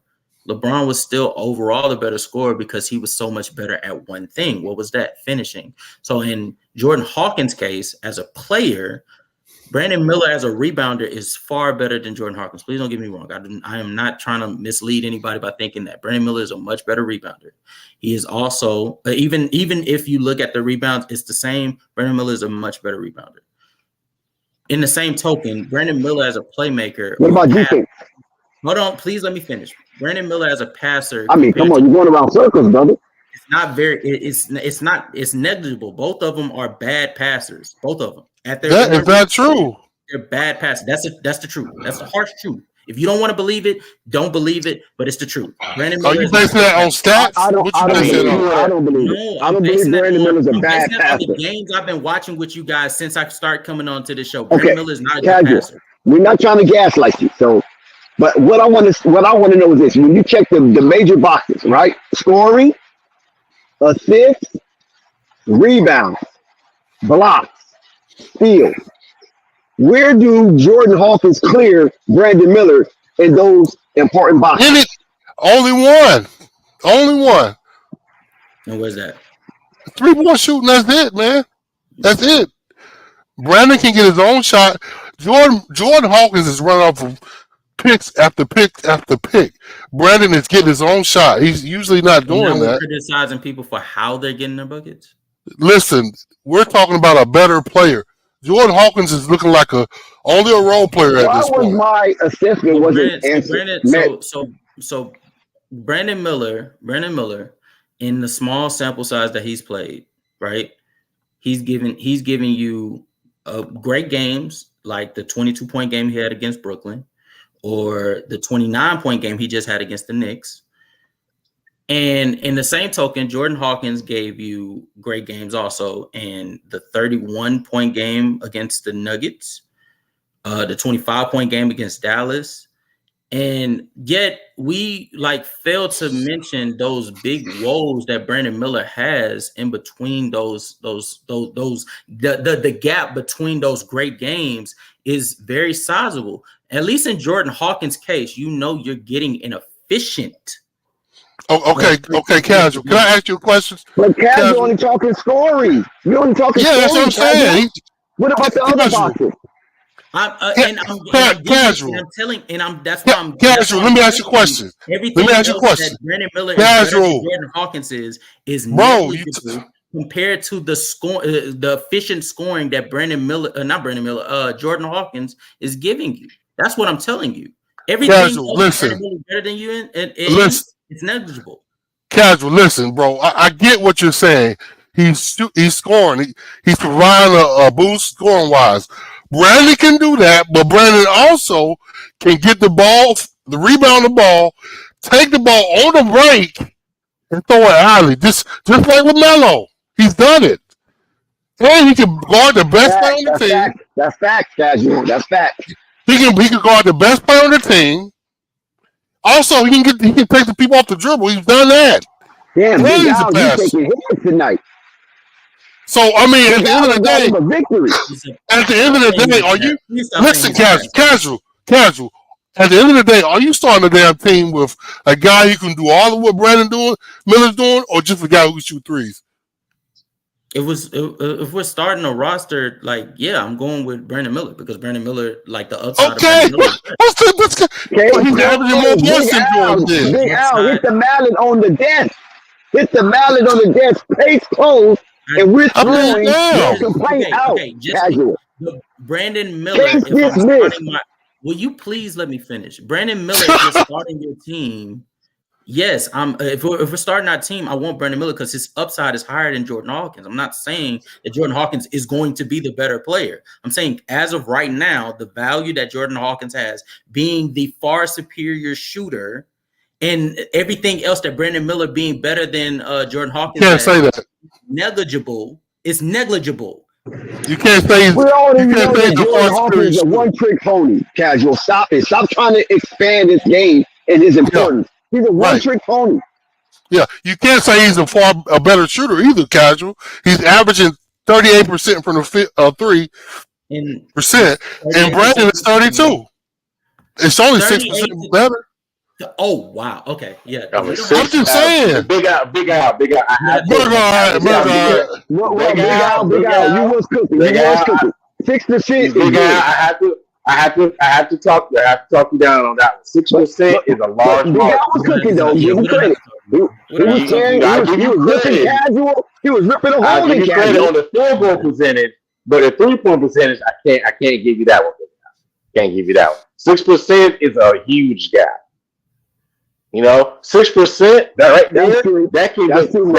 Yeah, he's right. That's a. Big Al learned on that one. Listen, 6%. That's a $10 million contract. Okay, but let him cook. Don't take his confidence right now. Cook him, Big Al. No. I'm good. I'm still confident. Because listen, he can make the percentage up within the next 7 games. He can be back to 38. I mean, you can, but he got to shoot. But he got to shoot better, So yeah, he has to shoot 45% from the 3-point line for him to make. Okay. The reason why I'm saying it's not a far better shoot 3-point percentage because that's one of Brandon Miller's calling cards. Okay, that's what he was drafted for. So at the end of the game, that aspect of his game could get much better really fast. He's just having a bad shooting episode right now. If that's what you believe, that's what you believe. I'm talking about. Oh, see you. So you the guy. So you one of the guys that think Brandon is a terrible shooter then from 3.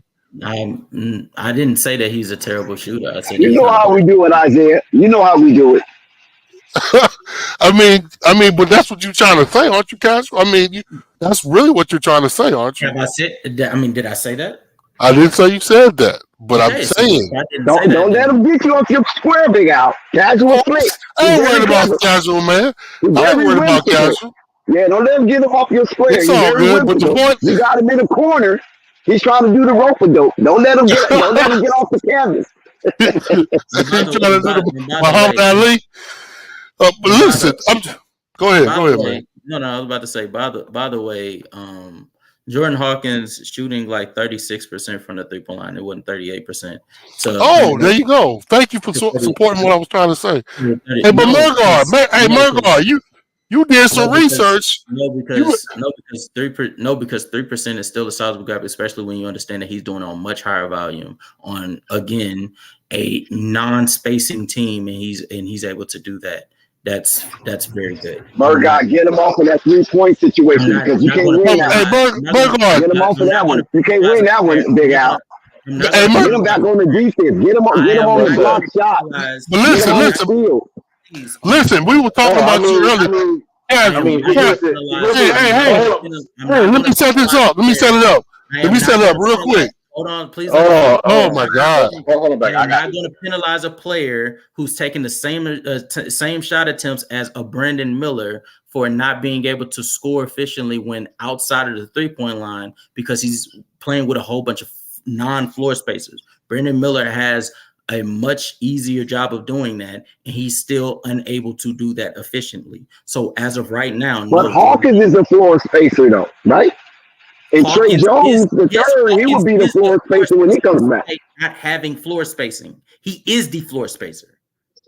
That's the gig. So that's what the Pelicans drafted Jordan Hawkins for, is to be the floor spacer for that team because they don't have anything else outside of it. Listen, if the Pelicans had an opportunity to choose between Hawkins and Brandon Miller, they would throw Hawkins off a 12-foot building. And that's not the argument. So now we're what? The argument was who is better right now. I don't know if I'd say it right now. I think I said who's better. Brandon all day. Brandon, bro. But hey, I love Hawkins' 3-point ability. I think it's very valuable to any team, but I just love Brandon Miller's upside and love his getting downhill. He's shown the ability, to develop into a 3-level scorer, as well as he's shown the ability right now for me, as well as his overall game. If you're talking about, you can say that Brandon Miller, you look at it in the sense of Brandon Miller is not a quote unquote over top-notch playmaker. That's fine. But he's a better playmaker than actual Jordan Hawkins. I can actually tell Brandon Miller to go out and go create his own shot. I can't expect that from Jordan Hawkins right now.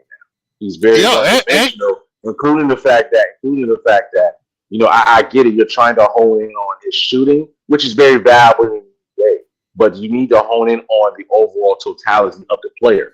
In shooting department and 3-point shot, yes, especially him getting some open looks. Yes, I give it to Jordan Hawkins, 3-point percentage. But in overall total, hold on. But in overall totality of the player, I'm taking Brandon Miller right now because of what he adds value to that team. This is how he adds value. His rebounding ability. Okay. His ability to get downhill for that team. His ability to be able to guard the best player or the best guard in that team for the Lamelo Ball. So I add that just like you added value to Mark Williams being the second best player because of his defense. I'm adding that to Brandon Miller's bag because he's also basically been a solid defender for Charlotte when guarding basically the best offensive weapon or guard for the Hornets. So I have to go with Brandon Miller. Okay, so let me ask you this then. If you have a player, let's say you're asking a player in Brandon Miller, right, to be a competent shot creator, because as you say, he's a better shot creator than Jordan Hawkins, right? And you're asking him to be some form of a extra facilitator, like an extension of LaMelo Ball, and also be a great rebounder, right? Be efficient scorer, be an extra facilitator, and having some ability on a rebound.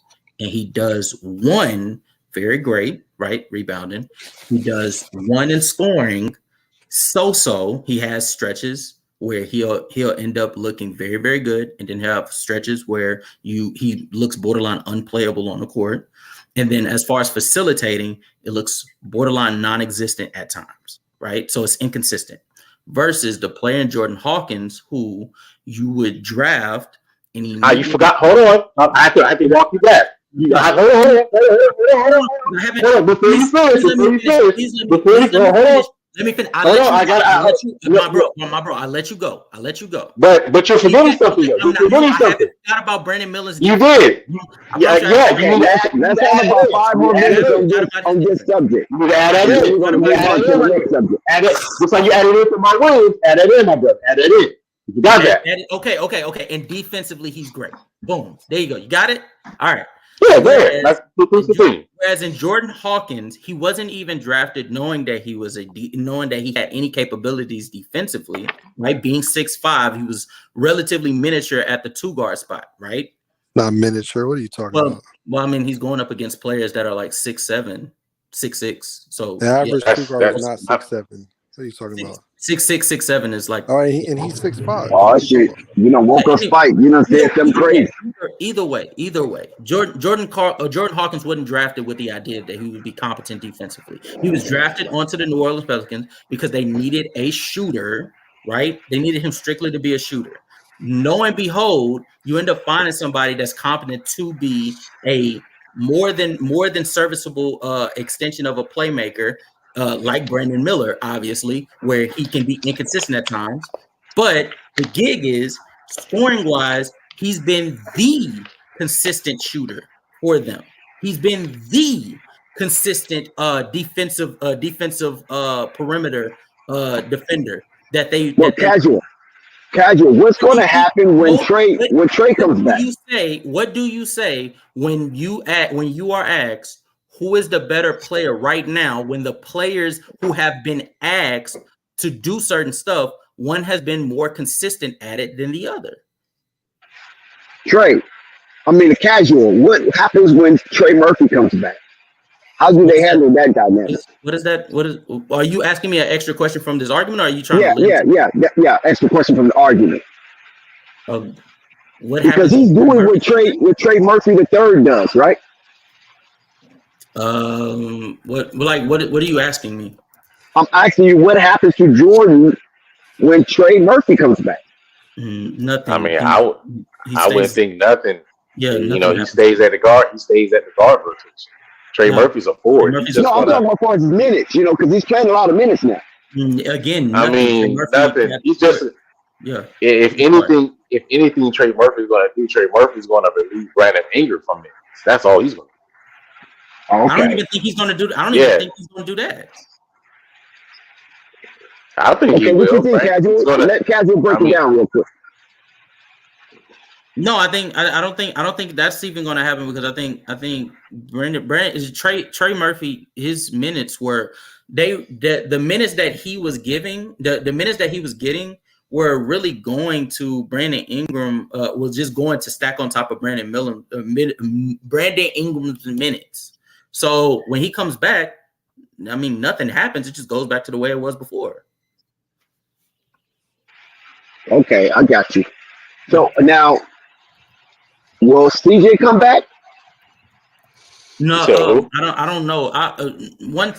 Like real quick, just shout out to CJ McCollum. I hope to get better. That lung shit ain't nothing to play with. He's already fought it one time, and I hope he ends up coming back because he was playing pretty good. What was his injury? What was that again? It was just collapse lungs. Oh wow! It's the second time getting it. He got it before, recovered, got traded, and now he got it again. Yeah. So I hope he's better. Mm-hmm. Wow. Well, so LaMelo Ball tonight has secured his fourth north of 30-point game in a row. Does this continue, or do LaMelo Ball cool off? Does it continue with Miles, or do Miles cool off? Or is this going to be the norm for the two standouts in the Queen City? Well, I hope it continues. I mean, that's the hope. I mean, nobody knows. I mean, that's what I'm thinking. That's what I'm hoping. LaMelo gets to the point where, whether he's having a good shooting night or not, he's dominating because he can dominate because of his great awareness on the court. He doesn't always have to score. He's such a good passer. So, I mean, yeah, and Miles Bridges, let's say he's not shooting well from three. He can take it to the basket on anyone, in my opinion, because he's a strong person, and the hops make that effective as well. So, I mean, if these guys can do that, whether they're shooting well or not, yeah, it will continue. I'll tell you this: those two need to shoot the most shots on a nightly basis. I agree. I strongly agree. So after that, it's just a game of percentages. But man, I'm telling, and Miles need to take the most shots. I'm telling LaMelo, let it fly. That man's shooting close to 40%. Let it fly, buddy. Yeah, and we're not even talking about Brandon. Let's say Brandon finally hits his stride. You know what I'm saying? Brandon's in his stride right now. Yeah, I don't think he's. Listen, my point. Yeah, Brandon. Yeah, I agree. I agree. But my point is, because I still see hesitance from him. I think he can step it up a notch and get to the point where he's aggressive like Gordon. Step it up a notch, but no, he's Gordon's got a wealth of experience, which is why he plays the way he does. Brandon Miller is every night is new to him still. So yeah, you know, and also too as well. You know, to be honest, he's arguably the 4th, 5th option in our lineup. So he's not really getting many looks. I mean, unless basically LaMelo creates for him, or Miles or Gordon creates for him a little bit. But other than that, he's not really getting many things ran from him like that. So he's basically getting in how he lives. So yeah, so Slap might have a point because another thing that's happening, and you guys might not agree with this because y'all don't agree with some of my takes a lot of times, but that's fine. Gordon Hayward, he might actually be holding people back because sometimes he did terrible tonight, but sometimes he just forces the shots. He's not really effective. And he's holding people back because he is the guy taking Gordon Hayward the bad shots. He's definitely holding. I mean, now that you have a Brandon Miller, now that you have Miles Bridges back, yeah, Gordon Hayward is holding people back. But I've been hearing this narrative about him holding people back like the last 2 years, and that hasn't been the case. Yeah, he's in. I mean, he's in. Well, he the reason why basically he wasn't really in the way the last 2 years is because you don't have a Miles really wasn't playing, and you didn't have a Brandon Miller. Now that you got a Brandon Miller and Miles back, he's in the way, and so that's why Casual was talking about earlier. You move on from him, you get a Gary Trent Jr. Now basically, you don't have to worry about somebody being in the way of Brandon and Miles Bridges getting their touches. The touches that Gordon's getting, you can give that more to Miles, Mark, and Brandon. And Spike, and because we had a discussion about posting up, right? That's what you said. Oh my Lord! That's what you said. You want niggas to do more. But you know what? Hey, I see. You know who I see can post up? Brandon Miller. I think that's part of his. I think he can do that. I think they need to work that into the offense. Brandon, his height and his jumper, he can actually post up. Yeah, he just need to get stronger. Yeah, but I think they need to experiment though, because just like Paul George, because Paul George posts up sometime, Paul George didn't start posting up until he got stronger. So yes, again, he has to get stronger first. Well, that's fine. I get that, Casual, but yeah, I really don't want to hear you talking about posting up, Big Al. I'm gonna be honest. Who the heck? Because who the hell you think you're talking to, Spike? Because we talked about LaMelo being very advantageous in that department, and posting LaMelo, but listen, being being 6'7", and I'm pretty sure Casual can agree with it because a player that does it all the time, putting people in the box is Luka. He just boxes people down there, and it's not even fair. And it's like you see LaMelo with his height. He can get a little bit stronger and start doing it and add that to his bag. It's like it's something that he could be able to do. So, and then you just bit our head off doing that. But you talk about Brandon Miller doing that now it's all gold and he can do that. Oh no! See, guys, you think I just came out of the shit bag like Spike did on this tape. I do think. No. Listen. Let me finish my take.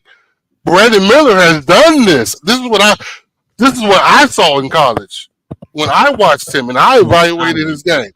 He actually did post up in college. So but that's college. Listen. But the point is, when Spike told me that LaMelo should post up, I fought against that because LaMelo has never fucking did that. He's never posted up. Like I said, Big Al, I really don't want to hear you talk about posting up. I don't care what you want to hear, Spike, because Brandon Miller has done it. Hold on. Let me give a great example. Did Michael Jordan post up in college? But guess what? He learned it in the NBA and developed it and became good at it. Players can develop that in their game in the NBA. Usually they do develop that in the game in the NBA. So I don't know why you're adding college. To be very honest with you, college is actually basically the least that translates. A lot of times the high school game, what you see translate more to the NBA than college does.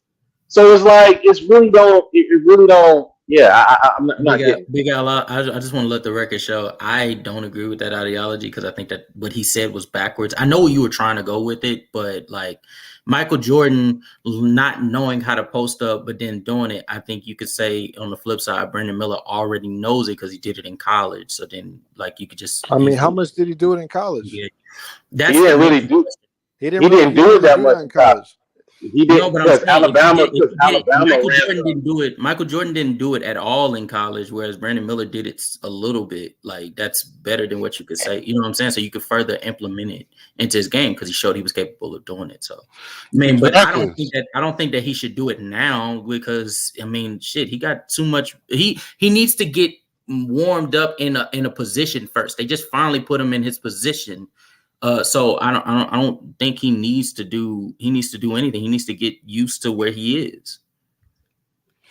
Yeah, that's fine. But now with the Michael Jordan's conversation, let's not dismiss the fact that actually Michael Jordan was pretty stout. He looked skinny, but he wasn't skinny. He was skinny, his first few years. Oh, he was stout. He was not stout. He was skinny his first few years. Then after the Detroit elbow to the forehead, then he put on mass to get stronger, and that's when he started going on that run, and he started putting guys in a box and putting them on the elbow and running the triangle offense with Phil Jackson. That's what that happened. But before that, he had a very slim build. Then he put on mass. Man, listen, Michael Jordan, they always talk about how he's stout in his body and how strong, and he had a guy body. What are you talking about? Because you're looking at him in the 90s, not in the 80s. In the 80s, he was a lot slimmer. In the 90s, that's when he put on his mass. 88 I would like you to look into 84 to 89. Michael Jordan had a slimmer build. From 89, 90 season onward, he looks significantly larger. Thank you. Yeah, but the point is, okay, guys, listen. But some guys are built different, man. Even with all you all are saying, he was so damn skinny. No, Michael Jordan was quick twitch. Yeah, he was athletic, but that don't mean that he was. That means he was stout. He was very strong. He was a strong guy. Being quick twitch doesn't equate to being strong. That just means that it doesn't equate to being strong. It just means that you're a quick twitch, meaning you can get off the ground faster. You're just faster than everybody. The thing was in the 80s, Michael Jordan just had that twitch where he was just bouncier than everybody. He was just faster than everybody. But when he ran against teams that built the wall, like they do with Giannis, he just didn't have that mass to get through, and he didn't have the certain additions to his offensive game that he developed to get past them, and that's what happened. Okay, all right, guys. So, who would develop a post game faster then? Well, you know what? I'm not going to say that because at the end of the day, Couch, you made a good point. Brandon needs to really acclimate and become more comfortable in scoring. Period. So until he gets that, he just doesn't need to really worry about the post. You don't know nothing about a post game, Big Al. So just don't even. Just leave it alone. Spike Lee never comes in peace. You know nothing about Spike Lee. When you deal with Spike Lee, proceed with caution. Man, Spike Lee, if I was to play you, man, I would post you up like your stepdaddy did. Oh dang, man. How tall are you, Spike? I'm 6'3". I would still post your ass up. I'm 6'1", nigga. Yeah, you probably 6'1", 300 pounds, huh? Yeah, I'm a big dude. I'm not gonna lie. I am. Yeah. But I still post your ass up. I might. You can't lie the way you breathe, you're a big dude. Yeah, you should be able to post that, Big Al. You should. Yeah, it's all good. But Big Al, you should try to post me up. Being 300 pounds, you should try to post me up. I damn will try to post you up. What you mean? That's all we do. Big Al, do you got a fast twitch for your size? Because I've seen some big guys at the gym got fast twitch for their size. Big Al got that quick twitch, guys. In the world, man. Shout out to all the big niggas in the world, man. Yeah, man. Well, listen, I'm only 5'8", so what do I have to play? Point guard only, huh? That's the only thing I can play is point guard. You damn right. That's all you can play. That's why you got an issue with Ish Smith. No, but I like Fat Lever. No, I like small point guards. I like Fat Lever, Muggsy Bogues, Spud Webb. I like Spud Webb. How tall was Fat Lever? I don't even remember how tall he was. About 5'9", 5'10". Oh wow! You remember Doyle or something like that? Yeah, Doyle. Yep. Doyle was the smallest point guard ever, I think. Him and Nate Robinson. I think Doyle was 5'5". He was short. For the Denver Nuggets. Yep, he was short. I think he was 5'5". I think Nate Robinson was 5'6". You don't need to talk about nobody add nothing to the game, Big Al, because you don't watch basketball, so you don't understand the historical standpoint of position scoring and ways to score and body sizes and body types and versatility. You don't understand all that, Big Al. You only watch one team. That's crazy. Your mama Well, Big And Al, at the end of the day, Hold on, Big at the Al. end Hey, of the day, listen, you gave Big me. Al, you done Listen, made Dex, let me yourself a say this. target. Dex, let me say this. At the end of the day, Spike, you gave me your mom's tank on School Henderson anyway, nigga. And you gave me your mom's tank on Brandon Miller, so you ain't got shit to say about that. yeah, But Big Big Al, Al, none you of made that. yourself a target when you said you was 6'1", 300. Yeah. Studio Barbers said, "Why is a dude 6'1" trying to post up? What the fuck?" Yeah. Yeah, so Big Al, Yeah, none of you that. supposed to be playing in the guard. You supposed to be playing So point guard like me. Big It Al, don't matter what. I'm still gonna post your ass up. Big Al, Big Al, Big I Al. can't take on you right now. None of those jokes change the fact that you don't watch basketball, Big Al. The All right. Laholic said Okay, Muggsy whatever you wasn't even say. small as at Okay, 5'3". whatever you say. My takes are better than you when it came to Brandon Miller. God damn it, I'll tell you that. You were a homer for Brandon Miller, and it worked I out was for you. not a homer. Congratulations, Big Al. He had not been drafted by the Hornets. When I had said, oh, the Hornets need to get Brandon Miller, so no, I'm not a homer for the Hornets. I just recognize good You're a basketball homer. players. You're a homer for Brandon Miller. That's what I'm saying. I was one of the first guys Listen, to Big really give Al. a take on Mark Okay, Big Williams. Al. You were a I homer was for one of the Brandon. best. Oh my gosh. Listen, I'm not. I told you, School Henderson is not as good as people say he was. I bet Casual wanted School Henderson to play for the Hornets. I bet. No. Be honest, Casual. No, I didn't. Come on, Casual. Before the draft, you wanted to. You thought School Henderson was the next coming of Michael Jordan, didn't you? That would have been again another Michael Jordan move. That would have been the dumbest move that you could have made. Why would you do that? Right. But okay. But Spike thought Scoot was the next coming of Michael Jordan. That's what he thought. Yeah, that's him. That ain't me. Yeah, Spike. Mark, was you trying to cam up? I was about to, but nah.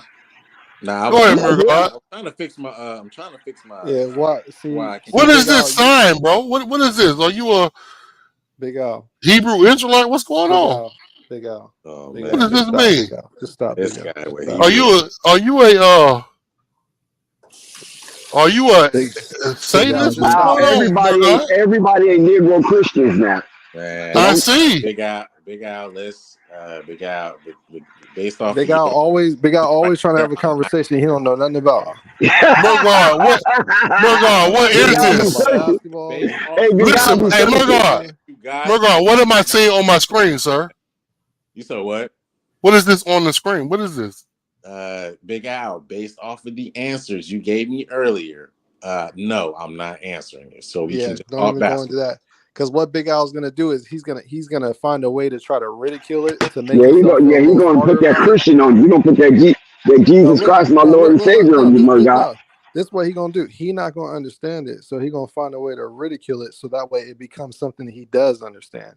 And then from there on, every time. How about this, Mike? Hold on, Big Al. Ask him what it is. I don't know what this is. Do I need to jump off the screen?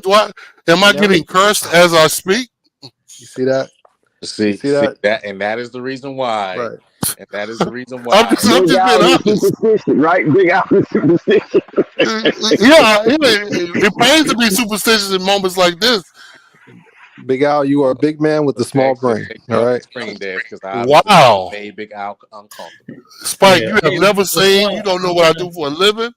You don't know what I do for a living or what I do on my off time. Yeah, you just told me I had a fucking small brain. I'm finna tap out, but reason why I did come on here is because I heard someone speak about how LaMelo Ball shot creation is relative to Stephen Curry shot creation, and I felt like that was like absolutely blasphemous. What? Oh, what was the exact? Well, why don't you go ahead and address that before you leave? Y'all were talking about how LaMelo. I think it was Big Al speaking about how LaMelo Ball's 3-point attempts is like way too high. How he's taking 16. He took 16 threes this game, and it was a problem. And the other guy said something along the lines of, Stephen Curry is taking those type of threes, so like he's taking bad shots. LaMelo's taking the same shots, and that is not true. Yeah, that's not what I said. So you got to. Yeah, that's what Spike said. You're right. Yeah, so let me go. LaMelo Ball is. I'll let you elaborate. Yeah, I'll let you elaborate before I say it. Yeah, so you got to get the quote right before you, because you gonna argue something that don't even exist. Okay. Right. So the whole reason for me bringing up Stephen Curry was to say every time LaMelo shoots it, it looks like it's going in, similar to a player like Stephen Curry. I could add another one, similar to a player like Damian Lillard.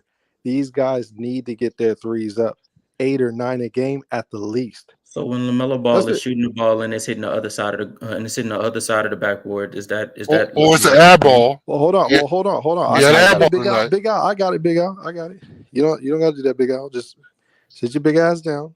Have a seat. Right. So yeah, LaMelo, when he shoots it, every time he shoots it, it looks like it's going into me.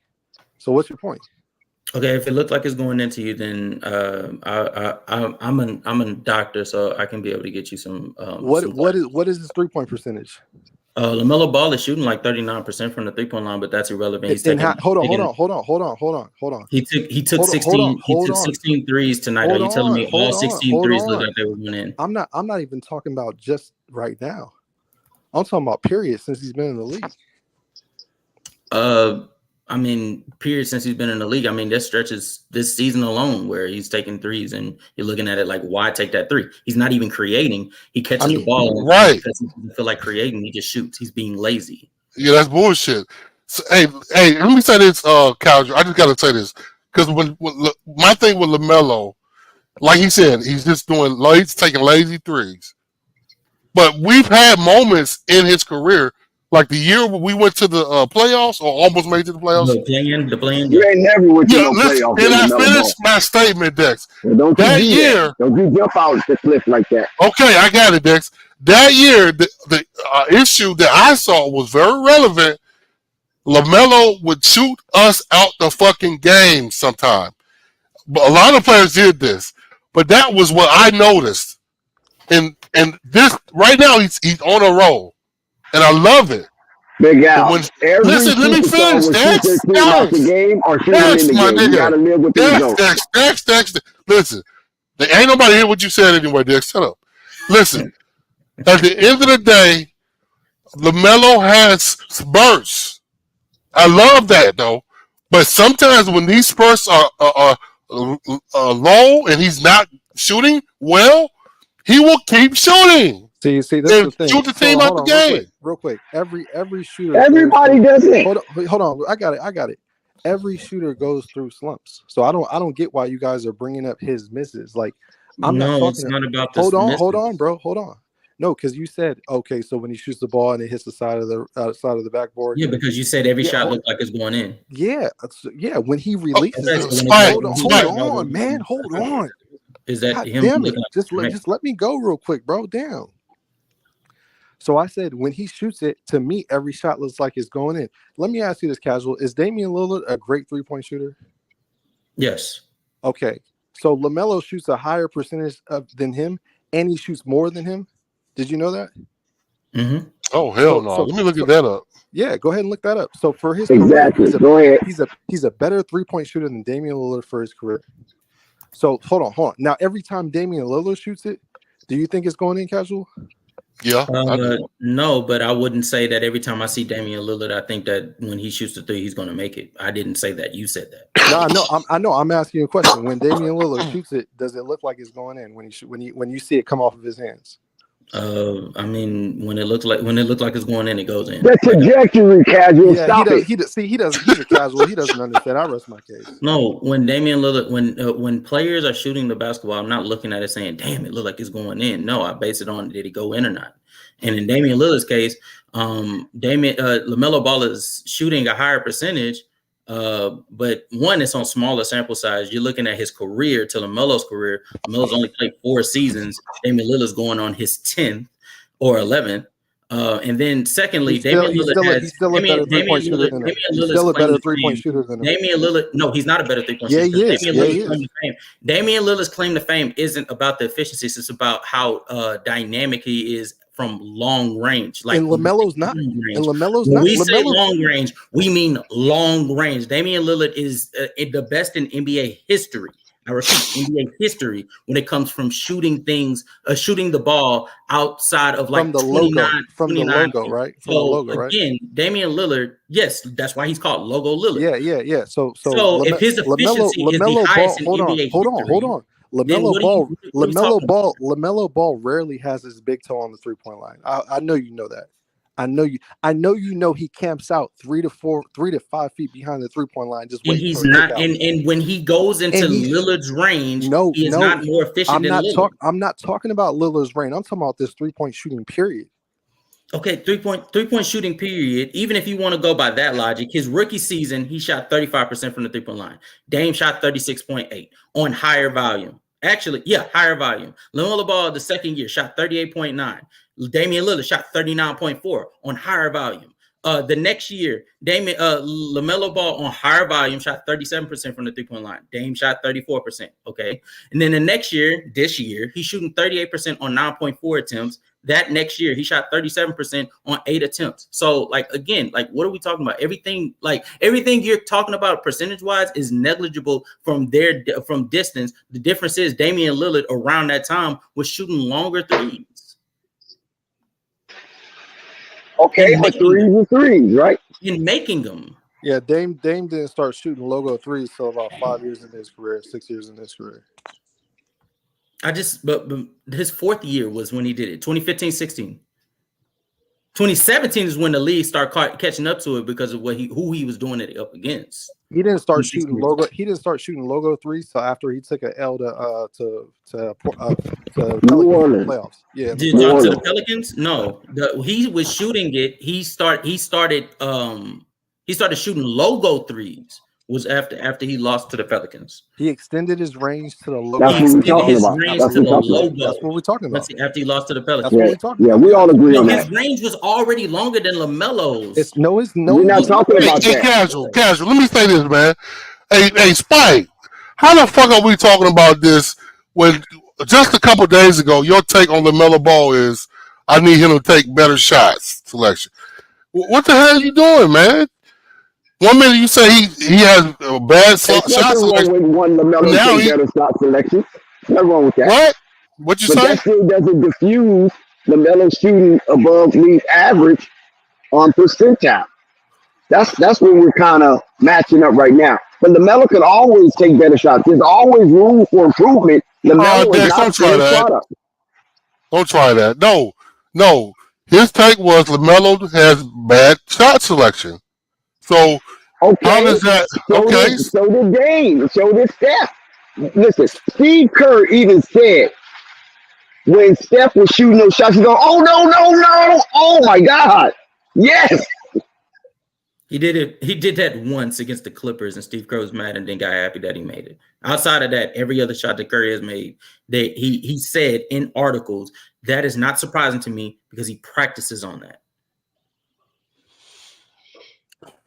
And again, my main thing is even if you want to say that Curry takes bad shots, I don't disagree. I think he does take bad shots. My thing is he's attempting to create separation for him to make it a good shot. It just so happens he's the greatest shooter of all time. So even the bad shots go in. In LaMelo's case, there's multiple stretches this season alone where you see him catch the ball and before even attempting to create any type of separation, he just shoots it. Why? Because he doesn't feel like getting into sets. That's a fact. LaMelo, I can literally pull up clips from this game that he just. So casual, you don't think that's a strategy? Without dribbling. Casual, I don't think it's a strategy. No, I don't think it's a strategy. I think that's a losing strategy if that's a damn strategy. Okay, I'm just asking the question. I'm not defending. I'm just asking the question. I'm just trying to stretch the conversation. That's all. No need. I mean, at the end of the day, LaMelo has had moments where in my opinion, he's shot the team out of the game. But right now, he's doing great. LaMelo shooting 30-footer since he was 13 means absolutely nothing to me. When in the NBA, the length is so much farther, and it's still a bad shot, especially when you consider. Well, 30 feet is 30 feet, no matter where you're at. Especially when you consider that he's 6'7" and can be able to. So just because you're in the NBA doesn't matter. 30 feet is 30 feet on any court. What are we talking about? What? No, you said the NBA court is much longer. That doesn't have anything to do with 30-footer. A 30 Okay, footer is so a 30 footer. I'm saying the defense is already extending further out. So you shooting 30 footers, especially when I just illustrated that he's not dribbling, so he's not putting any type of effort in. He just grabs the ball and shoots it. He's not doing it for no scheme or anything like that. He's doing it because he doesn't feel like doing it. No, he's He spacing doesn't the feel like floor. doing That's what he's anything else. doing. He's conditioning the defense. He's not. Right, that's what I'm saying. Trying to stress the defense, right? Then why, when the defense is already on him and he catches the ball, he still shoots. decides. He still chucks. That's what I was about to ask. He a lot of times he's taking shots with guys where he's covered. Listen. Let me tell you guys something. I don't know where all this. I'm just being honest, on man. the Lamelo Ball. Do you like the results you see? If you don't like the results you see, something is wrong. Because we just explained his percentage. So if you're going off the analytics, then that's pretty good what he's doing. But if you're going off the eye test and you consider yourself a basketball purist, then you could have a problem with that. So do you guys go off of analytics, or you consider yourself a basketball purist? I want Lamelo Ball to play winning basketball and longer than just until March. I want him to play that sounds like a deflection. I want Lamelo Ball to play longer into the playoffs. Longer, not even be a play-in team. I want him to be at the helm of a offense that goes into the playoffs. And I feel like if he takes these shots, being lazy on offense and just chucking up shit just to chuck up shit, but it's casual. We can't use it as a barometer. It's because everybody does that, no matter what position you're in. Some shots are taken based on fatigue or just being lazy. You know what I'm saying? I mean, that happens, and it's been happening. This is not nothing new. It's been happening since the NBA has been invented. Players have taken shots to try to cheat on one side of the ball, depending on the situation of the game. So why is it such a big deal in microscope is on Lamelo when everybody in the NBA does it, especially the starters? Who else is shooting the ball at me as soon as they catch the ball without running any type of set or anything? Yeah, that's a good question. Yeah, nobody's really. We just talked about Dame Lillard. He's not doing that. He is doing that. He has done that. No, he's not. When we played him, a lot of those threes he shot he was open. Man, he didn't take one dribble. Klay Thompson. There's a lot of people. I know he didn't take a dribble because he was open. I mean, you can go down the list. Klay Thompson is a perfect one, and you know what? You know what? He was benefiting off of the creation of who? Stephen Curry and Draymond Green. Lamelo Ball doesn't have that. We're not talking about the dynamics surrounding it. We just said who do, who don't. No. And I just named two of them. You're naming names, and I'm telling you why. That's even further reason that Lamelo Ball, of all players, should not. But that wasn't what we were looking for. We weren't looking for the dynamics. We were just looking at who does it. Because we're making it seem like Lamelo is an oddity by doing what he's doing, and I'm saying he's not. Lamelo Ball. A lot of players shoot the ball, quick shots in the shot clock. And a lot of people complain about it, but that's part of the nature of the game. Lamelo Ball being the primary playmaker for the Charlotte Hornets is not. He cannot afford to waste possessions just shooting. Hell yeah! Listen, wasted possession. There you go with that bad word, wasted possession. Dex, you said the same thing, bro. Come on, man. You said you mentioned wasted possessions. Listen, you guys are making it like it's deplorable. Well, that's the problem, man. That's why the Hornets struggle to win. One thing I can say when it comes to wasted possession, I will bring a balance to it. You guys are not bringing no, especially you, Big Al. You're not bringing no balance. You're just sticking on the negative.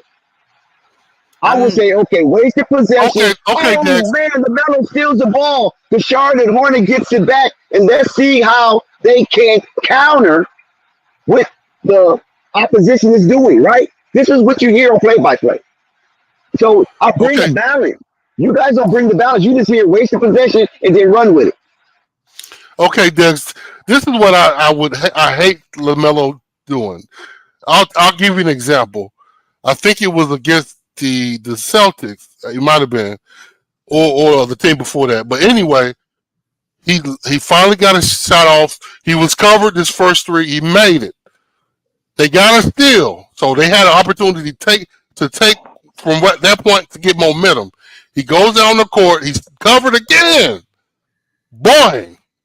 And he shoots the three. I'm like, God damn it, like Patrick said, run a fucking set, nigga.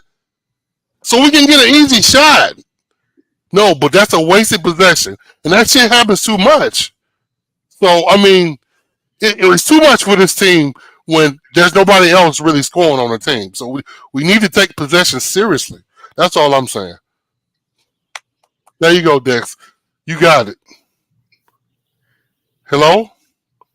On a positive note, Lamelo Ball, he's further showing evidence that he's developed poise in the clutch. Exactly. Yeah, he is doing that. I agree. Yeah, that clutch gene is for real with him. Yeah, what?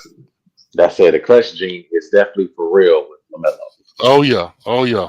You know, what he had like 10, 12 points in the fourth quarter tonight. Yeah, somebody keep calling my damn phone. I'm sorry. Against the Boston. Can y'all hear me now? So I can rebuttal Big Al real quick.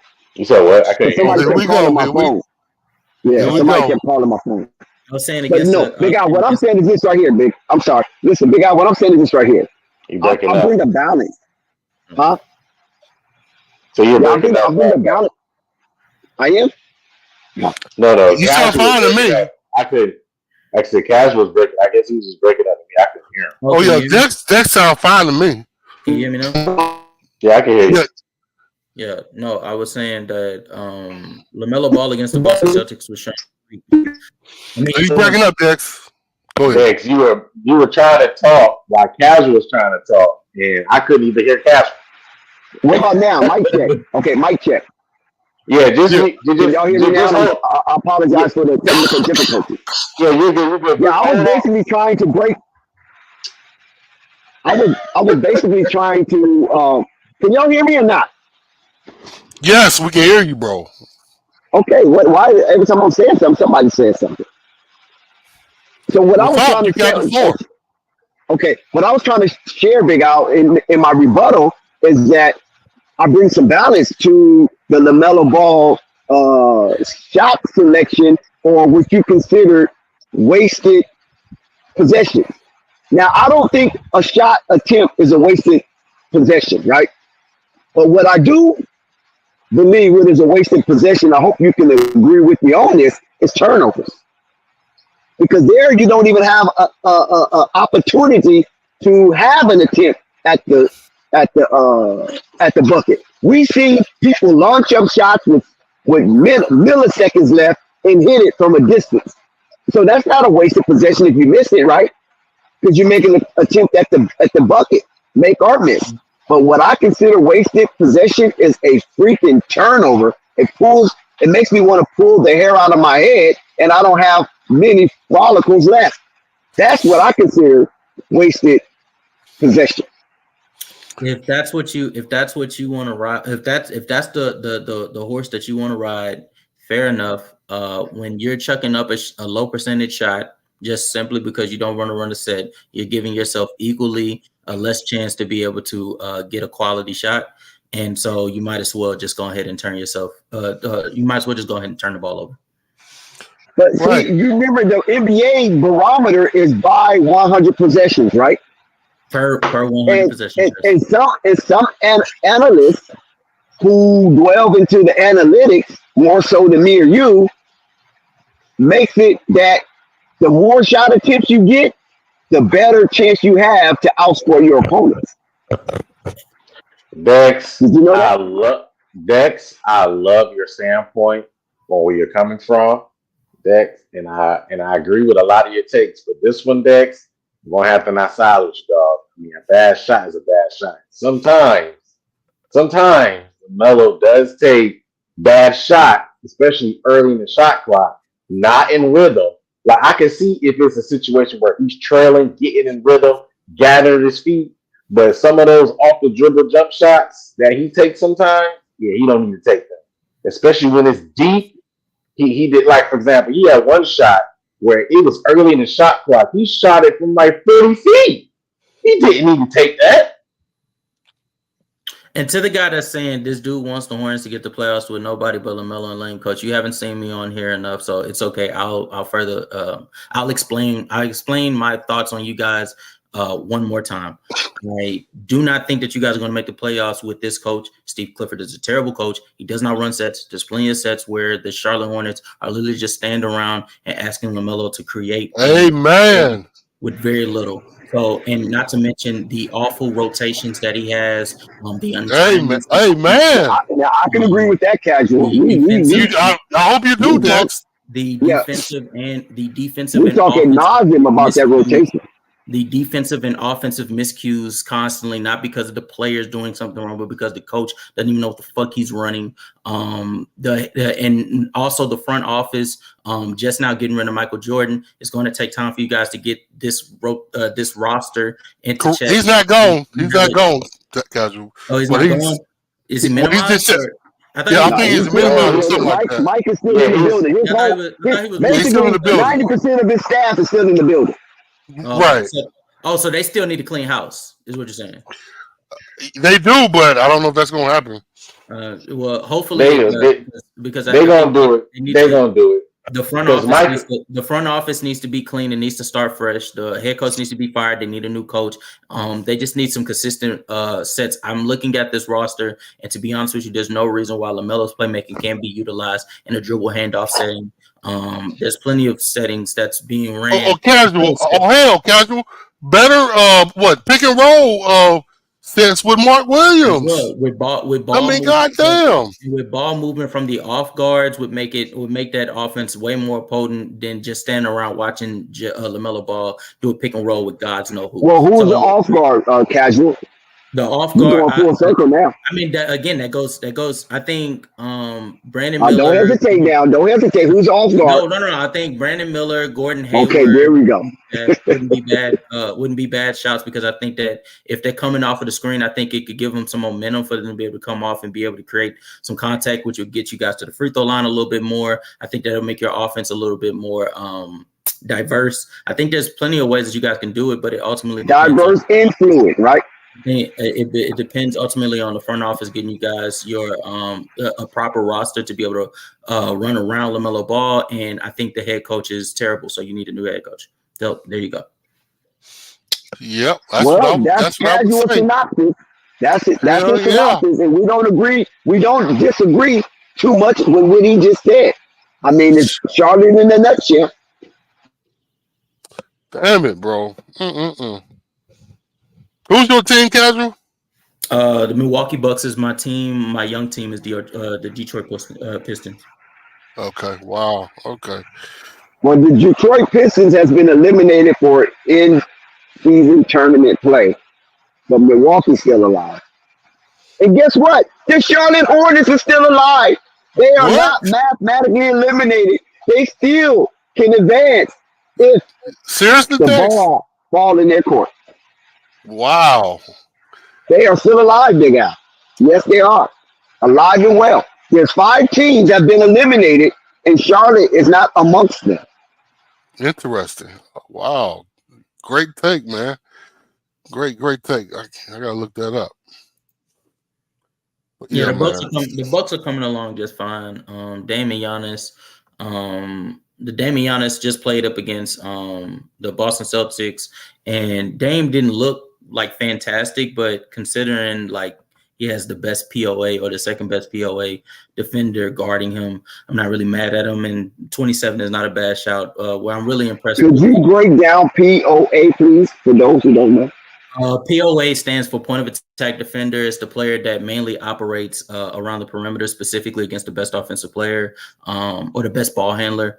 In this case, for Jrue Holiday, it's Damian Lillard. And so when you wage who is the best, you basically judge off of how well someone is on the perimeter guarding that perimeter player. So taking into account their efficiency, how well they are able to get shots up when against that player, those are best ways to be able to wage who is a POA defender. I'm glad you brought that up because you just jarred something in my head. Now, we talked about the the hierarchy of the Charlotte Hornets, right? And how do the POA, point of attack, of course, when it comes to the second best player of the Charlotte Hornets, and you have tagged Mark Williams in that over Miles Bridges? Say that again. How do that POA come into effect by you choosing Mark Williams over Miles Bridges? It's null and void because neither one of them want to attack defenders.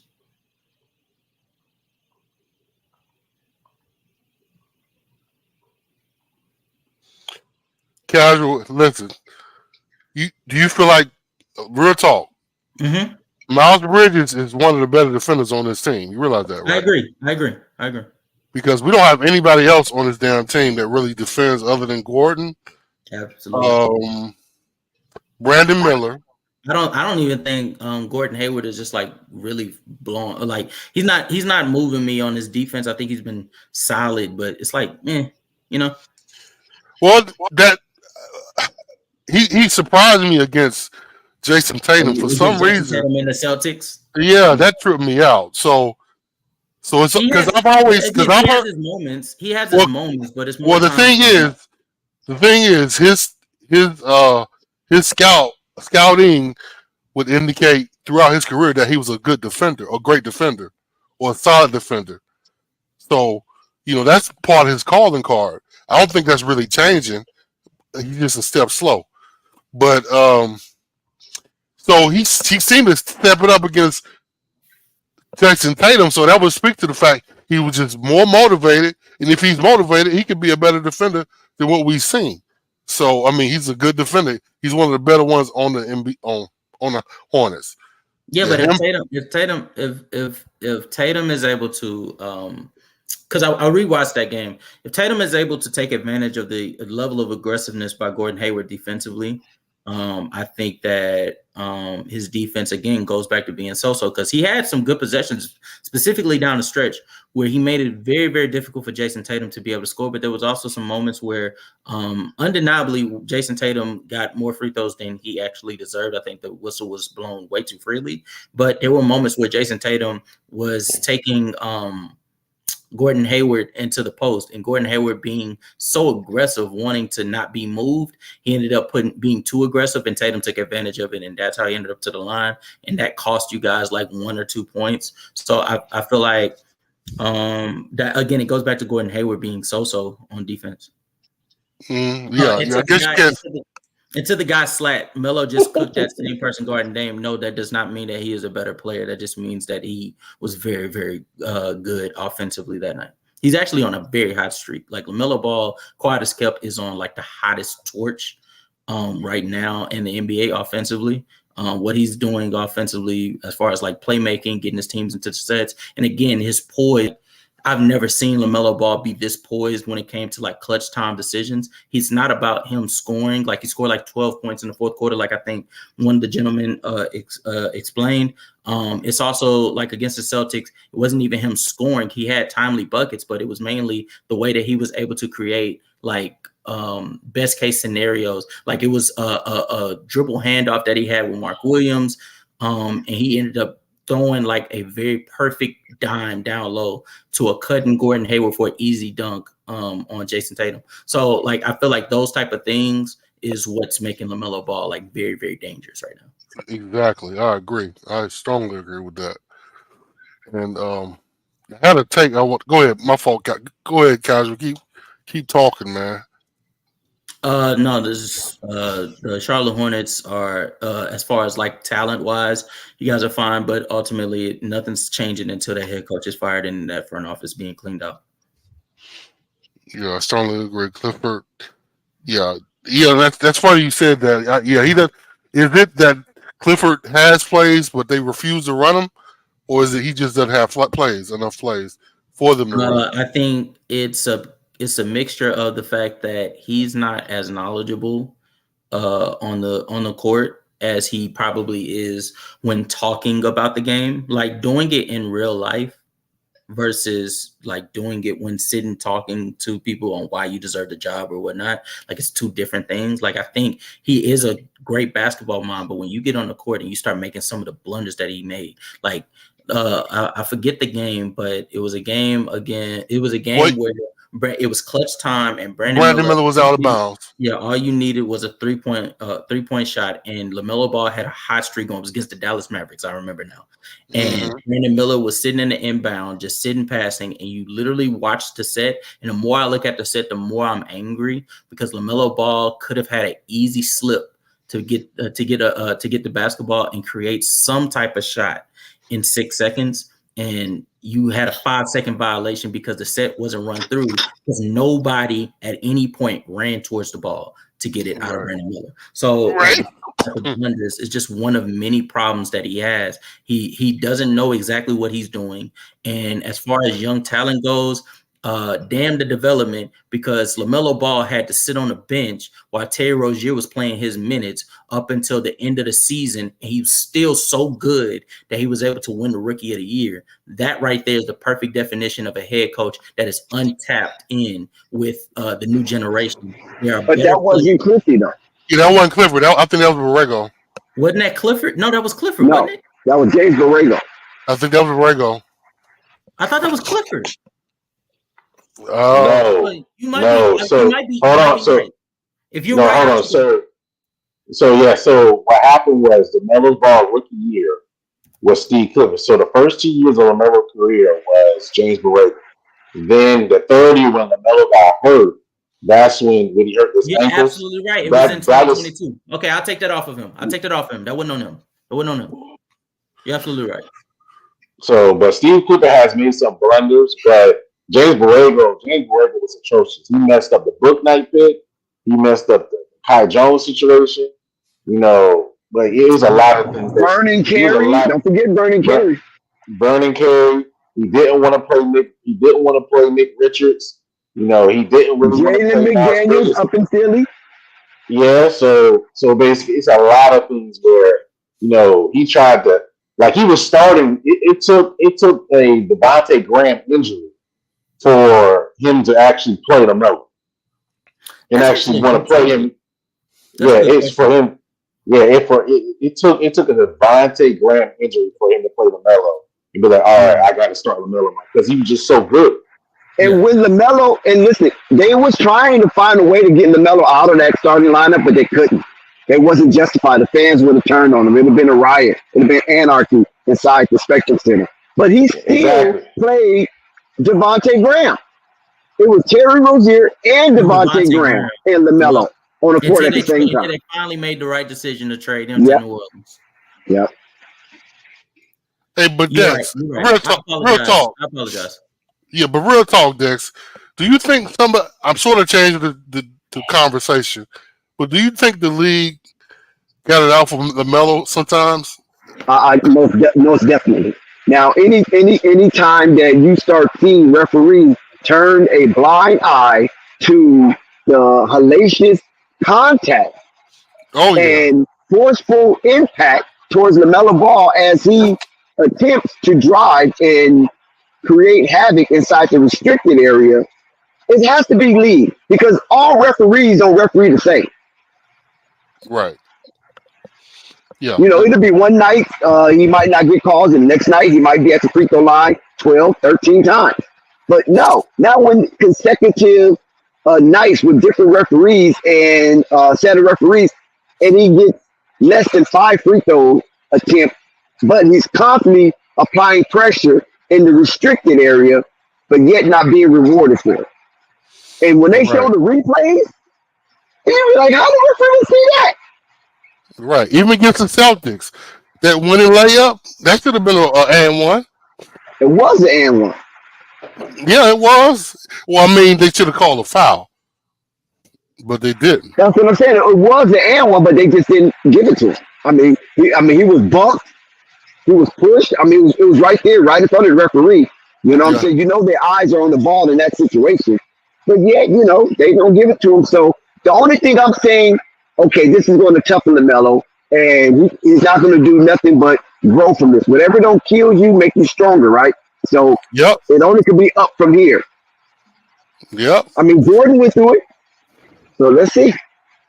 Is LaMelo Ball a top 30 player? I believe so. Yeah, he is. I think he is. I looked at the stats the other day.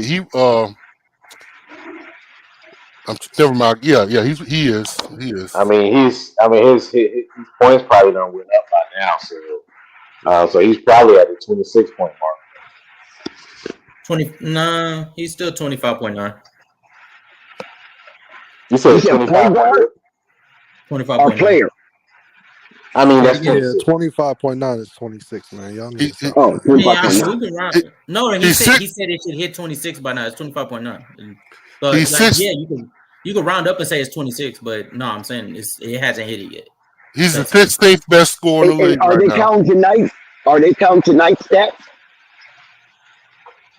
Yeah, so if they didn't count, they counted tonight's stats. They counted tonight. All right. So it's about to hit that. So he has another 30-point game. It's gonna be over 26 for sure. I don't even think he need another 30-point guard. I think he need like 22. Nah, he need to go over. He need to go. Hold on. Okay, how many games he played? He played like 12 games, right? 13 games, and then if you count up all his scores for every 13 games and divide it by 13, that's when you get his average. But check this out, Dex. He's at 25. I mean, what did he say? 25.9. All he needs is another 22-point game. But check this out, Dex. He's averaging 25. He's right out of the top 5 in point guards. He's number 6 top average scoring point guard. He's the number 6, number 16 overall in the league. Okay, that's well within top 30. He's at the halfway mark. Yeah. Let me see the assists. I think he's one of the top assist man as well. He's number 5 in assists. So that's top 30. But you know what hurts LaMelo? This is what hurt LaMelo. The wins and losses. Yeah. Because that always is held against you. Preponderantly. That's not. So he got to get more wins. It doesn't matter if his numbers are that. They're going to count it as empty calories. So LaMelo and the Charlotte Hornets going to have to get more wins. That's not true. Wins and losses is not what makes you a top player. It's about your performance, your impact on the wins and the losses. I got a bad stat. My fault, Casual. This is why we talk. Me and Casual, we're talking about this damn. We got to be more organized because of shit like this.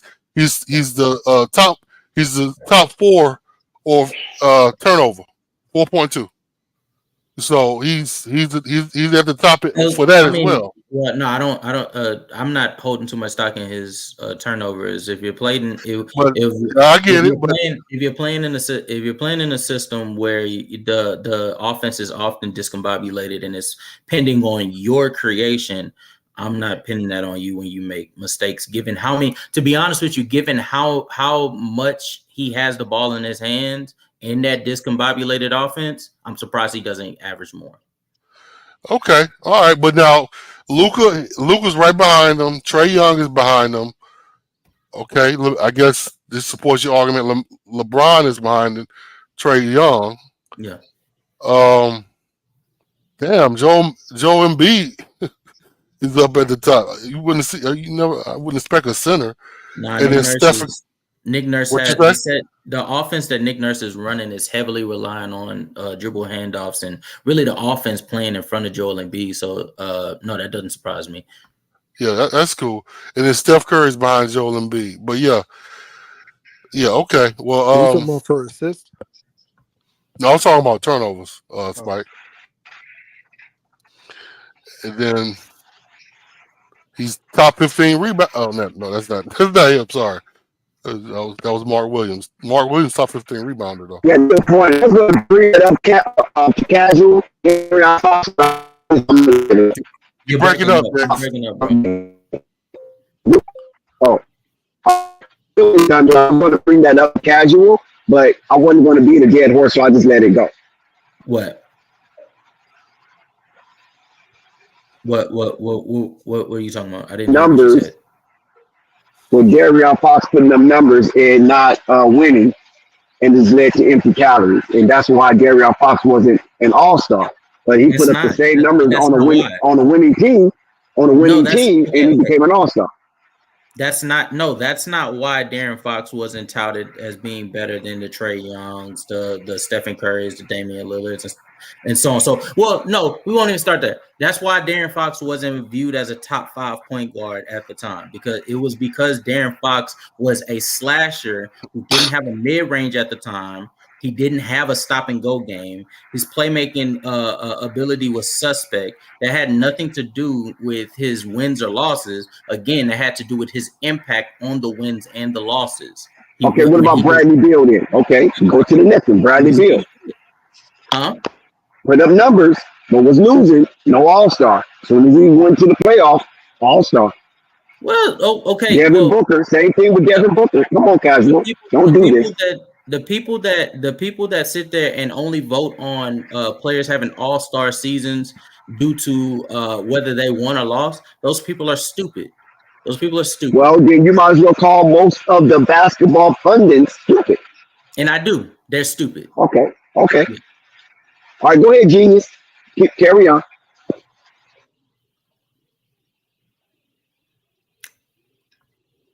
What? Oh, you want me to say something? Yeah.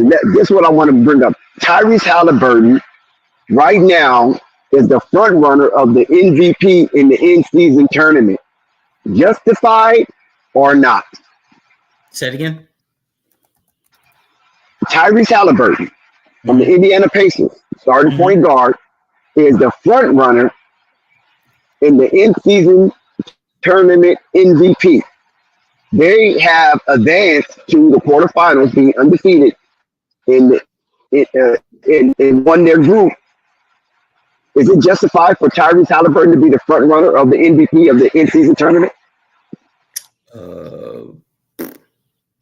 I'm not really sure. I mean, I would say yes, because I mean, the Pacers' success is heavily reliant on his production, like you saw against, I believe it was Toronto, when his production was it was against Orlando. I'm sorry, against Orlando, when his production dropped significantly. You saw that they were not competent of an offense at all, and they got blown out the building. But when he is on point, I mean, he's putting up all-star, all NBA numbers while the team is cruising through certain teams. So beside that question, I would ask, so who do you think is in a better situation? Tyrese Halliburton or Lamelo Ball? Tyrese Halliburton by far. Okay. Well, Lamelo's averaging more points than Tyrese. Shooting better from the three. Only problem is he's not averaging as many assists as Halliburton. Tyrese Halliburton is being a better defender. Scoring wise, fair enough. What is Lamelo shooting from three right now? Lamelo Ball shooting like 39% from the 3-point. Right, so he's not shooting better than Tyrese from three. Then. I was about to say even if, like no, because I was about to say. My bad. I was looking at somebody else. I was about to say, even if you want to say that Lamelo Ball is shooting better than Tyrese Halliburton, given like the level of difficulty or something like that. I mean, I've been very critical on Tyrese Halliburton, saying this 25-12 is the safest 25-12 I've ever seen a star point guard give. That being said, I cannot deny the efficiency. This dude is efficient across the charts. 25 points on 52, 46, 91 splits. Unheard of. What do you mean by safest? What do you mean by safest 25? What do you mean? Safest from the standpoint of he's not making any high leverage passes. He's not putting himself in any difficult situation so that he could be able to leverage his scoring gravity to be able to create even more open opportunities for his guys like Buddy Hield, like Benedict Mathurin, and him basically doing what the set is set to do. Once the player gets open, he gives them the ball, they shoot it, they make it. And it goes on like that, essentially, right? And then even from a scoring standpoint, he's not taking like difficult shots. He's more or less setting himself up for the highest quality shot. That being said, that is value in that. So Tyrese Halliburton shooting 52, 46, 91 splits, that's unheard of. And him giving you 12.3 assists, given how much he's running that offense and only turning over the ball half of the time that LaMelo does, that counts for something. And then defensively, he's better. Right. I agree with that. Hey, Casual, is Tyrese Halliburton a better basketball player than LaMelo Ball? Yes. If you ask me this 2 years from now, I have a different answer. I guarantee you. Now, can Tyrese Halliburton take what's the guy from the Celtics? Drew Holiday? Yeah, off the dribble and break his ankle.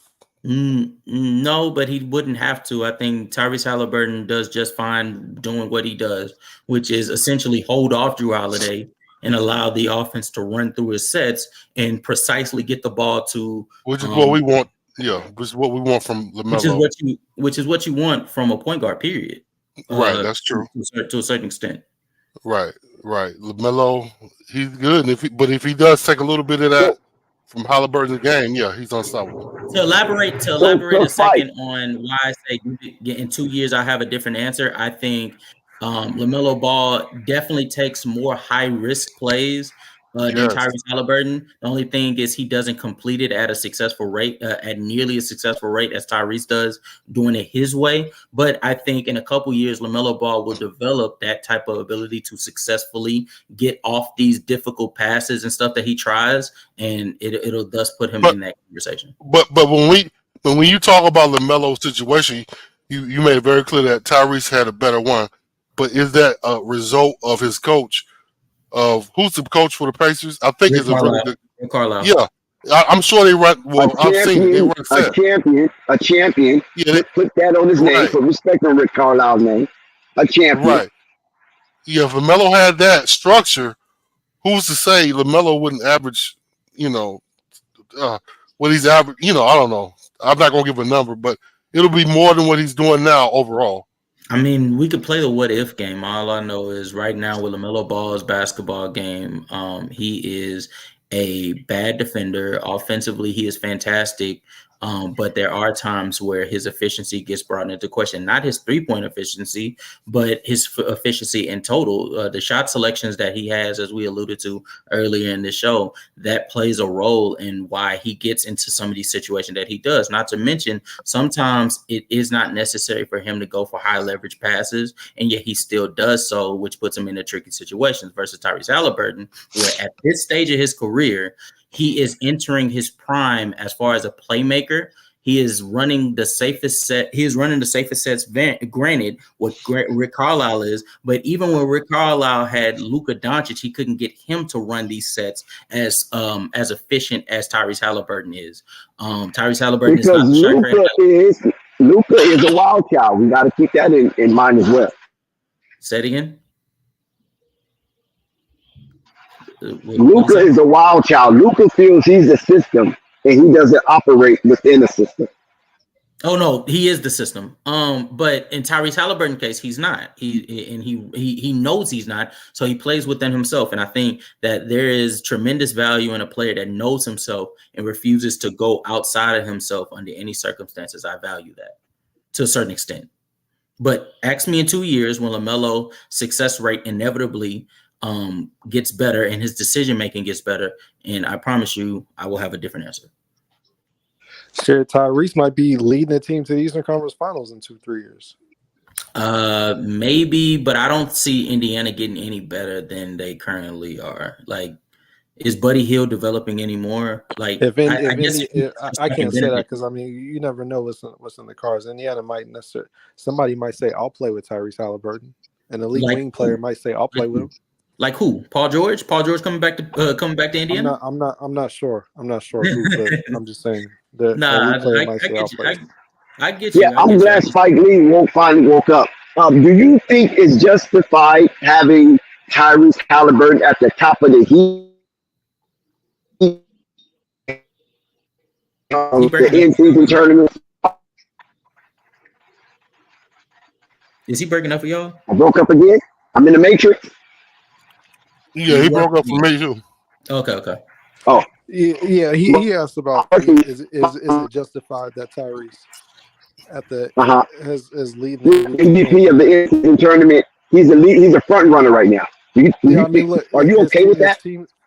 His team's undefeated in tournament play. I think he went on some crazy streak where it was like 38 assists and like 4 turnovers or something like that. He's averaging 25 plus. I mean, or something like that. So, yeah, I mean they're beating the Sixers. I mean, they're playing exceptionally well, and he's the reason for it. So, I mean, yeah, that's usually how you gauge an MVP. And the reason why I'm asking that, right, it doesn't have anything to do with the Lamelo Ball, Tyrese Halliburton comparison, is because when I researched that, I saw numbers that appear to be more reflective of an MVP frontrunner than that of Tyrese Halliburton. For instance, Sabonis for Sacramento. Look at his numbers. He's very warranted to be an MVP. And, of course, Jokic. Jokic is averaging a 30-point triple-double, and he only have one loss in the in-season tournament. And they are tied basically with the New Orleans Pelicans, the only team that beat them in the in-season tournament so far. And Jokic is averaging a 30-point triple-double. So that's why I asked those questions, because when I saw Sabonis numbers, I was shocked, because they're undefeated as well. And when I seen Jokic's numbers, I was really shocked. Sabonis has a player averaging down near 30, though, next to him. Right? Yeah, but we're just talking the numbers individually. Yeah, because Tyrese is on the top of the. Tyrese numbers hold more weight than Sabonis in my mind, because Sabonis got a player next to him averaging 30. Okay, Spike. What about Jokic is not playing with his starting point guard?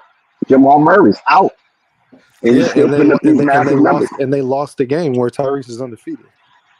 Okay, so that's where you're going. Okay, Spike. Hold up. Who was averaging 30 beside Jokic? De'Aaron's averaging down near 30. Oh, you meant Sabonis, right? I mean, that's what we was talking about. No, I thought Dex was talking about Jokic. Yeah, Sabonis is averaging like 24, 25 triple-double, and Jokic is averaging a 30-point triple-double. Yeah, he wasn't talking about Sabonis, though. He was talking about Sabonis, Big Al. Yeah, Sabonis also. Both of them are averaging triple-doubles, and Sabonis' team is undefeated. But Jokic's team lost one, and they lost to the New Orleans Pelicans.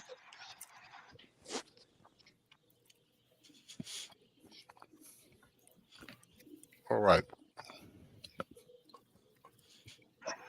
So I was just trying to gauge the importance of what Tyrese Halliburton is doing with the Indiana Pacers compared to all the other teams that are doing fairly well and putting up monster numbers to go with their win total.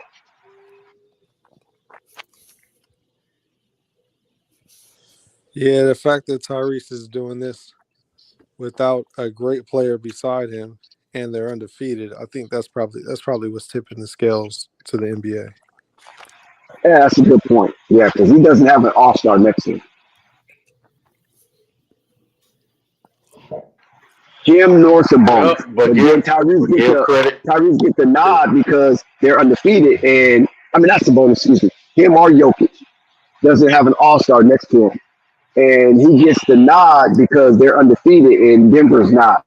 So, man, they run an incredible. I mean, Rick Carlisle, man, and it does go back to, and it does go back to wins and loss when the numbers are similar. Mm-hmm. But I was told earlier that wins and loss really doesn't have anything to do with much of nothing. Casual? Huh? Are you the one who said that? What? Dex said you said that wins and losses don't have much to do with nothing. I said your impact on wins and losses is what matters. You're judging on whether a player is good or not. Wins and losses do not matter. It's about your impact on those wins and losses. Okay. That's the same thing to me. I mean, if you play well but your team lost and niggas say that you're trash, I feel like that's being disingenuous to the player. But if you played bad and your team lost, then I think the criticism is warranted. So if you play good and your team loses, you're saying you shouldn't get criticism for that. I'm not saying that you shouldn't get criticism. I'm saying there should be proper context added to it. Like, for instance, Lamelo Ball loses to the New York Knicks, but he had 34, 5 and 9, shooting 54, 61, 100 splits. I think proper context should be given, saying that, okay, your team got their ass whooped, but offensively you played phenomenal.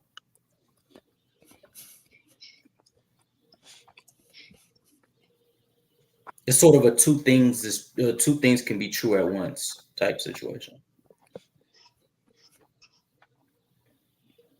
Yeah, I'm a base a player off of how they affect winning and losing, and when they win and lose. Like, to me, it all goes together. If you win and lose, but you play well, I'm not holding you to the fire. I'm going to be searching for the real reason why you lost, because it couldn't have been you, because you did your job. But I mean, just because somebody has a good offensive game doesn't mean they can't be the reason. Doesn't mean they didn't contribute to their team losing. Yeah, I said if you do your job, and your team loses, I'm not going to look at you because you did your job. But if you did not do your job and your team loses, I'm going. I don't know about that, Casual, because you can have moments where a guy is stinking it up and they get blown out. In the first half? But the second half, the team that's winning is like, fuck it, we don't won the game. And the guy that was doing bad, who's the best player on the losing team, can go on a string and just get 30 points. But he didn't really do anything. He wasn't playing against defense. That's such a rare situation. It happens on bad teams, bro. But I'm saying on a usual basis, if a team is getting blown out, they're protecting their star player. So that player likely is being sat out once the game is out of hand, right? So in Lamelo Ball's case, and especially, like, I watched that game, Lamelo Ball was playing well against the New York Knicks. It was just everybody else was fucking ass. So if that's the case, I'm not gonna then look at Lamelo Ball and be like, damn, you should have did more. No, nigga, you played phenomenal. I'm not looking at you. Your team was ass. Well, Spike, you do what you. No, I mean that wasn't. It's like this.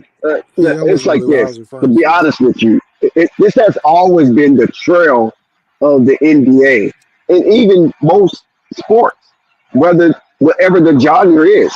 That if you got two players of equal statistical category, they're going to go to where? To show who is the better player. What they're going to go to. You got two players that's even in statistical categories across the board. What is the next stage that will differentiate the two players? Hey, Dex, highlight Thunder's last comment. Okay, but I'm asking a question right now. Okay. Can I get an answer? What was your question? I'm sorry. Okay, this is for anybody, not nobody in particular. Anybody can chime in on it. If you got, let's say me and you, Casual, me and you have the same statistical numbers across the board in the categories. What would separate us after the numbers have been read? To qualify or quantify the better player. Dex, damn. How I thought this comment, man? That's the same shit he asking. Okay. Oh, yeah. Yeah, I'm reading a comment actually. That's why I didn't hear what you said. He What asked comment me is it? who would get more respect, someone averaging 30 on a 14th seed or There someone you averaging go. on a second seed.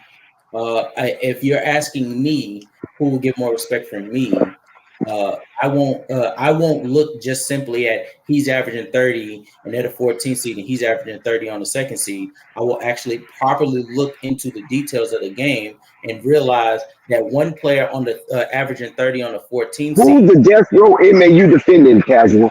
which is why they're a fourth seed. Not to mention, you're not taking into account efficiency. Casual, You're you not taking sound like you defending the death row inmate.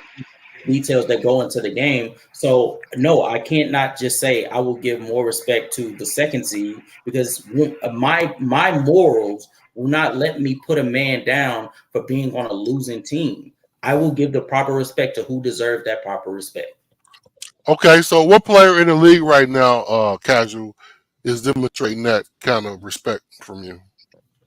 A player that's like on a losing team that's playing well? Right. Lamelo Ball. Okay, I'm just asking. Yeah, Lamelo Ball.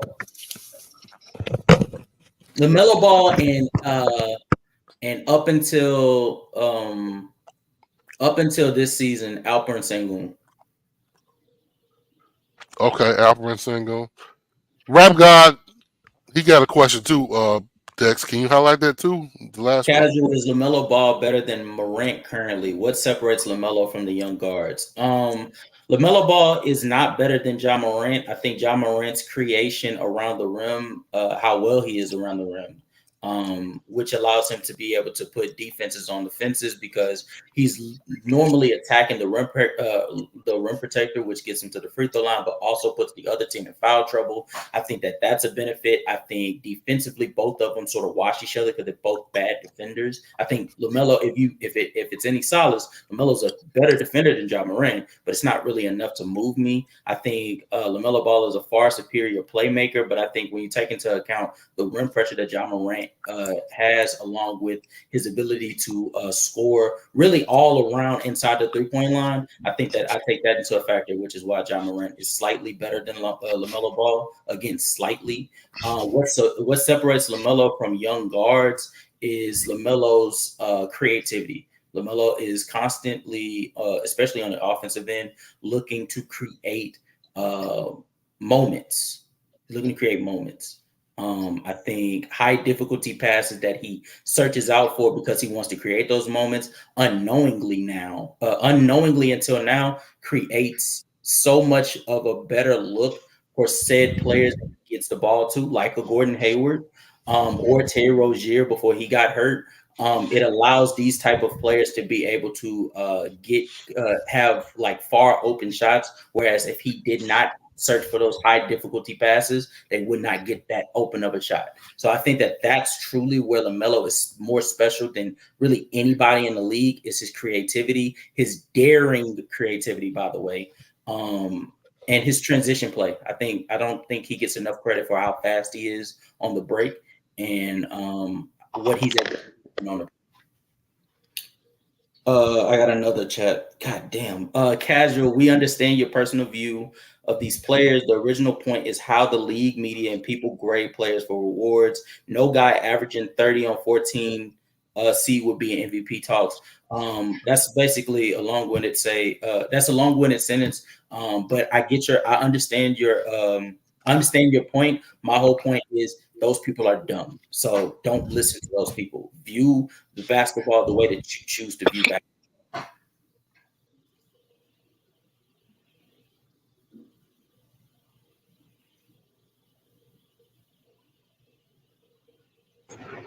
Well, there you have it, folks. Those questions was answered. He met them head on like a Mack truck. Didn't run or dodge. Was very simplistic and concise in how he answered and delivered. So big ups to Casual on that.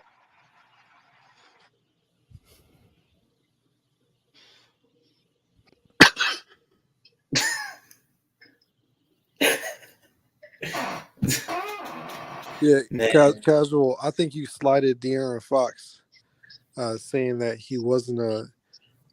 You said he wasn't a strong playmaker and didn't have a mid-range jump shot at a point, but he's had a mid-range for about the last 4 or 5 seasons now.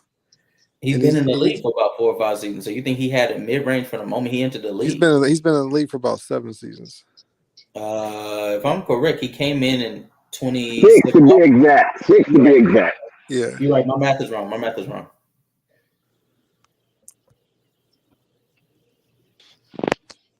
Yeah, you might want to. You wanted me to talk about it.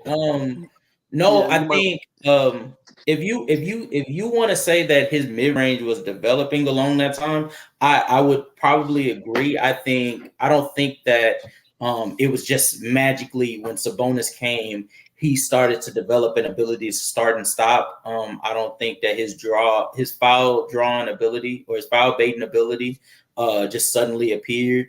But I do think that his mid-range specifically, as far as like him utilizing it more often than just running to the rim, I think that became very pivotal within like the last 3 or 4 seasons. The last 3 or 4 seasons is typically not typically, but in De'Aaron Fox's case, I think the last 3 or 4 seasons is when he truly started to come into his own on the offensive end. He stopped slashing so much to the rim, like purely, and started mixing up his game. Some possessions you would see him coming off of the handoff, looking to shoot a midi, or he would use his stop and start ability to create a floater advantage, or there's situations where you see him on the opposite side of the rim use his agility to be able to come across and create for guys like who's the shoot, Buddy Hield, before they traded him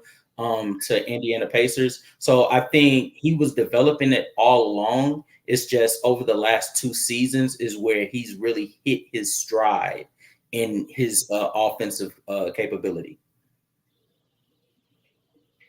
But no, you're absolutely right. I think I would give him 4 years where, because I'm looking at the numbers right now, he was shooting like upwards of like 42% starting from there, from his 3rd season on. So yeah.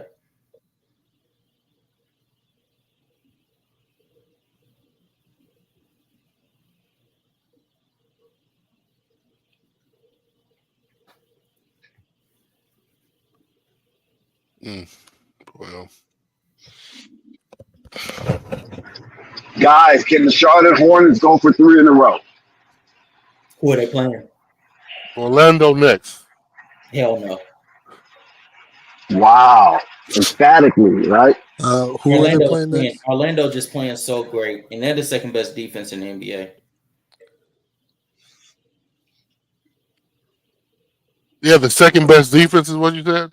Yes, Orlando is the 2nd best defense in the NBA, and the way that Paolo is on his streak, along with having like everybody defensively like playing like collectively, I truly, outside of Lamelo playing great, and even then Jalen Suggs quiet as kept, is making he's making a case for him being one of the league's up and coming point of attack defenders. I think nobody else should really do much in this game. I would be very surprised. Wow, that's interesting. Jalen Suggs' uncle is a friend of Flight Sports TV. He is a celebrity bodyguard, and he have been on Flight Sports TV on numerous occasions, sharing his content. And I watched Jalen Suggs play, and when I seen him, he was a rookie, of course. And when I seen him, it looked like his game was so polished, but I don't know what happened. It's just like, he's kind of, disappeared a little bit. But now that you mentioned that he's playing such outstanding defense, that I had noticed. Yeah, defense. But when they played the Lakers, I mean, he was tearing a new hole in the Lakers, man. Yeah. And he missed the last shot of the game that could have won that game for the Lakers, and Lakers were very fortunate that he did. But Jalen Suggs is doing very well. The Gonzaga standout, same teammate of Chet Holmgren. I mean, listen, Jalen Suggs is the real deal. But I just don't see them beating the Charlotte Hornets. I'm telling you. If the Charlotte Hornets can play anything close to what they played tonight, Orlando's in trouble. And I don't care where they play at. Whether they play in Disneyland or they play in Queen City. Man, what is going on? What is going on with Scoot Henderson? Go ahead, Brody. Go ahead. Oh, my bad. I was just looking at the stats for Scoot Henderson, man. I'm just kind of curious of what's going on, my buddy. The problem with Scoot Henderson is he's not a good enough finisher. He's not a good enough shooter to warrant defenses to be honest to him. And so, as we all know, coming into the league, he was the love affair for him was his potential as an athlete, 6'2", having bunnies like Russell Westbrook in his prime. It was supposed to be like a really he was supposed to be a very polarizing point guard. The problem is when you come into the league and you're shooting so poorly, the defense don't trust you, and so they're able to pack the paint. And being 6'2", I don't care how athletic you are, it's very, very hard for you to be efficient there. Mix that in around the rim. Mix it in with the fact that playmaking wise, he's making constant misreads. It was sort of like a perfect storm type of situation for him. Yeah, I was thinking about that the other day, Casual, about Scoot, because I noticed. I mean, I was thinking about the fact that there's really no point guard in the league that's not able to really give you that business from the three. Mm-hmm. There's not really a Rondo right now, and Scoot, because of his shooting inability, he probably would be a Rondo, but he wouldn't even be that because, like you just said, he's not the best playmaker either. So yeah, I agree with your assessment on Scoot. I think Scoot is really. Hold on one second. I think Scoot game is suffering based on the absence of Anthony Simons. When they was together with Shaden Sharp, it was more of a threat for the defense to pick their poison, and Scoot benefited off that. But now that Anthony is not there, and it is just Shaden Sharp and JG, there's no room for Scoot to showcase whatever he have to showcase, minus one of their main pieces, Anthony Holiday. Dex, can you elaborate on that? So Anthony Simmons? Excuse me, Anthony Simmons. No, Anthony Simons. You said Anthony Simons. Anthony Simons. So Dex, can you elaborate on that? Why Scoot was better with Anthony Simons? I mean, give me detail, please. Hello, Dex, you there? Real quick, chat Casual, what other players and what none. Young player Kay Cunningham, by far I'm a major supporter, and then superstar obviously is Giannis Antetokounmpo, but Nikola Jokic is who you will find me defending more often than not, because I think Quiet as kept his offensive greatness is starting to come up there with some of the all-time greats like Kobe Bryant, like Shaquille O'Neal. 2019 Fox actually has the same numbers as 2022, 23 Fox. The difference is team is way better and went to the playoffs. I think the maturation of his game would not be highlighted if he was losing. I think in 2019 versus 2020, 23, Darren Fox, if you look further into the statistics, because obviously you're looking at the stats. If you look further into his statistical production, you will notice that he was a noticeable better mid-range shooter. He was shooting career highs as far as like efficiency, and you were not seeing him in clutch time decisions. His clutch time decision making being nearly as efficient as he was during that entire regular season. And to be honest with you, up until he got hurt in the Golden State Warriors series, Darren Fox was playing phenomenal basketball just all around offensively. It was the best Darren Fox that we have seen yet. So even if you want to say that his stats are comparable, which I don't think so, but I'll check to make sure, he was still much better in 23 than he was in 2019. And then Scooter shit. Scooter has no offensive skills. He's still a teenager. If he had Scooter, I think we'd be winless. That's crazy. The hate on Scoot is crazy because Scoot is like, I don't know what guys thought that Scoot was going to be right out the gate. Like Scoot, even when they were drafting Scoot, it was well known that he was going to be a project. So I don't understand where this logic of Scoot is a plus. Because, oh, lo and behold, he's a Well, project. he ran game out of town, Casual. Come on now. You know why the hyperbolics was out and about and Scoot. He ran game out of town. He didn't and had the nerve to have double zero. It was time for Dame to leave. So It was time for Dame to leave.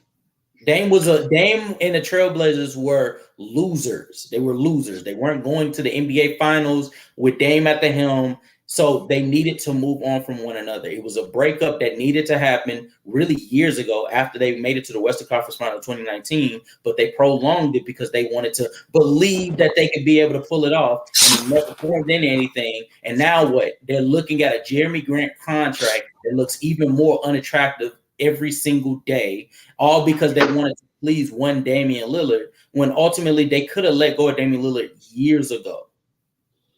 So no, and they should never have re-signed Jeremy Grant.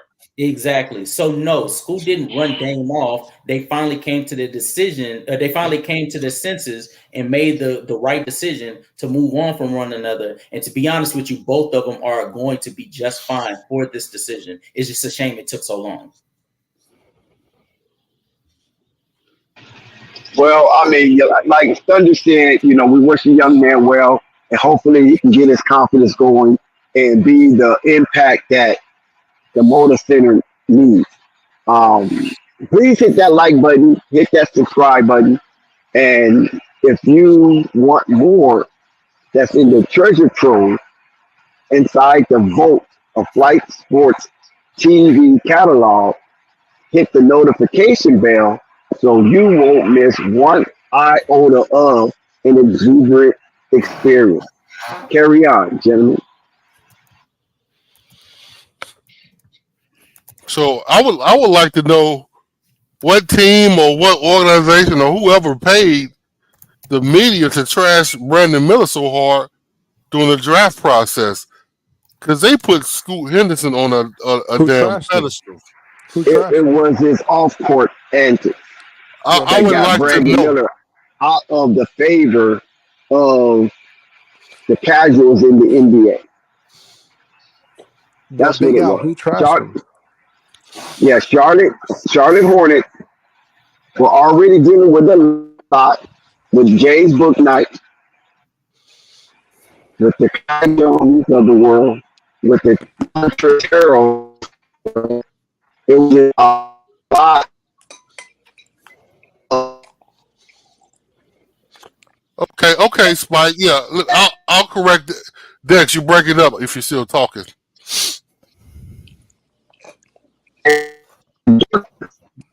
Dex, you are breaking up, sir. Dex! Oh my God. Somebody talk to him. I don't think he can hear any of us right now. I guess not. He's still talking. Well, okay, Spike. To answer, can you hear me, Spike? Yeah, I hear you. What the heck? Oh, you already eating that turkey, huh, Spike? Nah, I got me some sweets. Go ahead. Well, okay. I'll give you that, Spike. I can't say Miller was trashed by the media, technically, but I can say that they put Scoot on a much unneeded pedestal. I mean, he didn't. I can't say. So you don't feel like the media shouted him to be doing the draft process, sir? In summer league or what? No, before the summer league. Well, they did. So they were both on pedestals during the draft process. Go ahead, They did label Scoot as a generational talent. Right. Yeah, but Brandon Miller and Scoot Henderson were both on a pedestal during the draft process. I don't know. I don't know about Yeah, Brandon Miller as much as Scoot. listen. It was guaranteed that those were going to be the first 3 players taken in the draft. They were lifted up on a pedestal. But they put Scoot a bit higher because they called him generational talent. You can't. Yeah, Scoot. They never labeled Brandon as a generational talent. Yeah, they said he was. I think they said he was a safe pick, Murgaard. I think, or something like that. Yeah, they just said Brandon was safe, but Scoot was generational. So they needed to take Scoot because Scoot was a generational talent. Exactly. That's what they said. Thank you, Murgaard. There you go, Spike. I mean, they were both put on pedestals. I'm not sure. Oh, Spike. Well, they were. I mean, listen. I mean, I agree with the standpoint. I agree with the standpoint of a top 5 projected pick, a top 5 projected pick. But when you label someone as generational, that's a different level of pedestal. I mean, they were calling Victor generation. You don't think that's a higher pedestal than just being a top 5 pick? It is. That means if you label someone generational, that means that you're supposed to be that guy day one. You know, regardless, even though a lot of people knew Scoot was going to be a project because he's going to take some development, they were still calling him generational based off of his freakish athleticism. And they would say that was going to immediately translate. So that's the reason why the Hornets were supposed to take Scoot, because he's a generational athlete type of talent. Yeah, on top of it's just going to take time for him to translate because, like Casual said, he can't shoot right now. Yeah, and on top of the generational talent stuff, so some of the media pundits were saying that Scoot might have been damn better than Wembanyama during the draft. Yeah. There were some people that did. Some people that did. There's some people that did label that, as well as some analysts came out and said that if Victor was not in this draft, Scoot would have went number 1 overall. Exactly. That's what they were saying, Spike. They did not hold any punches when they were trying to put, in my opinion, give Hornets a lemon. You said they were trying to do what? So this is my opinion. The media was trying to give the Hornets a lemon. They trying to play them like they played them in the past. Because the Hornets are playable. Why were they trying to give him a lemon? Explain that. I think his analogy is well. You go ahead, Big Man. I'll let you go do your thing. All right. So my thing is, so I'm liking what I'm mentioning to years where the Hornets fell for the okie doke. Mm-hmm. Adam Morrison, okie doke. Michael Kidd, goddamn Gilchrist, hell of a okie doke. That's the most okie doke of all time. Who else? Cody Zetter was an okie doke. I can go down the line. Who else? You don't got to keep going. I get your point. You don't got to keep going. But okay, so that's my point. James Booknight, okie doke. Yeah. Okay. Well, okay. The point is, they're selling them something a bad batch of goods. That's really all I'm saying. The definition of a lemon is not necessarily the banana and the tailpipe. Right. Yeah. A lemon is not necessarily an okie doke. I guess that's what you're trying to allude to. No, but I'm trying to. No, I'm asking you. I'm not alluding to that. I'm trying to understand what you're saying because. Well, you understand what I said. You just told me you understood what I was saying based on my analogy of the okie doke. I'm saying I understand. Like you don't got to keep going down the list. I get it. The Hornets made bad draft picks. I get it. Like you got to keep going. Well, I think honestly, the Hornets are a lazy organization. I don't think they even did the research like they should of these players, and that's why I say they were okie doke because the media was telling everybody about a certain player. And the Hornets said, "Well, hell, let's just draft him." Well, they were talking about the media was talking about all 3 of those players. Exactly. Again, I'm not understanding why you're making it seem like Brandon Miller was just left out of the hype train. I don't get that. Hold up, Brandon Miller is not on the hype train though. He's as is. He's doing good. What do you mean? No, you're not. No, he mean basically scouts were not talking about him during his draft process, which they were, because Right. he's a very talented Yeah, player. pre-draft, But Brandon Miller was the they Brandon just Miller weren't. was a They part of the just hype train pre-draft. He was he a lot of people just was were not. He just was not on the same pedestal as Scoot and Victor, because they were labeled. It was basically labeled as Victor and Scoot, and then everybody else. Yeah, That doesn't mean that Exactly. they still weren't. And that's what I said, Murdoch. That's what I said earlier, They Murdoch. weren't talking about Brandon. They were, because they were talking about Brandon. They were talking about the Thompson twins. They were talking about Cam Whitmore, all the other players. And they're still not Yeah, giving but Brandon hold on, but the respect. it didn't become a 2-man draft until about a week before the draft, though. Before that, to be quite honest with you, Scoot was always in the conversation for being was always like the second overall pick due to, and it's not to any fault of Brandon Miller or any of the Thompson twins or either Keontae George, any of them. It was because the only player that had like a successful outing against Victor Wembanyama, who was the standalone number 1 pick, was Scoot Henderson. Scoot Henderson actually got the benefit of being able to play against Scoot Henderson, against Victor Wembanyama, and he played pretty well against him, and that's what moved the charts for him. Yeah, but it was not a lock though. There were plenty of mock drafts that had Brandon Miller going number 2. I know no team. I know. Well, okay, there were yeah, that's all I'm saying. Charlotte Hornets. It was a 3-man. It was not a 2-man draft until about 2 weeks before the draft. But that was that's what because I'm saying. No. I'm saying it was a 2-man draft. It was nip and tuck based on what team got that second overall pick. Charlotte knew if they got the second overall pick or the third or wherever they ended, if they were able to get Brandon Miller, they were going to get Brandon Miller. It was the Portland Trailblazers, once they realized that they could possibly get like a top 3 pick, they were saying, if we're the second overall pick, we sort of have to take Scoot, and we have to trade that pick for something to help Dame out. You know what I'm saying? And so when it came out that Portland was the second overall pick, it was like, well, what are y'all going to do? I'm telling you right now, if they traded that pick, whoever ended up getting that second overall pick was getting Brandon Miller.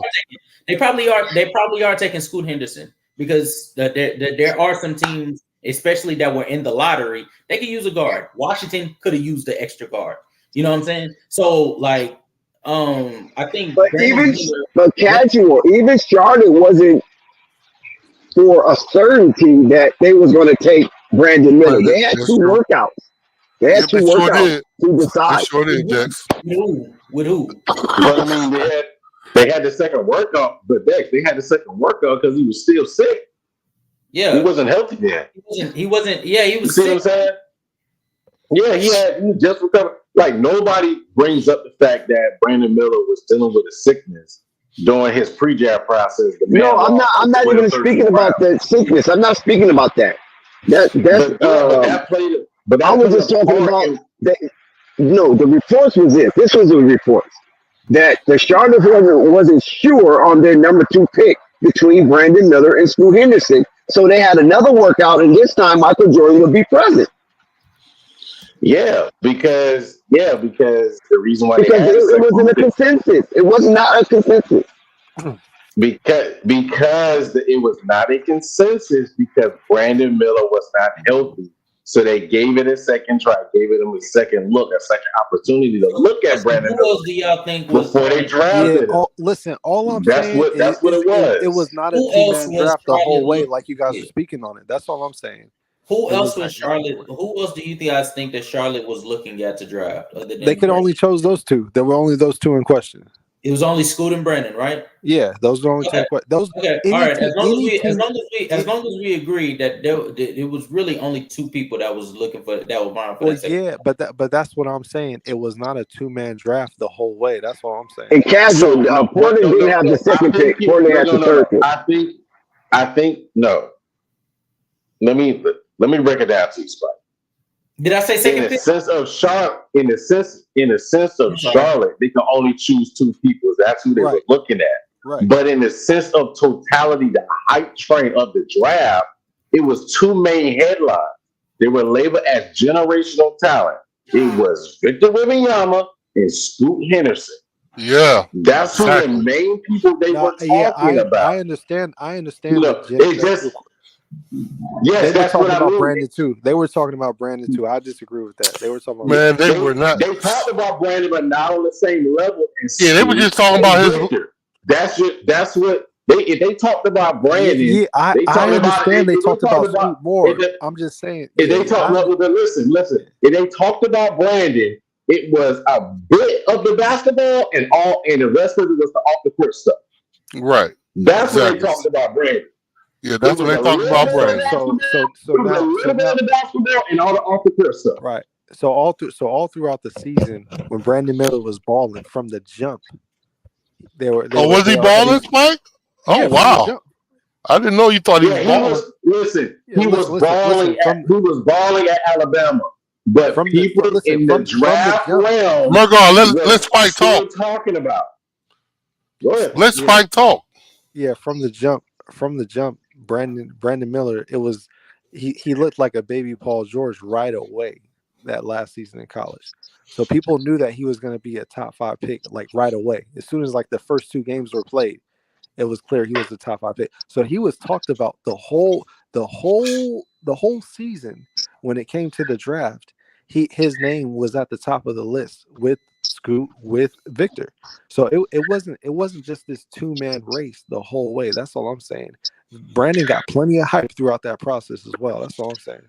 I wouldn't call it. I wouldn't call it. Let me say. Oh my God.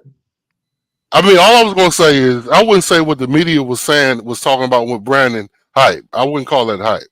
Well, hold on. Anytime hype. Does hype have a negative context to you or something, Big Al? I mean, my point is hype is when you're like Burgard just told you. Hype is calling somebody a generational talent, man. And just harping on that constantly. No, hype is just talking somebody up. Period. That's all hype is. Yeah, they didn't really talk Brandon up like that. I'm just being honest. I think that's the disagreement we're falling on right there. So you're speaking in totality. Were they talking about all these players? Yes, they were.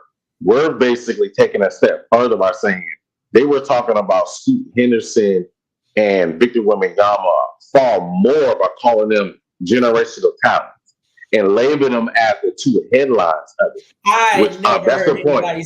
I've never heard anybody say Scoot Henderson was a generational talent. They said that. You're being funny? They said that. Are you serious? Who said that? They said it. Why you didn't mention that earlier? Quite a few analysts came out and said Scoot Henderson. Oh hell yeah, Murgaard. Yeah, they sure did. And said that if Victor wasn't in the draft class, Scoot Henderson would have went number 1 overall. And they were plastering that all over freaking ESPN of talking about Scoot. Casual. When we said that earlier, what the hell happened? Were you asleep, nigga? Nigga, I dead ass was either on the phone talking or I just zoned out. We can see you, right? I'm looking at this right now. I'm looking at this right now. Bro, we can see you. We didn't see you on the phone. We thought you were listening. Burger and me said the media said he was a generational talent several times. What the fuck? No, I don't see this at all. I see nobody saying that he was a generational talent. Come on, man. I'm looking, bro. How about I'll pull it up right here. Got it on YouTube. Scoot Henderson, generational talent. Talked about on ESPN right here. Scoot Henderson, generational talent. Comparing them to prime. ESPN? Comparing them to prime Russell Westbrook. So they did. They compared him to prime Russell Westbrook too. So they sure did. They called him that and said that if Victor Wembanyama wasn't in this draft, he would be equivalently the number 1 overall pick. Who else did they compare him to, Murga? I'm trying to remember. I can't remember. They compared him to Russell Westbrook. They compared him to D-Rose. They also compared him to John Morant. They sure did. D-Rose. I think they said somebody said he might have been better than D-Rose too. Well, no, I don't think they said that. Never mind. But yeah, they put him on a pedestal. Hey, but Casual. hold on. Hold on. Hey, can you send me? Can you ESPN send called me him a that? Can you generational send? talent. Hold on. Can you send me Yes. that? Can you send me that link? Can you send me the link to it in the private chat? I'm sorry, I cannot find it. Just put it in the chat. Yeah, just put it in the chat. I can't see it. All right. Hold on. Grabbing my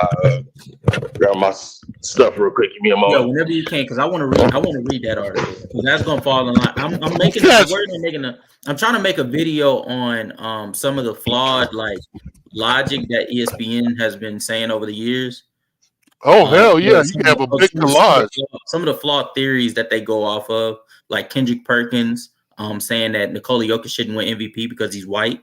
Those type of I mean, So why is that far fetched from you to believe that was said? Because nothing in his game forced me to believe that he was generational. But that's you. Maybe it's because when I I want to see the publication. I want to see the major publication that. That's what I'm saying. I want to see the public. I want to see the newspaper article or the ESPN post that says that he's a generational talent. I can't find it. I can't find it. What if I told you I heard it? When I think of a generational talent, I think of a player that has capabilities within like a realm that we have not seen before. It should be documented. If he was called generational, it's documented. So we just need to find out where. So I just want to see it. That's all. Yeah, Murgard's getting it for you. Yeah, you threw it out, Big Al. Why don't you get it too? No, I ain't getting shit. Okay.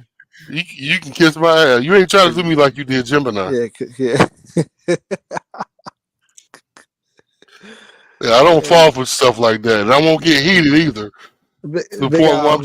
Relax, Big Al. You're easier. I ain't gotta relax. Hold on, I'll be right back. So yeah, I mean, Scoot. I mean, I don't know why you don't. I don't know why you don't think the media ain't put him on a pedestal. They do that every year for certain players. On a pedestal. They did not do that for Brandon Spike. I think they did. Not that he needed it, but my point is, I think they did. I don't think they did. Well, we at odds then. Okay, so what did they say about Brandon that was putting him on a pedestal? I told you what they said about Scoot. But they didn't say that about Scoot. You lied. They didn't say that. No, they did say that. Murgard is flying it right now. I've heard it. Who said it? Man, I ain't got to tell you nothing. Yeah, Murgard said he got the information. You made it up. You're making up shit, just like Gemini. Your sandwich is made up, nigga. Shut the hell up. So listen, I mean, I don't know why you think that's far fetched, man. Because the media does that every year. They put certain players on a pedestal, and they say more about them than they should. And these players, a lot of times, what I've noticed, they don't pan out. I mean, I'm seeing it right now, and Murgard might not agree with this. With my Panthers, they put Bryce Young on a pedestal because he was a high S2 test. Okay, that does not translate really to the NFL like that. I mean, you got to have a strong arm. You got to be in play in the pocket. And Bryce Young, in my opinion, from what I've seen, I'm not an expert, but in my opinion, from what I've seen, he was not able to do that. But CJ Stroud, on the other hand, was. But they put all kinds of bullshit trying to go against CJ Stroud though. But I think that was because whatever team paid the media to shit on Stroud so he could slip in the draft, and it worked. And I think they did the same thing with Scoot. They wanted him to slip in it. They wanted that with Brandon. They wanted Brandon to slip in the draft. It might have been the damn Blazers that wanted that. I don't know. And this might be far-fetched, guys. I get it. But I'm just saying, the media plays games, man. They play fucking games. It's definitely far-fetched. But whatever, man. I'm still waiting on this damn article. I just want to see this article. It doesn't exist, casual. Murgard, where you at, man?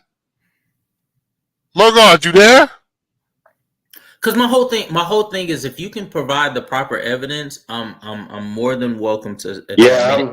I've already done it. I'm here. I got hold on. I'm, Go ahead, I'm Burgard. here. Listen, I'm here. I'm eating my food right now. Give me a moment.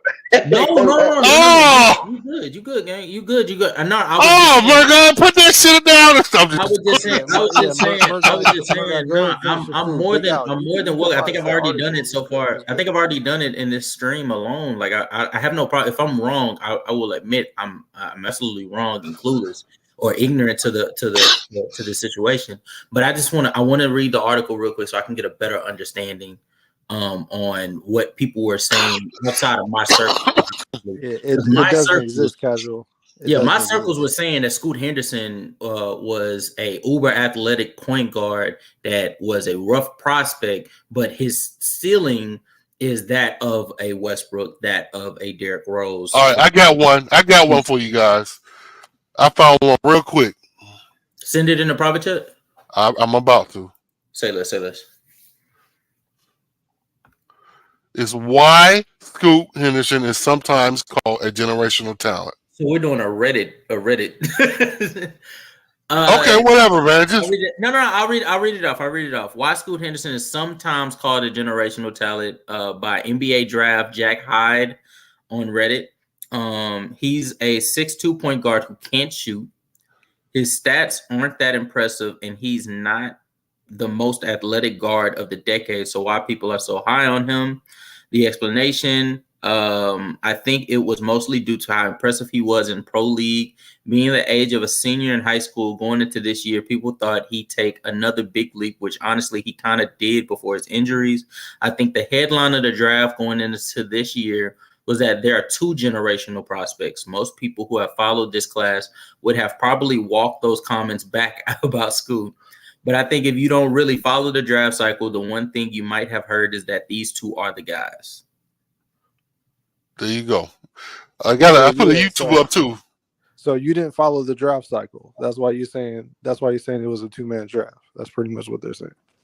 Yeah, that's basically what they're saying. Because anybody, to be quite honest with you, this whole draft, to be honest with you, anybody, it was fair game for anybody outside of the number one spot. Outside of Wemby, it was pretty much fair game for anybody if you actually were paying attention to players' production. And I could have told you Asar Thompson was the better Thompson twin, and that he was going to be very productive with his him being the smarter twin. Like he's the better and smarter twin so far. We can't even say that. We can't say that because Amin's been hurt. We can't even say that. No. Played like one game. Well, no. Even when he did play in the preseason, I think you could see there was constant issues that Amin had with decision making when going downhill. You don't see those problems with Asar. Not to mention Asar. Casual. Asar is shown to be a better rebounder so far. Casual. Margot put his link in the chat. Please look at it. Yeah, I'm going to look at it right now. I think we put the same link. It's another YouTube video. I think it's the same one. Yeah, it's a YouTube video. It's a YouTube video posted by JT Breakdowns. So, and who in the hell is JT Breakdown? So we using YouTubers as hold on. We got one more by Fan Nation. This is the website. Okay, well, Fan Nation, they're reputable. Okay, 2023 NBA Draft. Wembanyama and Henderson proved why the class could be generational. And what was the most anticipated basketball game in several months? G League Ignite hosted Metropolitans 92 just outside of Las Vegas on Tuesday night. Hundreds of NBA staff members and media along. Yeah, I'm not going with JT. Yeah, I'm not even gonna lie to you. I'm not seeing. He's not reputable to go around quoting generational talent. Yeah, he's a really great player. If I was never born, I think he would deserve the first spot. Said Wembanyama when asked about Henderson on Monday. There's a chance that for the next decade or more, these two players will be linked together as two franchise-altering talents in the NBA. For now, Henderson is focused on what's in front of him and doesn't need an external motivation to continue his success. I'm skimming through because I don't want to bore you guys with all the semantics and stuff, but I'm not seeing generational in. Hey, Casual, before you finish, let me say this. I know you guys, I feel like you guys are being nitpicky because in the draft, most people fucking heard this shit. Come on, man. They were saying he was a generational talent. Who was saying it? I didn't hear. I didn't hear it either. Who was saying it? Okay, guys. All right, but go ahead, Casual. Keep going, man. Right. You ain't got no my whole thing is when it comes to Anderson, if anybody did say that, I'll admit I'm ignorant to that fact. That being said, though, they would be dead wrong. Anybody Casual, looked at him, it's Casual. It's not a fact, Casual. But yeah. Well, that's no. 2020 vision. I feel like, for instance, Spike. Let's say somebody in the chat comes out with a link to an article, a respectable article about that was put around draft time about Scoot Henderson being a generational talent. I will put my hands up. Then that is fair enough. If ESPN posted that article and you found it, fair enough. That being said, they were wrong. And they were wrong before this even happened. You could have looked at him in the G League Ignite and realized he was not a generational talent. You've seen him before. Right. Yeah, that's what I said. I mean, anybody who has a collage of air balls from a 3-point in the G League, that's an issue. And why wasn't he winning in the G League if he's so good? He wasn't really winning like that. That team, the G League Ignite team, isn't really set up for it to be a winning team. Well, I tell you what, Spike, Brandon was winning. Because in my opinion, and I might be wrong about this, but I'm going to say this. I'm going to go on a whim and say this. I feel like he helped Alabama, which I can to my knowledge say is not a basketball school. Yeah, but I think he took it to the top one. He took it to the top. He was a main Dallas. And I think that's respectable, which is why he was brought into the top 3 overall conversations. But I think what shot Scoot Henderson into this conversation was the fact that the game against Wembanyama. Yeah, the game against Wembanyama. I agree. He was the only one that went up against Wembanyama and actually stood toe to toe. And also, it's his trajectory showing that he skipped his senior year to go play professional basketball. Absolutely. Oh, okay. I didn't know that. And I think he didn't look like a senior in high school his first year in the G League. Now, if you guys really want to, hold up, Casual. Good. I know you got great things. Hold up, because this is bullshit, man. I'm just gonna be honest. Spike Lee, why did you think the Charlotte Hornets should have drafted Scoot Henderson over Brandon Miller? Because you said that, my nigga. In the summer, that's what you were saying. I did say it, and I'm not going to go back over it. Yeah, okay. Yeah, I'm not. Why would I go back over that? Because you need to, man. Why? Now you're trying to say the media didn't put him on a pedestal. So why was your take so good of Henderson if the media didn't put him on a pedestal? Big I didn't say the media didn't put him on a pedestal. I said the media put both of them on pedestals. That's what. Oh my God. Okay. Yeah, you got to get your. Okay, bro. Okay, bro. Yeah, you just. So why did you think Scope should have been drafted by the Hornets instead of Brandon Miller? You just got to listen better, Big Al. God damn, niggas is trying to cook somebody today, man. Damn. So why did you think Scoot Henderson should have been drafted by the Charlotte Hornets instead of Brandon Miller? Tell me. I don't feel like telling you, Big Al. You're not. You're off the damn stream, man. Because everybody else is doing cooperating. Why aren't you? Big Al, because I'm not about to play your game. Why ain't playing your game either next time? You want to ask me some bullshit.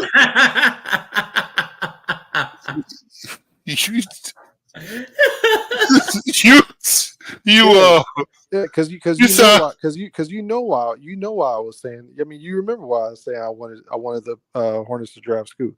So thank you, Slack. He's trash Miller. You trash me so much. Hold on, nigga. Hold on, Big Al. I ain't playing your game. I want to talk right now. This is why I ain't talking to you. Go ahead, man. Because you don't let nobody get it out. As soon as you hear one word, you really? go on a tangent. All y'all been talking. I haven't been really talking. I've been just asking questions. No, go it's ahead. when somebody else decides to talk. That's when you want to talk, Big Al. Y'all don't ever let me talk, but go ahead, man. You ain't got nothing to say till I'm talking. Mike, trash Miller. He sure did. Is that true, Spike? Yes. Listen, if Big Al because he lacks any type I of don't like insight. nothing, bro. Just answer his question, Dex. Excusing you, Spike. Are you going to answer his defend question? yourself or allow them to continue to berate your crazy content? Yeah, listen. Jump off the stream like Pope, my nigga. Listen. You trash Miller. Answer the question. Hey, Big Al, please, man. You gotta control yourself, man. You understand? Spike. You understand? Yeah, I'll be on the stand, but I mean, it almost looks like you're incriminating yourself by not speaking up on your behalf. How can I be on the stand when Big Al keep talking every time I'm talking though? I'm muting now. Yeah, the prosecutor. He's berating you. Yeah, so he's not interrogating you according to court rules. He's taking it upon himself to berate me. But yeah, he's trying to berate me. This is how he feels because he feels inadequate when I'm talking. That's why he wants to cut me off like that. But no, I didn't trash Miller. What I did was I called out what I saw, and I saw it live in person. So that's what I was going off of. I was going off of Summer League, which is what I watched in person. That's what I was calling him. Yeah, that's what I was calling him on. When I was documenting Brandon Miller, it was based on what was happening in Summer League. I didn't talk about what he did in college. And it was accurate, right? Yeah, it was accurate. And then the same with Scoot Henderson. I was going off of what he was showing me in Summer League, which was accurate. So I'm not sure he's just emotional and he has his favorites. Hold on, man. He's emotional and he has his favorites that he likes to shaft ride. So he doesn't. Every now and then, Big Al will get out of it. Dex, no. Hold on. So Big Al doesn't. Pause. Big Al says, don't do it. Hold on. He doesn't know what proper criticism is. He just thinks somebody's hating on somebody if somebody says they're not doing something good. That's all that is. Okay, so go ahead, Big Al. Go ahead. Put my name in your mouth, Big Al. Go ahead. Oh God. Okay, that's crazy. Pause. Yeah, that's pause. Pause. I ain't putting nothing to do with you in my mouth, my nigga. Yeah, don't repeat that. No. But listen, so Scoot, didn't he play like one game? Then he got hurt. Didn't he get Scoot? I'm not Scoot. Spike. Didn't he play like one game and he got hurt? That's a question, Spike. Oh man. I think you played one game, casual. Do you remember that? I don't know, man. We're talking about Scoot Henderson when he was playing for Summer League. No, he didn't. I don't think he got hurt. I think Oh no, he did get hurt. I'm looking at it right now. Yeah, he got hurt. Yeah, he played one game. I think he scored 11 points, and the rate at which he scored, which I think was the first half. Oh, he played a few games. Okay. I wasn't sure, but I know at the rate at which he scored.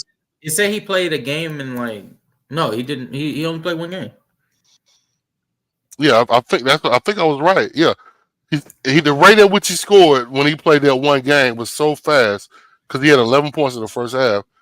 You know, people felt like their assessment of him was justified, and that he was everything the media was telling us he was. But cut to preseason, he had a 20-point game. So again, everybody's feeling like, he is what they say he is. But now he's averaging 8 points, and he's in G League. So what did people like Spike miss, Casual? What did he miss? Because they missed something. I mean, I didn't miss it. I saw it tonight, right? Did he play tonight? What did they miss on Scoot? Yeah, he played tonight. Yeah, that's what I asked, Casual. Yeah, they missed the fact that Scoot can't shoot the 3-ball. Right. That's what they missed. They missed that Scoot can't shoot the 3-ball. Right. They missed that. Well, They missed no, I that. don't think people believe Scoot was a strong 3-point shooter. So I'm not sure. That's not what we Well, missed.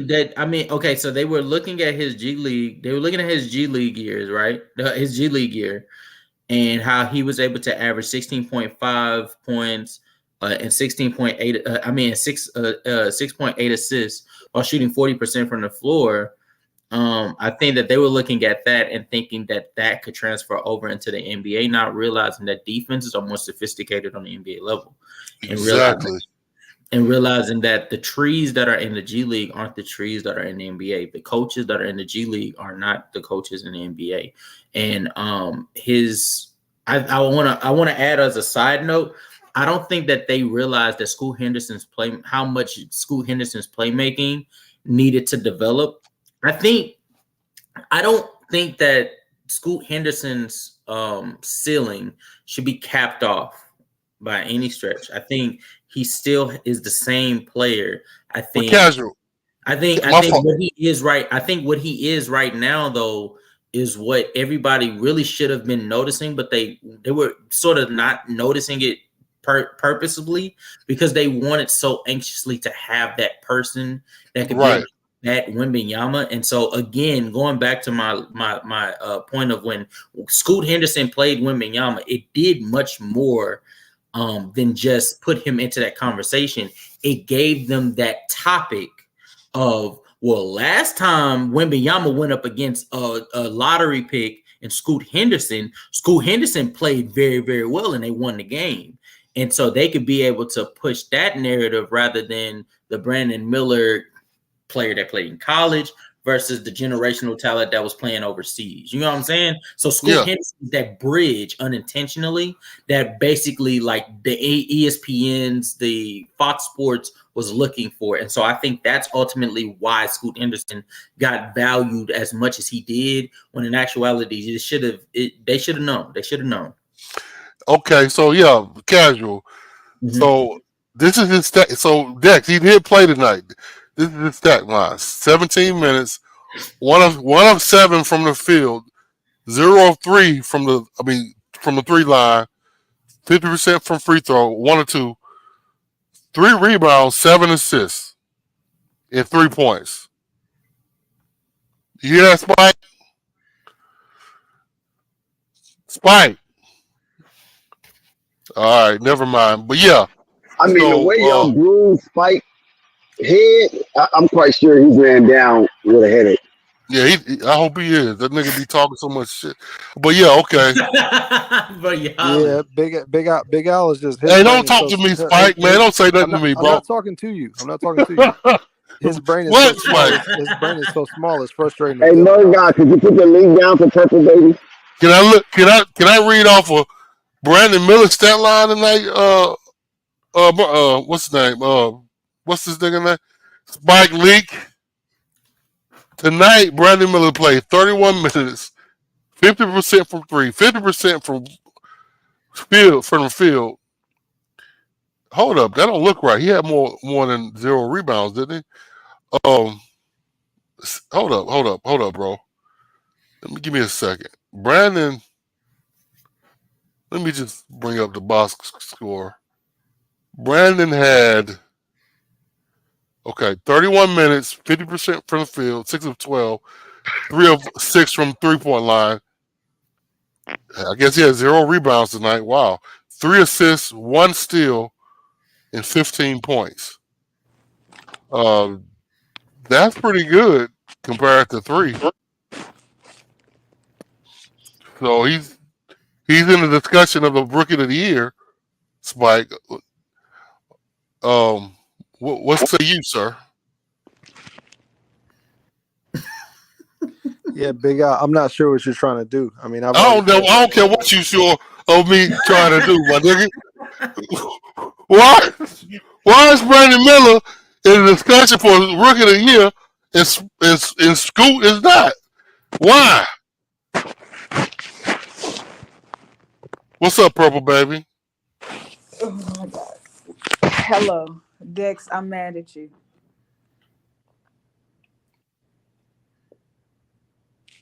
And I know you hear me. I guess Dex sleep. Nah, Dex ain't sleep. Dex is finished talking. Oh, okay. No, I said, first of all, let me apologize. But whatever I did, what did I do? Your Whatever I Lakers, did, what did I man. do? Is crazy. I lost money. Okay, but you didn't consult with me. You You went out on the limb on your own. Who you lose money on? The Hornets? No, I lost No. money with the freaking Lakers. I got all my other games except for the Lakers, man. Oh wow. Dex, you be over here on parlays, man. Yep. Man, gotta get to that money, man. I tell you, it's a cold. Only lost twice this year. For real? I've been on the road. Shoot, 900 and better. I'm gonna need you to give me some of these picks, man. Well, I mean, you play at your own risk. You know that, right? Shit. Look, you only lost twice, right? Yep, I only lost twice. Man, I'm like 5, okay, so I can take it. But I don't play every day. You know what I'm saying? Because you play every day, you're gonna get spanked. Whenever you play, I need that information, man. Okay, you gotta listen to the pregame show. Hey Dex, you know what's a good movie that's about sports betting? Uncut Gems. What's that? Say it again. Good movie for Uncut Gems is a good movie for sports betting. Yeah, you ain't heard of it? You need to check it out. It's really good. Watch that movie. Is it on Netflix? Yeah. I think so. Is it casual? No. I don't. I saw it on Prime. I think it's free on Prime. Yeah. Amazon. Oh, okay. I don't know about it being on Prime. I don't know about it being free on Prime, but I know it's on Prime. Yeah, casual. A lot of times when I have a good one, I put it on the stream in the pregame show. So you got to catch me there, and that's where I announce my my heavy hitter. Ah, man, he trying to hide the picks from me, man. Big Al, man, get your man. Casual, I don't do it every time, though. That's what I'm saying. So I'm not like these guys that's in Vegas, the hot shots. I don't try to put up my best picks every day because I'm not doing it for money. You know, I'm doing it for my money. But if you want to make some money along with me, then I share it. But I don't do it like, you know how people toss it out there like that. Hey, casual. Yeah, just so you know, check out the private chat. Murgar has posted 3 more links discussing our. I've been while I'm over here talking to y'all, I've been looking at these links. Okay. The more he's doing it, the more I'm looking at it. I'm like, okay, these people are not that. They're not that credible. Chris Kesey. He's still fighting the allegations on Twitter. He hasn't unlocked his Twitter from the last time niggas was getting on him about his bad takes. And he wrote the article for the NBA Big Board that you just put in the chat. And then as far as FanDuel, I'm sorry, FanDuel is not a credible enough site for me to say he is and I'm looking at the article and I'm not seeing him say generational talent. If you could be able to point it out for me, maybe I think that would help a lot. I see dynamic athleticism, dynamic, willing passer. I'm not seeing generational. Oh, and casual. You know what? I got smoke for Dex too. This nigga was on Scoop-ish as well. He was not giving when the draft was on. Boy, here we go. When the draft was on, this nigga was not giving Brandon the respect he deserved. Okay, how many times do you want to beat you upside the head? Okay, I'm as much as I can, because your head big. I was a Scoop guy. I'm not a Scoop guy anymore. I wonder why. No, it had nothing to do with the statistical performances. It had everything to do with me locking in with the Hornets. So whoever's on the Hornets roster, that's who I'm rocking with. How many times do I have to explain that? I mean, come on, man. I know you're a sentient being. Act like it. All right, Dex. I hear the bullshit. Right, you keeping receipts, Big Al? You damn right, Flight. I've been keeping receipts. I've been checking all these niggas and remembering. I'm gonna mine like an elephant. With the glasses, motherfucker was looking silly. He scored 3 points and 7 assists, my nigga. Splight. He did a great job. Could you imagine if he was on the Hornets? I couldn't, man. They would have been shitting his team like they always do. Shout out Casual. What up? Yo, what's good, gang? What's good? What's good? I can't call it. You see what's going on with our Hornets tonight? You know. Yeah, Casual been rocking with us for a long time. So like, I was listening. Yeah. Casual cooking. The Hornets played a good basketball game tonight. Big shout out to Lamelo Ball. Yeah. A big shout out to Miles. Can he win All NBA with this shit? To be quite honest with you, I think he actually has more of a conversation than he ever has. I think Stephen Curry's impact is clearly not as big as it was in prior years, especially with how bad this Warriors team is around him. His playmaking is not being on display like it was last year. His defense has fallen off because the rest of his team's defense has fallen off. Even his scoring, although it's looking phenomenal, isn't looking as nearly as impactful as it was last year. I'm not holding him to the fire, but at the same time, when we talk about All NBA, they do take team impact and wins into account. And so, whoa. Tyrese Halliburton is playing phenomenal. You just say what I thought you said. Huh? You didn't say we could. Now that's you done came back full circle, Casual. We've been disputing that, and I said that the barometer all night. And I said that those voters that vote that way are dumb. Nonetheless, that's how they vote. If they screw Melo this year with the All-Star vote, no, it's gonna. I don't think that. Oh, as far as All-Star, no. Lamelo is a lock for. Lamelo is a lock for All-Star. He's an All-Star. The question is he going to get All NBA consideration? I think Tyrese Halliburton a surge. I think Curry's still been playing great. Anthony Edwards, shout out to Anthony Edwards over there in Minnesota. He's playing All NBA caliber. I think that there's some players that really are like as great as LaMelo's playing. They're playing just as well. And I think that's where it gets a little dicey, but I think he definitely is All NBA caliber. My thing is, I don't think you have to win All NBA for you to be viewed as an All NBA caliber player. I think LaMelo, if he continues this pace for a full season, I think it's fair to say he's All NBA caliber player. I just want to read off some, like I said, man. My man, Karl Anthony Towns, he had 23 points, 11 rebounds, 3 assists, 2 steals, 2 blocks against the Sixers. You know, I mean, his numbers is crazy. He had 20 points against the Knicks, 29 against the Pelicans. Excuse me. Boy, oh boy, it's good to have Karl Anthony Towns, man. You know, we got. I mean, he don't get enough credit, don't you think? Absolutely, but they still need this to trade. This is ridiculous. I mean, this is ridiculous. Don't forget, McDaniels over there. Don't forget McDaniels over there. I'm looking at Karl Anthony Towns numbers. I mean, this all-star numbers right here. All-star numbers, and that's why you should trade his ass as soon as possible. For the love of God, 7 trade foot. The hell out of him. Trade him for who? Trade that nigga. Trade him for who? Yeah, LaMelo. Trade Karl Anthony Towns. What if he was on the Hornets? To be honest with you, that's a really good question. I don't think that question has been asked enough. I really need to do some research. What exact package does a Karl Anthony Towns trade looks like? Yeah. That's a really good question. That's a really good question. The first question I would ask you is he more than Anthony Davis or less? Less. How Hell much yeah, less? How much less? Yeah. Karl Anthony Towns is still fighting the top 40 allegations, and Anthony Davis is, when healthy, a top 7 player in the NBA. So is he more than Julius Randle or less?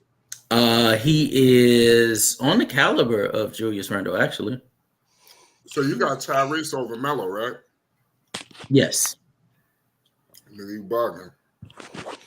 How? Why? Out of curiosity. Because I think Tyrese Halliburton, as a playmaker, is albeit more safer, more efficient, far more efficient than LaMelo Ball. I think scoring wise, albeit more safer, still far more efficient than LaMelo Ball. I think when it comes to Tyrese Halliburton, although LaMelo Ball has the degree of difficulty on his side, Tyrese Halliburton's success rate is just off the charts, especially this season. All season, this is not the season to debate LaMelo Ball being better than Tyrese Halliburton. Yeah, you goddamn right, because LaMelo Ball has been fucking outplaying him.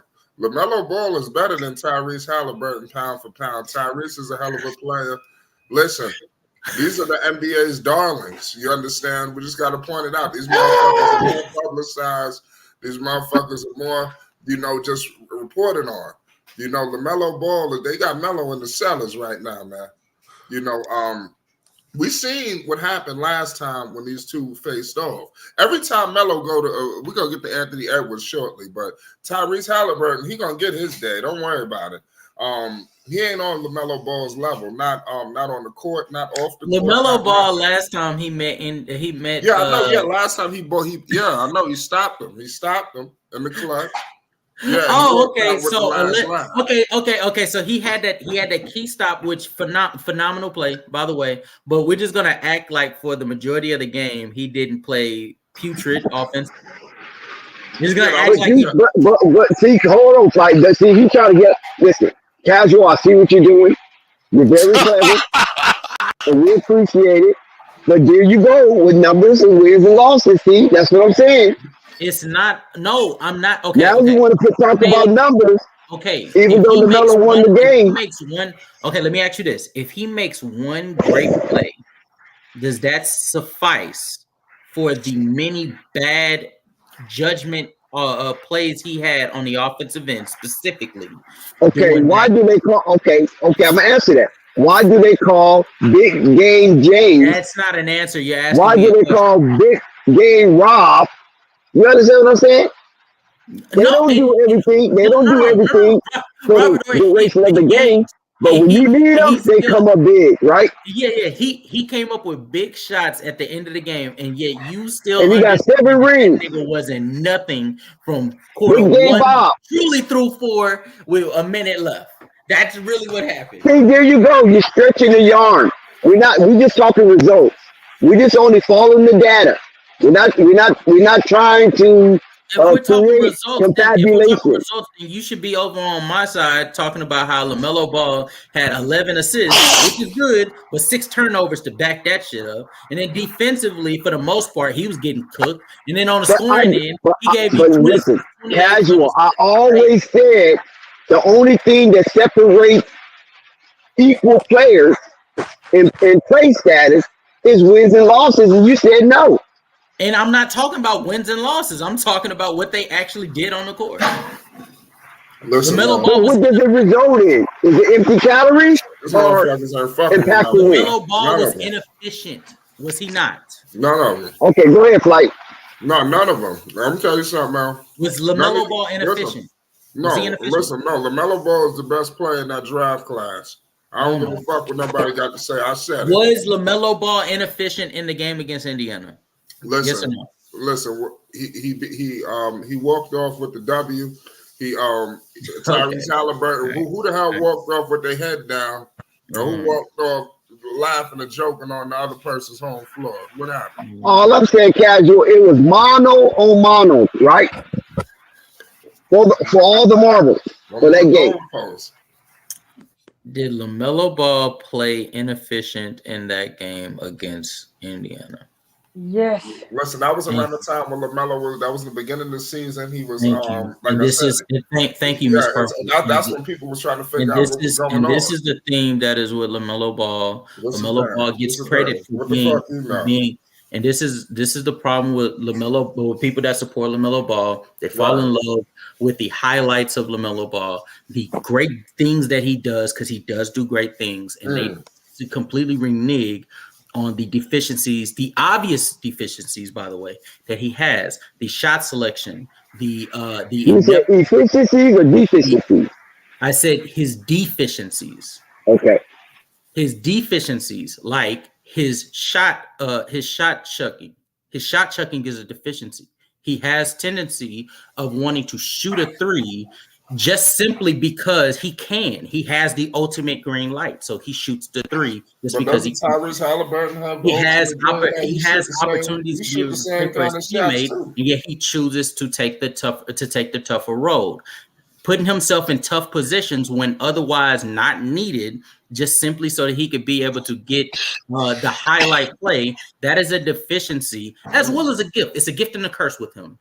When it comes to Tyrese Halliburton, do I think that LaMelo Ball is that far of a playmaker, Tyrese Halliburton? Really, honestly, no. But do I think that Tyrese Halliburton being safer of a player produces some of the best? Listen, boss. I don't mean to cut you off, boss. Yes, like that counts for something. Boss, I don't mean to cut you off, sir. I mean, like I said, I'm being 100 with you. I wish LaMelo could pass the ball to guys like Buddy Hield who gonna actually hit the motherfucking shot. Maybe those assist numbers might go up a little bit. Let me tell you something, man. The boss. If I say that his now skill you talking set. play the whole way. Now I let you talk for 3 hours. You just literally cut me off. Listen, hold on, man. LaMelo Ball is a better playmaker than Tyrese Halliburton. How in the hell are you gonna tell me all this old bullshit?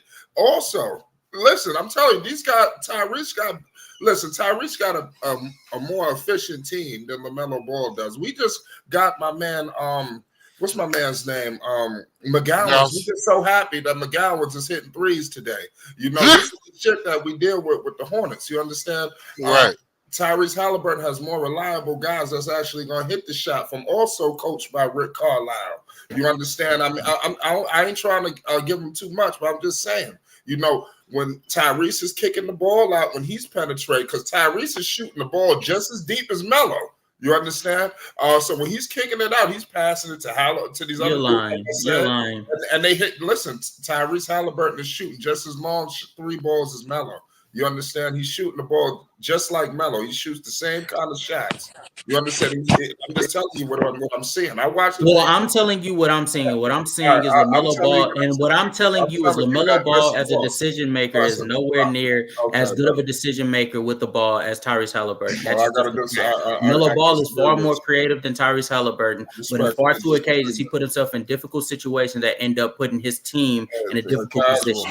That's both on the offensive and defensive end. In Tyrese Halliburton's case, he is more efficient on the same amount of volume as LaMelo Ball. And even if you want to sit here and say he's in a far better situation, credit to the Indiana Pacers for putting him in a good position. But I'm not talking about results or numbers or teammates or anything like that. I'm talking about what you do as an individual. And what Tyrese Halliburton does on an individual basis is make more precise, more accurate, more efficient passes while shooting more efficient on less volume than LaMelo Ball, because he is the smarter player, which means he plays often better than LaMelo Ball. LaMelo Ball, creative-wise, it's not even close to between Tyrese Halliburton. And if you ask me in 2 years when LaMelo Ball develops the ability to create on a more successful rate, then yes, I'll be open to this conversation of saying LaMelo Ball is better than Tyrese Halliburton. I'm even conceding that in 2 years, and I think that's what. Hold on. Right now, he is not better than Tyrese Halliburton. Tyrese Halliburton is the 4th best point guard in all of the NBA. LaMelo Ball is not there. Fuck out of here. Listen, I think what you have to realize is that, you know, the reason why Tyrese Halliburton does make better decisions, which he does, you know, I'm not going to sit here and cap for that. He does. I mean, Tyrese Halliburton is very similar. If you have to give a comparison, he's very similar to John Stockton. He's very safe. He just makes the right pass there. He's just very safe. That's what it is. That's what it is. But you got, John Stockton had a Hall of Fame on the side of him. John Stockton had an All-Star. I'm not talking about John Stockton, the individual. He's not fair. Dex, I'm talking about the individual. He's just a safe player. That's all I'm saying. Is that Tyrese Halliburton is just a safe smart player. LaMelo Ball is more dynamic. You put John Stockton on this mess that the Charlotte Hornets has congealed, then we can talk.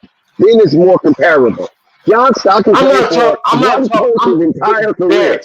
Dex, you're completely basically blowing it out of proportion.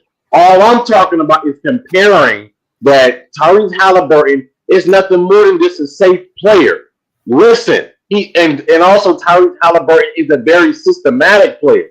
That's why I don't think Tyrese Halliburton would thrive on the Charlotte Hornets, because Tyrese Halliburton doesn't have the creativity and the dynamics. Tyrese Halliburton was showing these flashes in Sacramento. Yeah, and I agree with that. But I don't. You could say LaMelo was showing these flashes when he was behind fucking. But he wasn't. Terry But Rozier not to Tyrese Halliburton's degree. No, he wasn't. Hey guys, can I ask this question? Now that I disagree with. I do think LaMelo did show a lot of flashes. Hey, let me ask a question to the panel. No, not to the degree of Tyrese Halliburton. I just want to say one thing, man. Just make sure you bring your ass back here and walk back your statements. I come here every time you guys go live. That's all I want. I come here every time you guys go live. When Tyrese caught him, last game, and he still lost. He played that game like his life was on the line. Tyrese played that like it was the finals. Just got to keep it 100 with you. These dudes look at LaMelo. I come here every time you guys are. First off, every time you guys are live, I come here. So I'm not hard to let you run your fucking mouth, and now you're not letting me talk. Every time, because you over here acting like I'm not gonna be here. I'm here every time you go live. Like, what are you talking about? But I want to talk. I didn't let you talk. Now I want to speak. You understand? I didn't let you get the whole floor. I didn't interrupt you. I let you go, and into your head, you probably thought you was cooking me or you was running amok on this goddamn panel. I was just being quiet and letting you speak. You understand? Now, what I was just trying to explain to you before I was rudely interrupted now, Tyrese Halliburton is just not better than LaMelo, and there's going to be an opportunity where you actually see it for your first hands yourself, and it's not just Tyrese. I got my eyes set on Mr. Anthony Edwards as well. Listen, the NBA got these dudes super pumped up. You understand? I'm telling you, these guys are pumped. Y'all just said John Stockton. Just the other day, they said Anthony Edwards was Michael Jordan. So what the hell is LaMelo? Wow. Tyrese Halliburton is super publicized. So where does LaMelo Ball? He's just this creative wizard. He just what the fuck is that? You know what was funny? They act like John Stockton, like the comparison to John Stockton is like a compliment. Nigga, we're saying he's basic. Everything he does is simple. It's very simple. I disagree with that. Like the reason why we say he is the modern day John Stockton is because he is the safest point guard in the league, the safest all-star point guard you will ever see. He does not do any high leverage plays. He does not play out of himself. He plays very within the system. Fair enough. But he is not just a system player that plays to Rick Carlisle's system. He did it in Sacramento as a rookie. He was doing it. He is very, very good in systems because he plays within the system, especially at the point guard spot. You do not find that often. In LaMelo's case, LaMelo is like he's trying or not trying because of Steve Clifford's incompetency. He is the system. And so you're seeing these like amazing offensive production, like scoring outputs and playmaking and all of this stuff.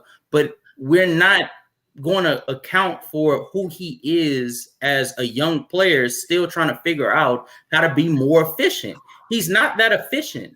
He's just not. And it's okay. He will learn. But right now, this is not yet his time, especially not against Tyrese Halliburton. Like I said, just come back and walk back your statements. That's all. I got you. I'm not gonna cap, man. Tyrese Halliburton. I personally love LaMelo Ball more than Tyrese, but Tyrese is more efficient right now. Yep. I agree. We could talk efficiency. I'm not talking efficiency. I'm just talking about pounds. I don't even care about efficiency. And all you cats is talking about efficiency. What happened to Allen Iverson and Kobe Bryant with all this efficiency bullshit? The thing that makes Tyrese Halliburton a little.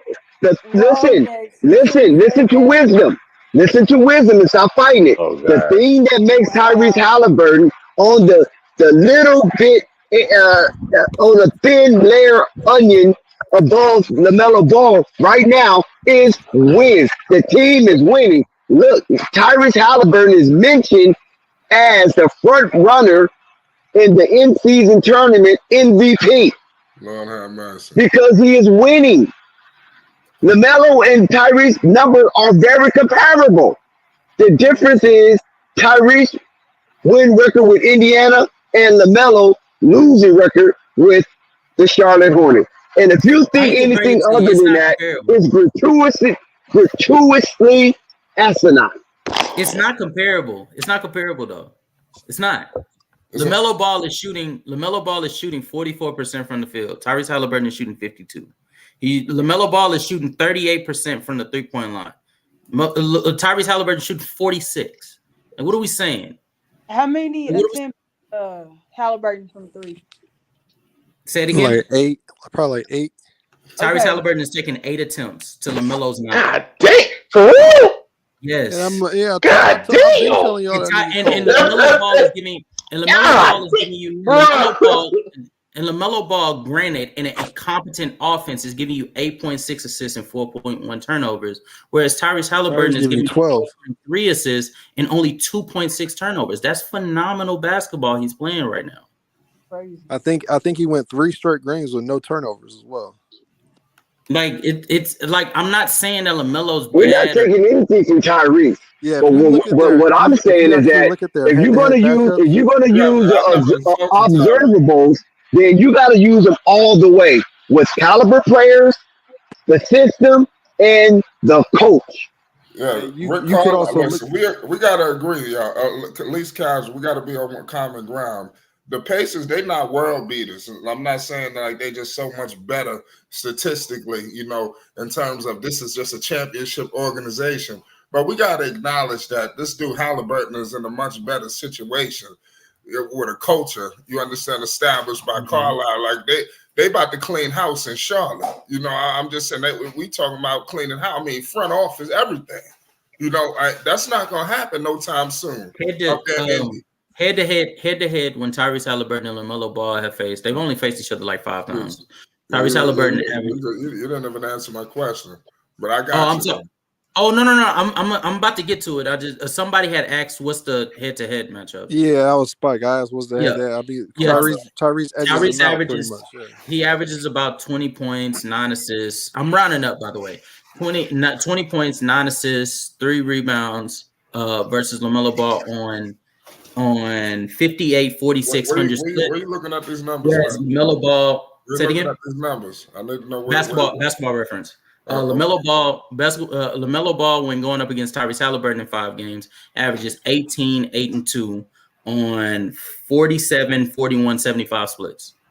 So that's the head-to-head matchup right there. Mm-hmm. That's the head-to-head matchup right there. What's their website again? Basketball. That's Basketball Reference. I use that quite often. Either that or I just go to NBA.com. You go to StatMuse too. You can also go to StatMuse and get it. What I will say is this: it's almost like, to be honest, because with this debate is crazy. Like even with Edwards or whatever, to me personally, I think I don't even think, and I didn't even get to that. I didn't get to that. I mean, like I said, we could get into all of it. I mean, like I said, even when LaMelo goes against Edwards, he gives Edwards the business as well. But this situation with the media, you understand? I just want to acknowledge this. LaMelo Ball don't even get the calls. There's a lot of things that's going on that if you're not watching, I mean, seriously, the deck is stacked against LaMelo Ball. I'm trying to tell you. I'm not just saying this because it sounds good. You understand? The media is pushing these dudes way ahead of LaMelo Ball. So to a guy that's casual, I know that's your name. I don't know how much you watch basketball, but I'm just saying, we got a lot of guys that come on here and talk. I don't know how much you actually watch, but I'm just saying, these dudes, to the casual fan, you would think that they are just miles ahead of LaMelo, and that's not the case. Are these guys going to be compared to the end of time? Yeah. I think until somebody emerge and do something spectacular in the playoffs and separate themselves, I think they still kind of all neck and neck. They ain't nobody do nothing too spectacular over the next one. Like I just told you, you put LaMelo Ball with you see what he doing with Mark Williams. Could you imagine if he had Karl Anthony Towns and Rudy Gobert? I mean, just for 1 second, you understand, casual. For 1 second, you telling me that Edwards could maximize that roster more than LaMelo could? I think in the case of hell no. Anthony Edwards is not a playmaker. Stop it. First of all, stop it. No, I'm not saying Anthony Edwards would lead the league in shot attempts if he had that Charlotte Hornets roster. Dex, my ass. Dex, allow him to answer the question. He's not answering it. I'm trying to. He's trying to. He can't answer No, he ain't answering. He's trying to think of some circular logic. That's what he's doing. Yeah. Give the man the respect to answer the question. Regardless if it's a logical, long-winded answer or not, give him an opportunity to defend himself. Just like you tell us. Show the same respect you show him. Right. Go ahead. Anthony Edwards in Charlotte Hornets system, dealing with the shit that they're going through, would deal with the exact same problem that LaMelo does, which is why I'm not counting that against LaMelo. I don't care about the fact that I don't care if they lose. I don't care if they have like the worst record in the NBA. I don't care about the fact that their defense is the worst. I don't hold none of that against LaMelo Ball. I look at LaMelo Ball individually and how he produces. And I look at Anthony Edwards individually and how he produces for wins and losses, no matter, like if the team loses, but you play great again, like I said last time, I'm not holding that against you. I'm holding that against your team. So in LaMelo's case, he plays phenomenal. That being said, though, Anthony Edwards is still better. Like I said, if LaMelo Ball had that roster that Anthony you're playing with, they would have took down Memphis when Anthony Edwards had their ass on the ropes. At a young age. This guy LaMelo Ball scratching and clawing to get in the playoffs. Y'all got things all mixed up. You're playing a what if game. Man, listen, man, wait a minute. Last season was a wash. For the Charlotte Hornets. LaMelo Ball, ever since he got into the league, he was scratching and clawing for contention with the Hornets, man. They was knocking at the door of those playing games, with a lesser roster, than Anthony Edwards. Anthony Edwards got to the postseason, and what the hell did they do? Like I said, they just getting hyped up. They're gonna fail. Again, Minnesota ain't doing shit, man. Let me just tell you right. Let me break the news to all of y'all right now. Minnesota ain't doing shit. So I'm just letting y'all know. So just mark my words. I don't give a damn what the hell they're doing right now. They're not doing shit. Minnesota ain't doing nothing. Nothing. Anthony Edwards. I'm not sipping the Kool-Aid. Anthony Edwards. I like Edwards. Because I know what the notion with this whole LaMelo shit, man, we just shitting on these dudes. Anthony Edwards is good, but he ain't no Michael Jordan. He ain't no D Wade. He ain't none of these dudes. Anthony Edwards is. I watch Anthony Edwards. Yo, dude, I don't see it. I don't see the pop that all y'all see. I don't see it. And LaMelo is. So, what did you bring up Michael Jordan, D Wade comparison? No, because these are the guys that they compare him to. And that's why those people, if you heard me earlier, those people are stupid. No, I didn't say you. I said that. Yeah, those people are stupid that think that. Oh, say that one more. Yeah, you said they're stupid. The people who people that think that, those people are stupid. Yes. Yeah, I think that this guy's being overhyped, Anthony Edwards, and like I said, Tyrese Halliburton to me is getting in that realm as well. Like these dudes are getting hyped to the maximum, and then you got LaMelo Ball having to come in through the back door on both of these dudes because they buried the Hornets, they buried LaMelo.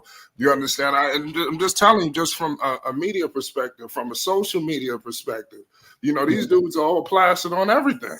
LaMelo Ball, I think LaMelo got to do everything independently. These dudes are getting. I don't mean to cut you off. I'm sorry. These dudes are getting hyped to the maximum, and LaMelo Ball is still a bigger international domestic superstar than both of them. You understand? He will continue to be. I don't give a damn what they accomplish. You know, that goes for everything. And also, fashion-wise, too, I don't know what they're doing with Halliburton, but that shoe that Edwards had, that shit is going nowhere.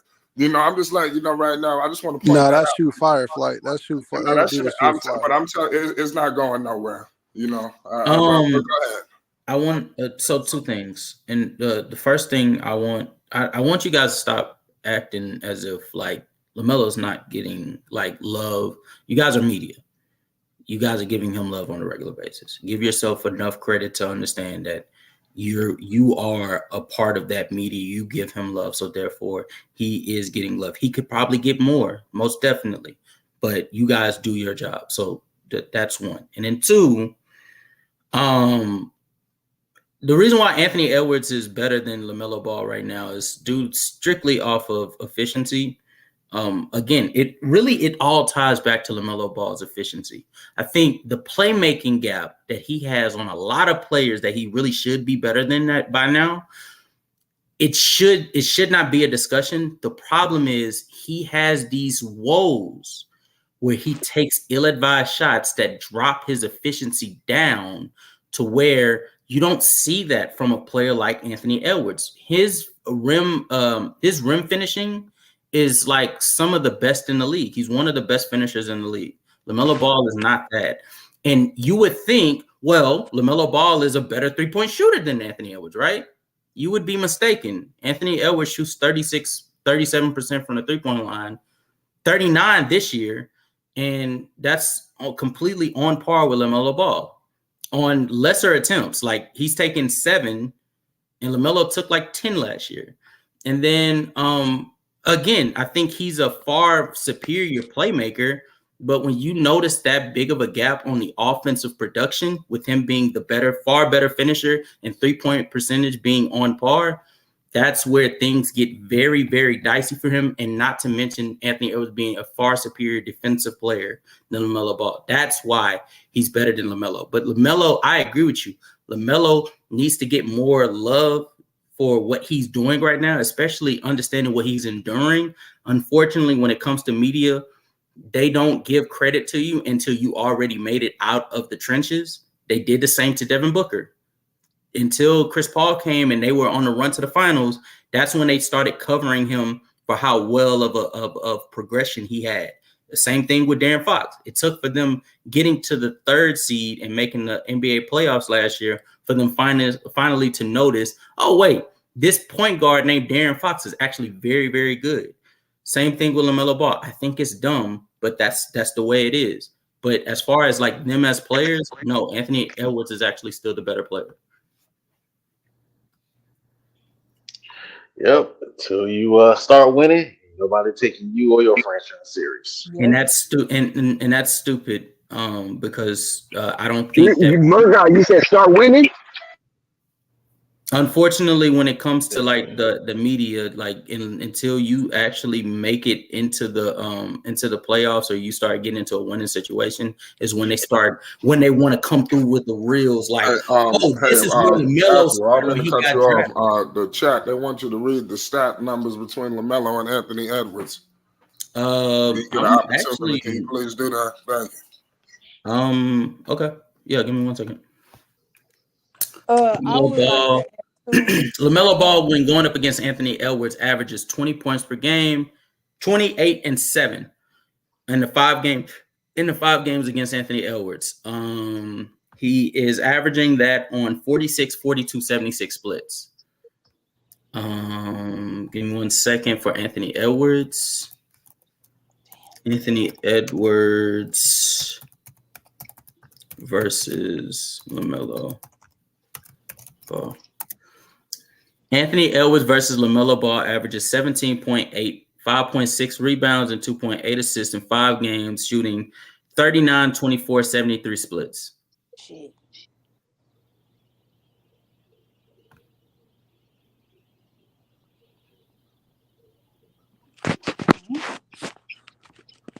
What was this for? To say head to head, LaMelo outplays him? That's what you said? That's what the stats said? That's what the stats say. But I mean, when I'm measuring players, And like I'm gonna be that's not. 100 with I you. mean, I'm that's not a fine. stat guy. Lamelo, credit to I'm not Lamelo going. Ball. I ain't Lamelo pushing Ball, to stats. be That's honest what with you you, when he did. goes up against meaningful matchups, Lamelo Nothing. Ball really Don't let confuses anybody. the I way. got you. Go ahead. My bad, casual. Go No, ahead. I was saying credit to Lamelo. Every time he goes up against key matchups, he seems to perform very well. Like Lamelo versus Anthony Edwards, apparently Lamelo versus Tyrese Halliburton, Lamelo versus Steph. I don't know if you guys have seen like those numbers. Lamelo actually plays pretty well against Steph. Right. My thing, I don't trip about the stats too much. You know, I know you push the stats heavy with the Halliburton argument. You know, I'm just talking pound for pound. You know, when I see these dudes go up against each other, man, who the fuck you taking? You know, when I understand what you mean. You like Halliburton, I think that's gonna be always a discussion for you. I like him. That's gonna be going on for a while. It's almost like the fake 03. It's like almost like the argument is almost like the poor man's 03 draft class in terms of that argument. You know, LeBron, Wade, you know, Melo is almost something like that here to a lesser degree, you know, in terms of the magnitude. But I think until somebody breaks through, Charlotte, clearly the deck is stacked. It's some credence to what you're saying. I think you was being slightly dismissive towards LaMelo Ball, you know, but I mean, it is what it is at the end of the day. Dismissive towards him in what way? Well, like I just said, you was alluding a lot towards numbers and things of that nature and trying to say like the efficiency. And then, like I said, you lean heavy on numbers and then you brought up the other numbers in terms of Anthony Edwards. And I just think that this numbers argument is null and void. You know, you're trying to use these numbers to make it look like LaMelo Ball is not on the level of these dudes, and that's not the case. You know, and that's what a lot of these idiots are doing. You know, and like I said, this is false. You understand? LaMelo is playing arguably. I don't know who the hell is playing better than him right now. I mean, seriously. Right now, no. Right now is fair, but right now playing better than him. If right now fair, but I'm saying in the totality of between last season and this season, no. Who had a successful? Who was a better finisher? Go ahead. Who was a better finisher between Anthony Edwards and LaMelo Ball? I mean, like I said, I think we're moving the goalposts. You understand? I'm not moving the goalpost. I'm asking you who is a better finisher. Obviously, listen, we all watch Melo. Is that an area that he's perfecting, he's getting better at? Yeah, I was just saying that during the stream. If anybody was listening, I noticed LaMelo was taking extra dribbles in the lane. And that's giving him better positioning, you know, to finish inside. That's always been something that he can, you know, get better at. And I think he's proven that he could do that. And he's been doing it this season. I mean, but go ahead.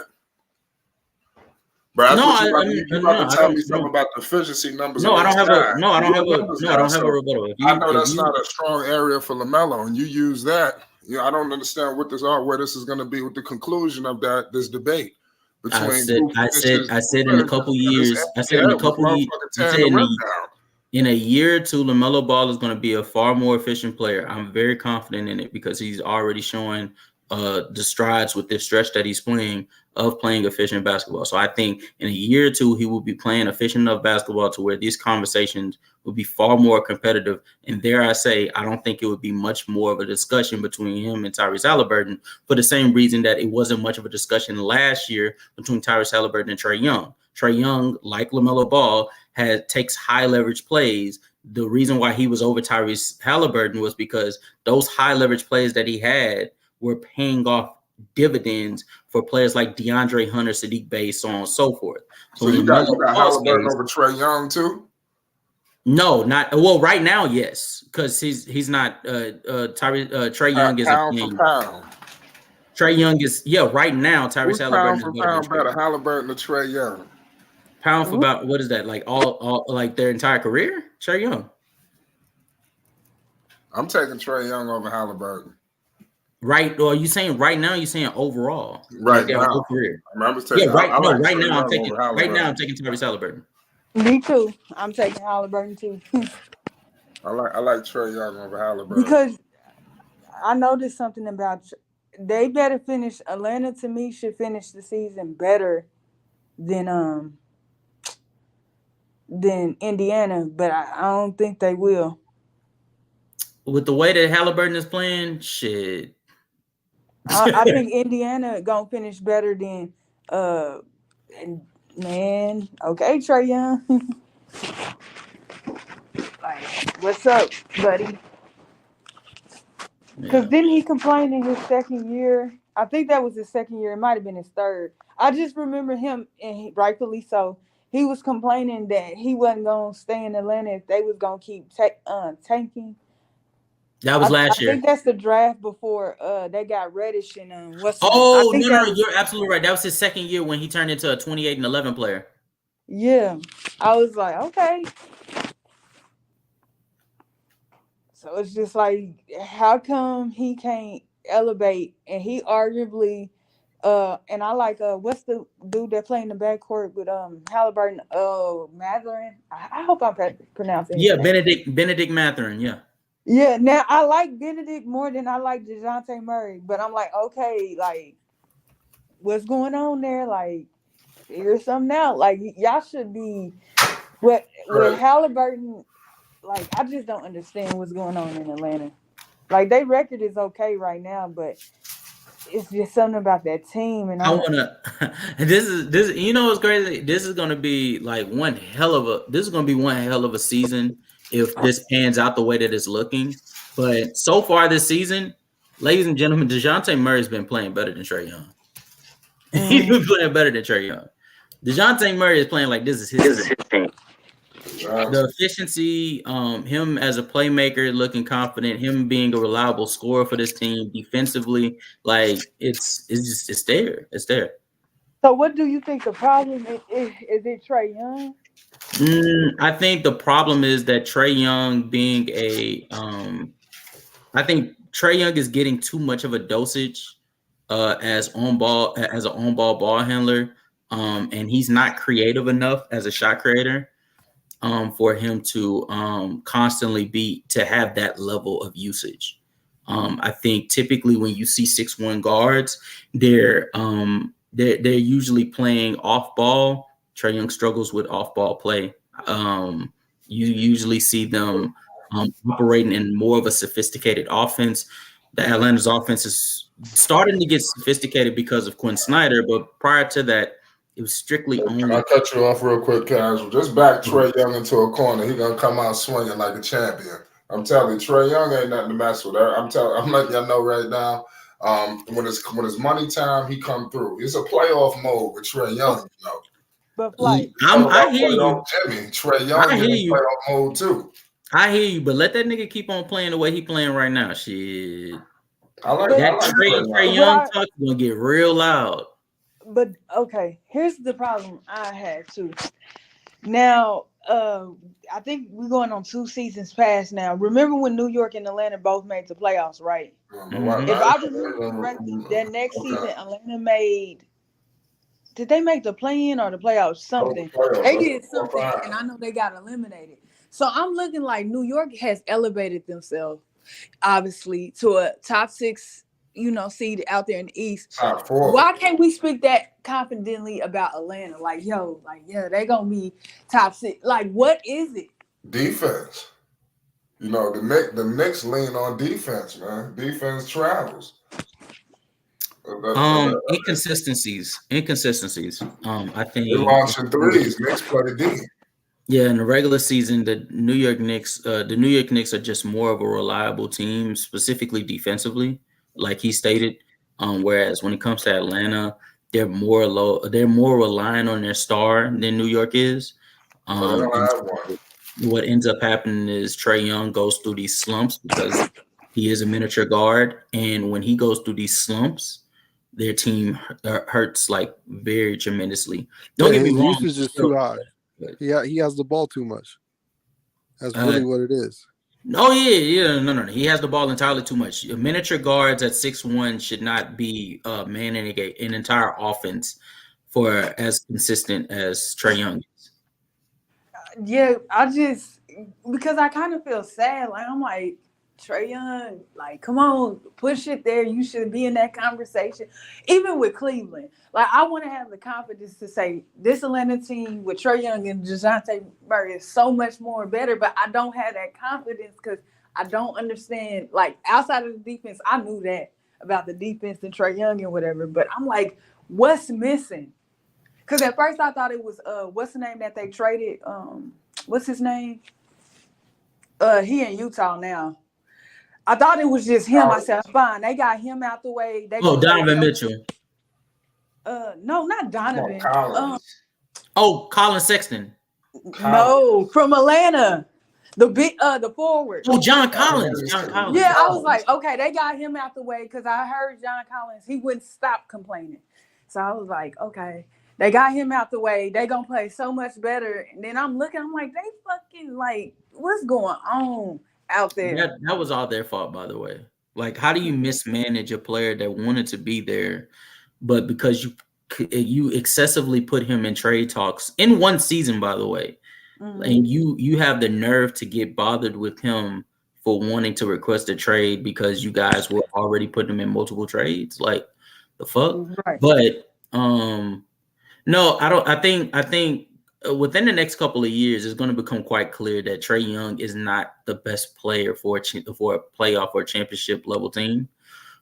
He's better suited as a number 2 or 3, being a playmaker, a primary playmaker for a star level player. Like him playing alongside Kevin Durant would be perfect. Him playing alongside Giannis would be perfect. There's a lot of stars he could play alongside because his playmaking is definitely needed for some stars in the NBA. But him on his lonely, he's just not efficient of it. He's not efficient enough of a shooter.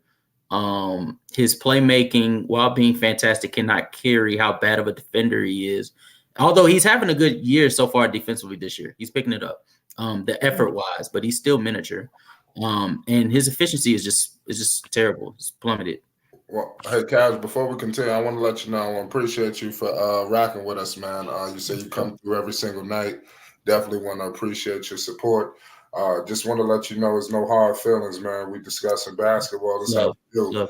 You know, you're the new guy, so a lot of people, it might feel like you're being targeted or whatever, you know, and then you have some strong takes, you know. Yeah. So, you know, you got strong takes, you know, people gonna come back, you know.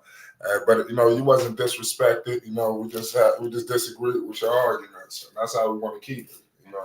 But I just want to let you know there's no hard feelings with nobody over here. We're gonna disagree. Period. We're gonna disagree again. You keep coming here, you keep with that Halliburton shit. We're gonna get into it again, you know. But just letting you know that that's just how it is. No, it's all good, man. It's good. Appreciate you, Casual. Yeah, for sure. You know, y'all cooking though. It's gonna be a good one though. Too bad there ain't no games on Thanksgiving. Shit, I'm gonna be at work, so I'm actually good. What's going to work? Yeah. Shit, I gotta make that extra money, man. That overtime. Purple, you gotta go to work? Yep. Oh, damn. So what y'all doing now? I got to get off and go to sleep. Shit. Y'all thugging. So Dex, you gotta go to work? So everybody working? Only work Dex got is to get on. Well, I ain't doing nothing. You know, so I'm staying up all night. I'm doing what the fuck I want to do. So, no, I'm playing with y'all. I really don't. I ain't going to work though. That'll be trifling if I had to go to work on Thanksgiving.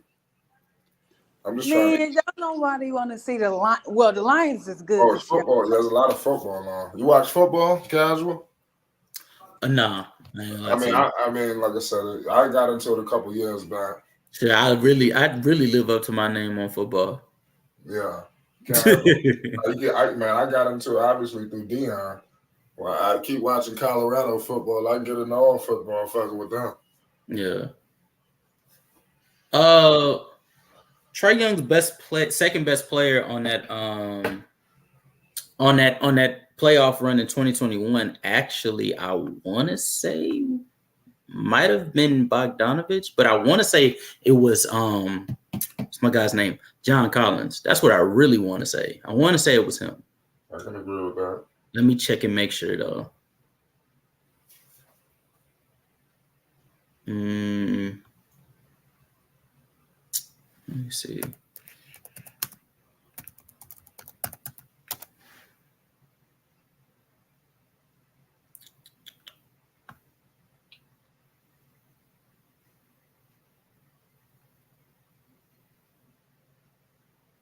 Oh yeah. Oh shit. Hell yeah. Yeah. John Collins giving you 14 points, 14 and 8 on 54, 35, 83 splits. The next best player was Bogdanovich, but Bogdanovich, he was literally the definition of inconsistent. Yeah. Literally the definition. The Collins crazy, bro. Yeah, Collins went crazy. Yeah, he was averaging. Bogdanovich gave you 14 points on 39, 32, 70 splits. Yeah, no sir, no. It was most definitely John Collins was the second best player. Right. What's your channel name? Let me get your channel. What's your channel? The Hoopsters Podcast. Let me see. I might have done. I'm gonna look it up right now. The Hoopsters Podcast, right? Yes, sir. Yes, sir. I may have got it. Let me see what's happening. Yeah, it was John Collins Thunder. But he's a good. Trae Young is fantastic as a playmaker. I think if you put him next to a primary like scoring star, like a number one, I think he would look very, very well. I think if you put Trae Young on any team that has a star caliber offensive player, I think he looks 10 times better because that alleviates his requirement to be an efficient scorer or efficient shooter. Plus, the defense wouldn't be primarily focused on him so much. So I think that would benefit him heavily. And I really don't hold that much to him defensively because quite as kept point guards or guards, period, defense is not that much of an impact if they're bad. Like you look at the Currys, the Dames, the Lukas of the world, the Kyries of the world, they're still able to perform on playoff teams, whether being good or not good defensively. So I don't think the impact is as much as other positions. No, I believe you, man. No, it don't make no sense. But we're about to get up out of here. We're gonna pull back up tomorrow. It's getting late. We got Thanksgiving tomorrow. Who knows? We might pop up on the Holiday Live. You never know. Hey. No guarantees on that though. But Friday, you better book it. Understand? You better book it. Let's see. Depending on what time I get in tomorrow night, it's gonna be a long night for flight sports. So we got big things popping. We got a couple of houses. Yeah, right now I'm fucking with y'all. Yeah, salute to all y'all, man. Appreciate y'all. Hopefully y'all have a good time with y'all family. At the end of the day, this is truly what it's all about.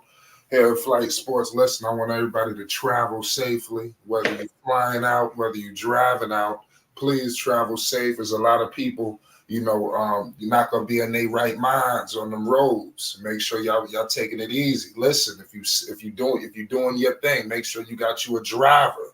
You understand? I'm telling you. You understand? All this is important. It's Flight Sports TV. We don't just want to do a lot of talking. We want to see y'all again. When we go live, we want to make sure y'all safe. Just keep hold it down for y'all family. It's Flight Sports TV. Happy Thanksgiving.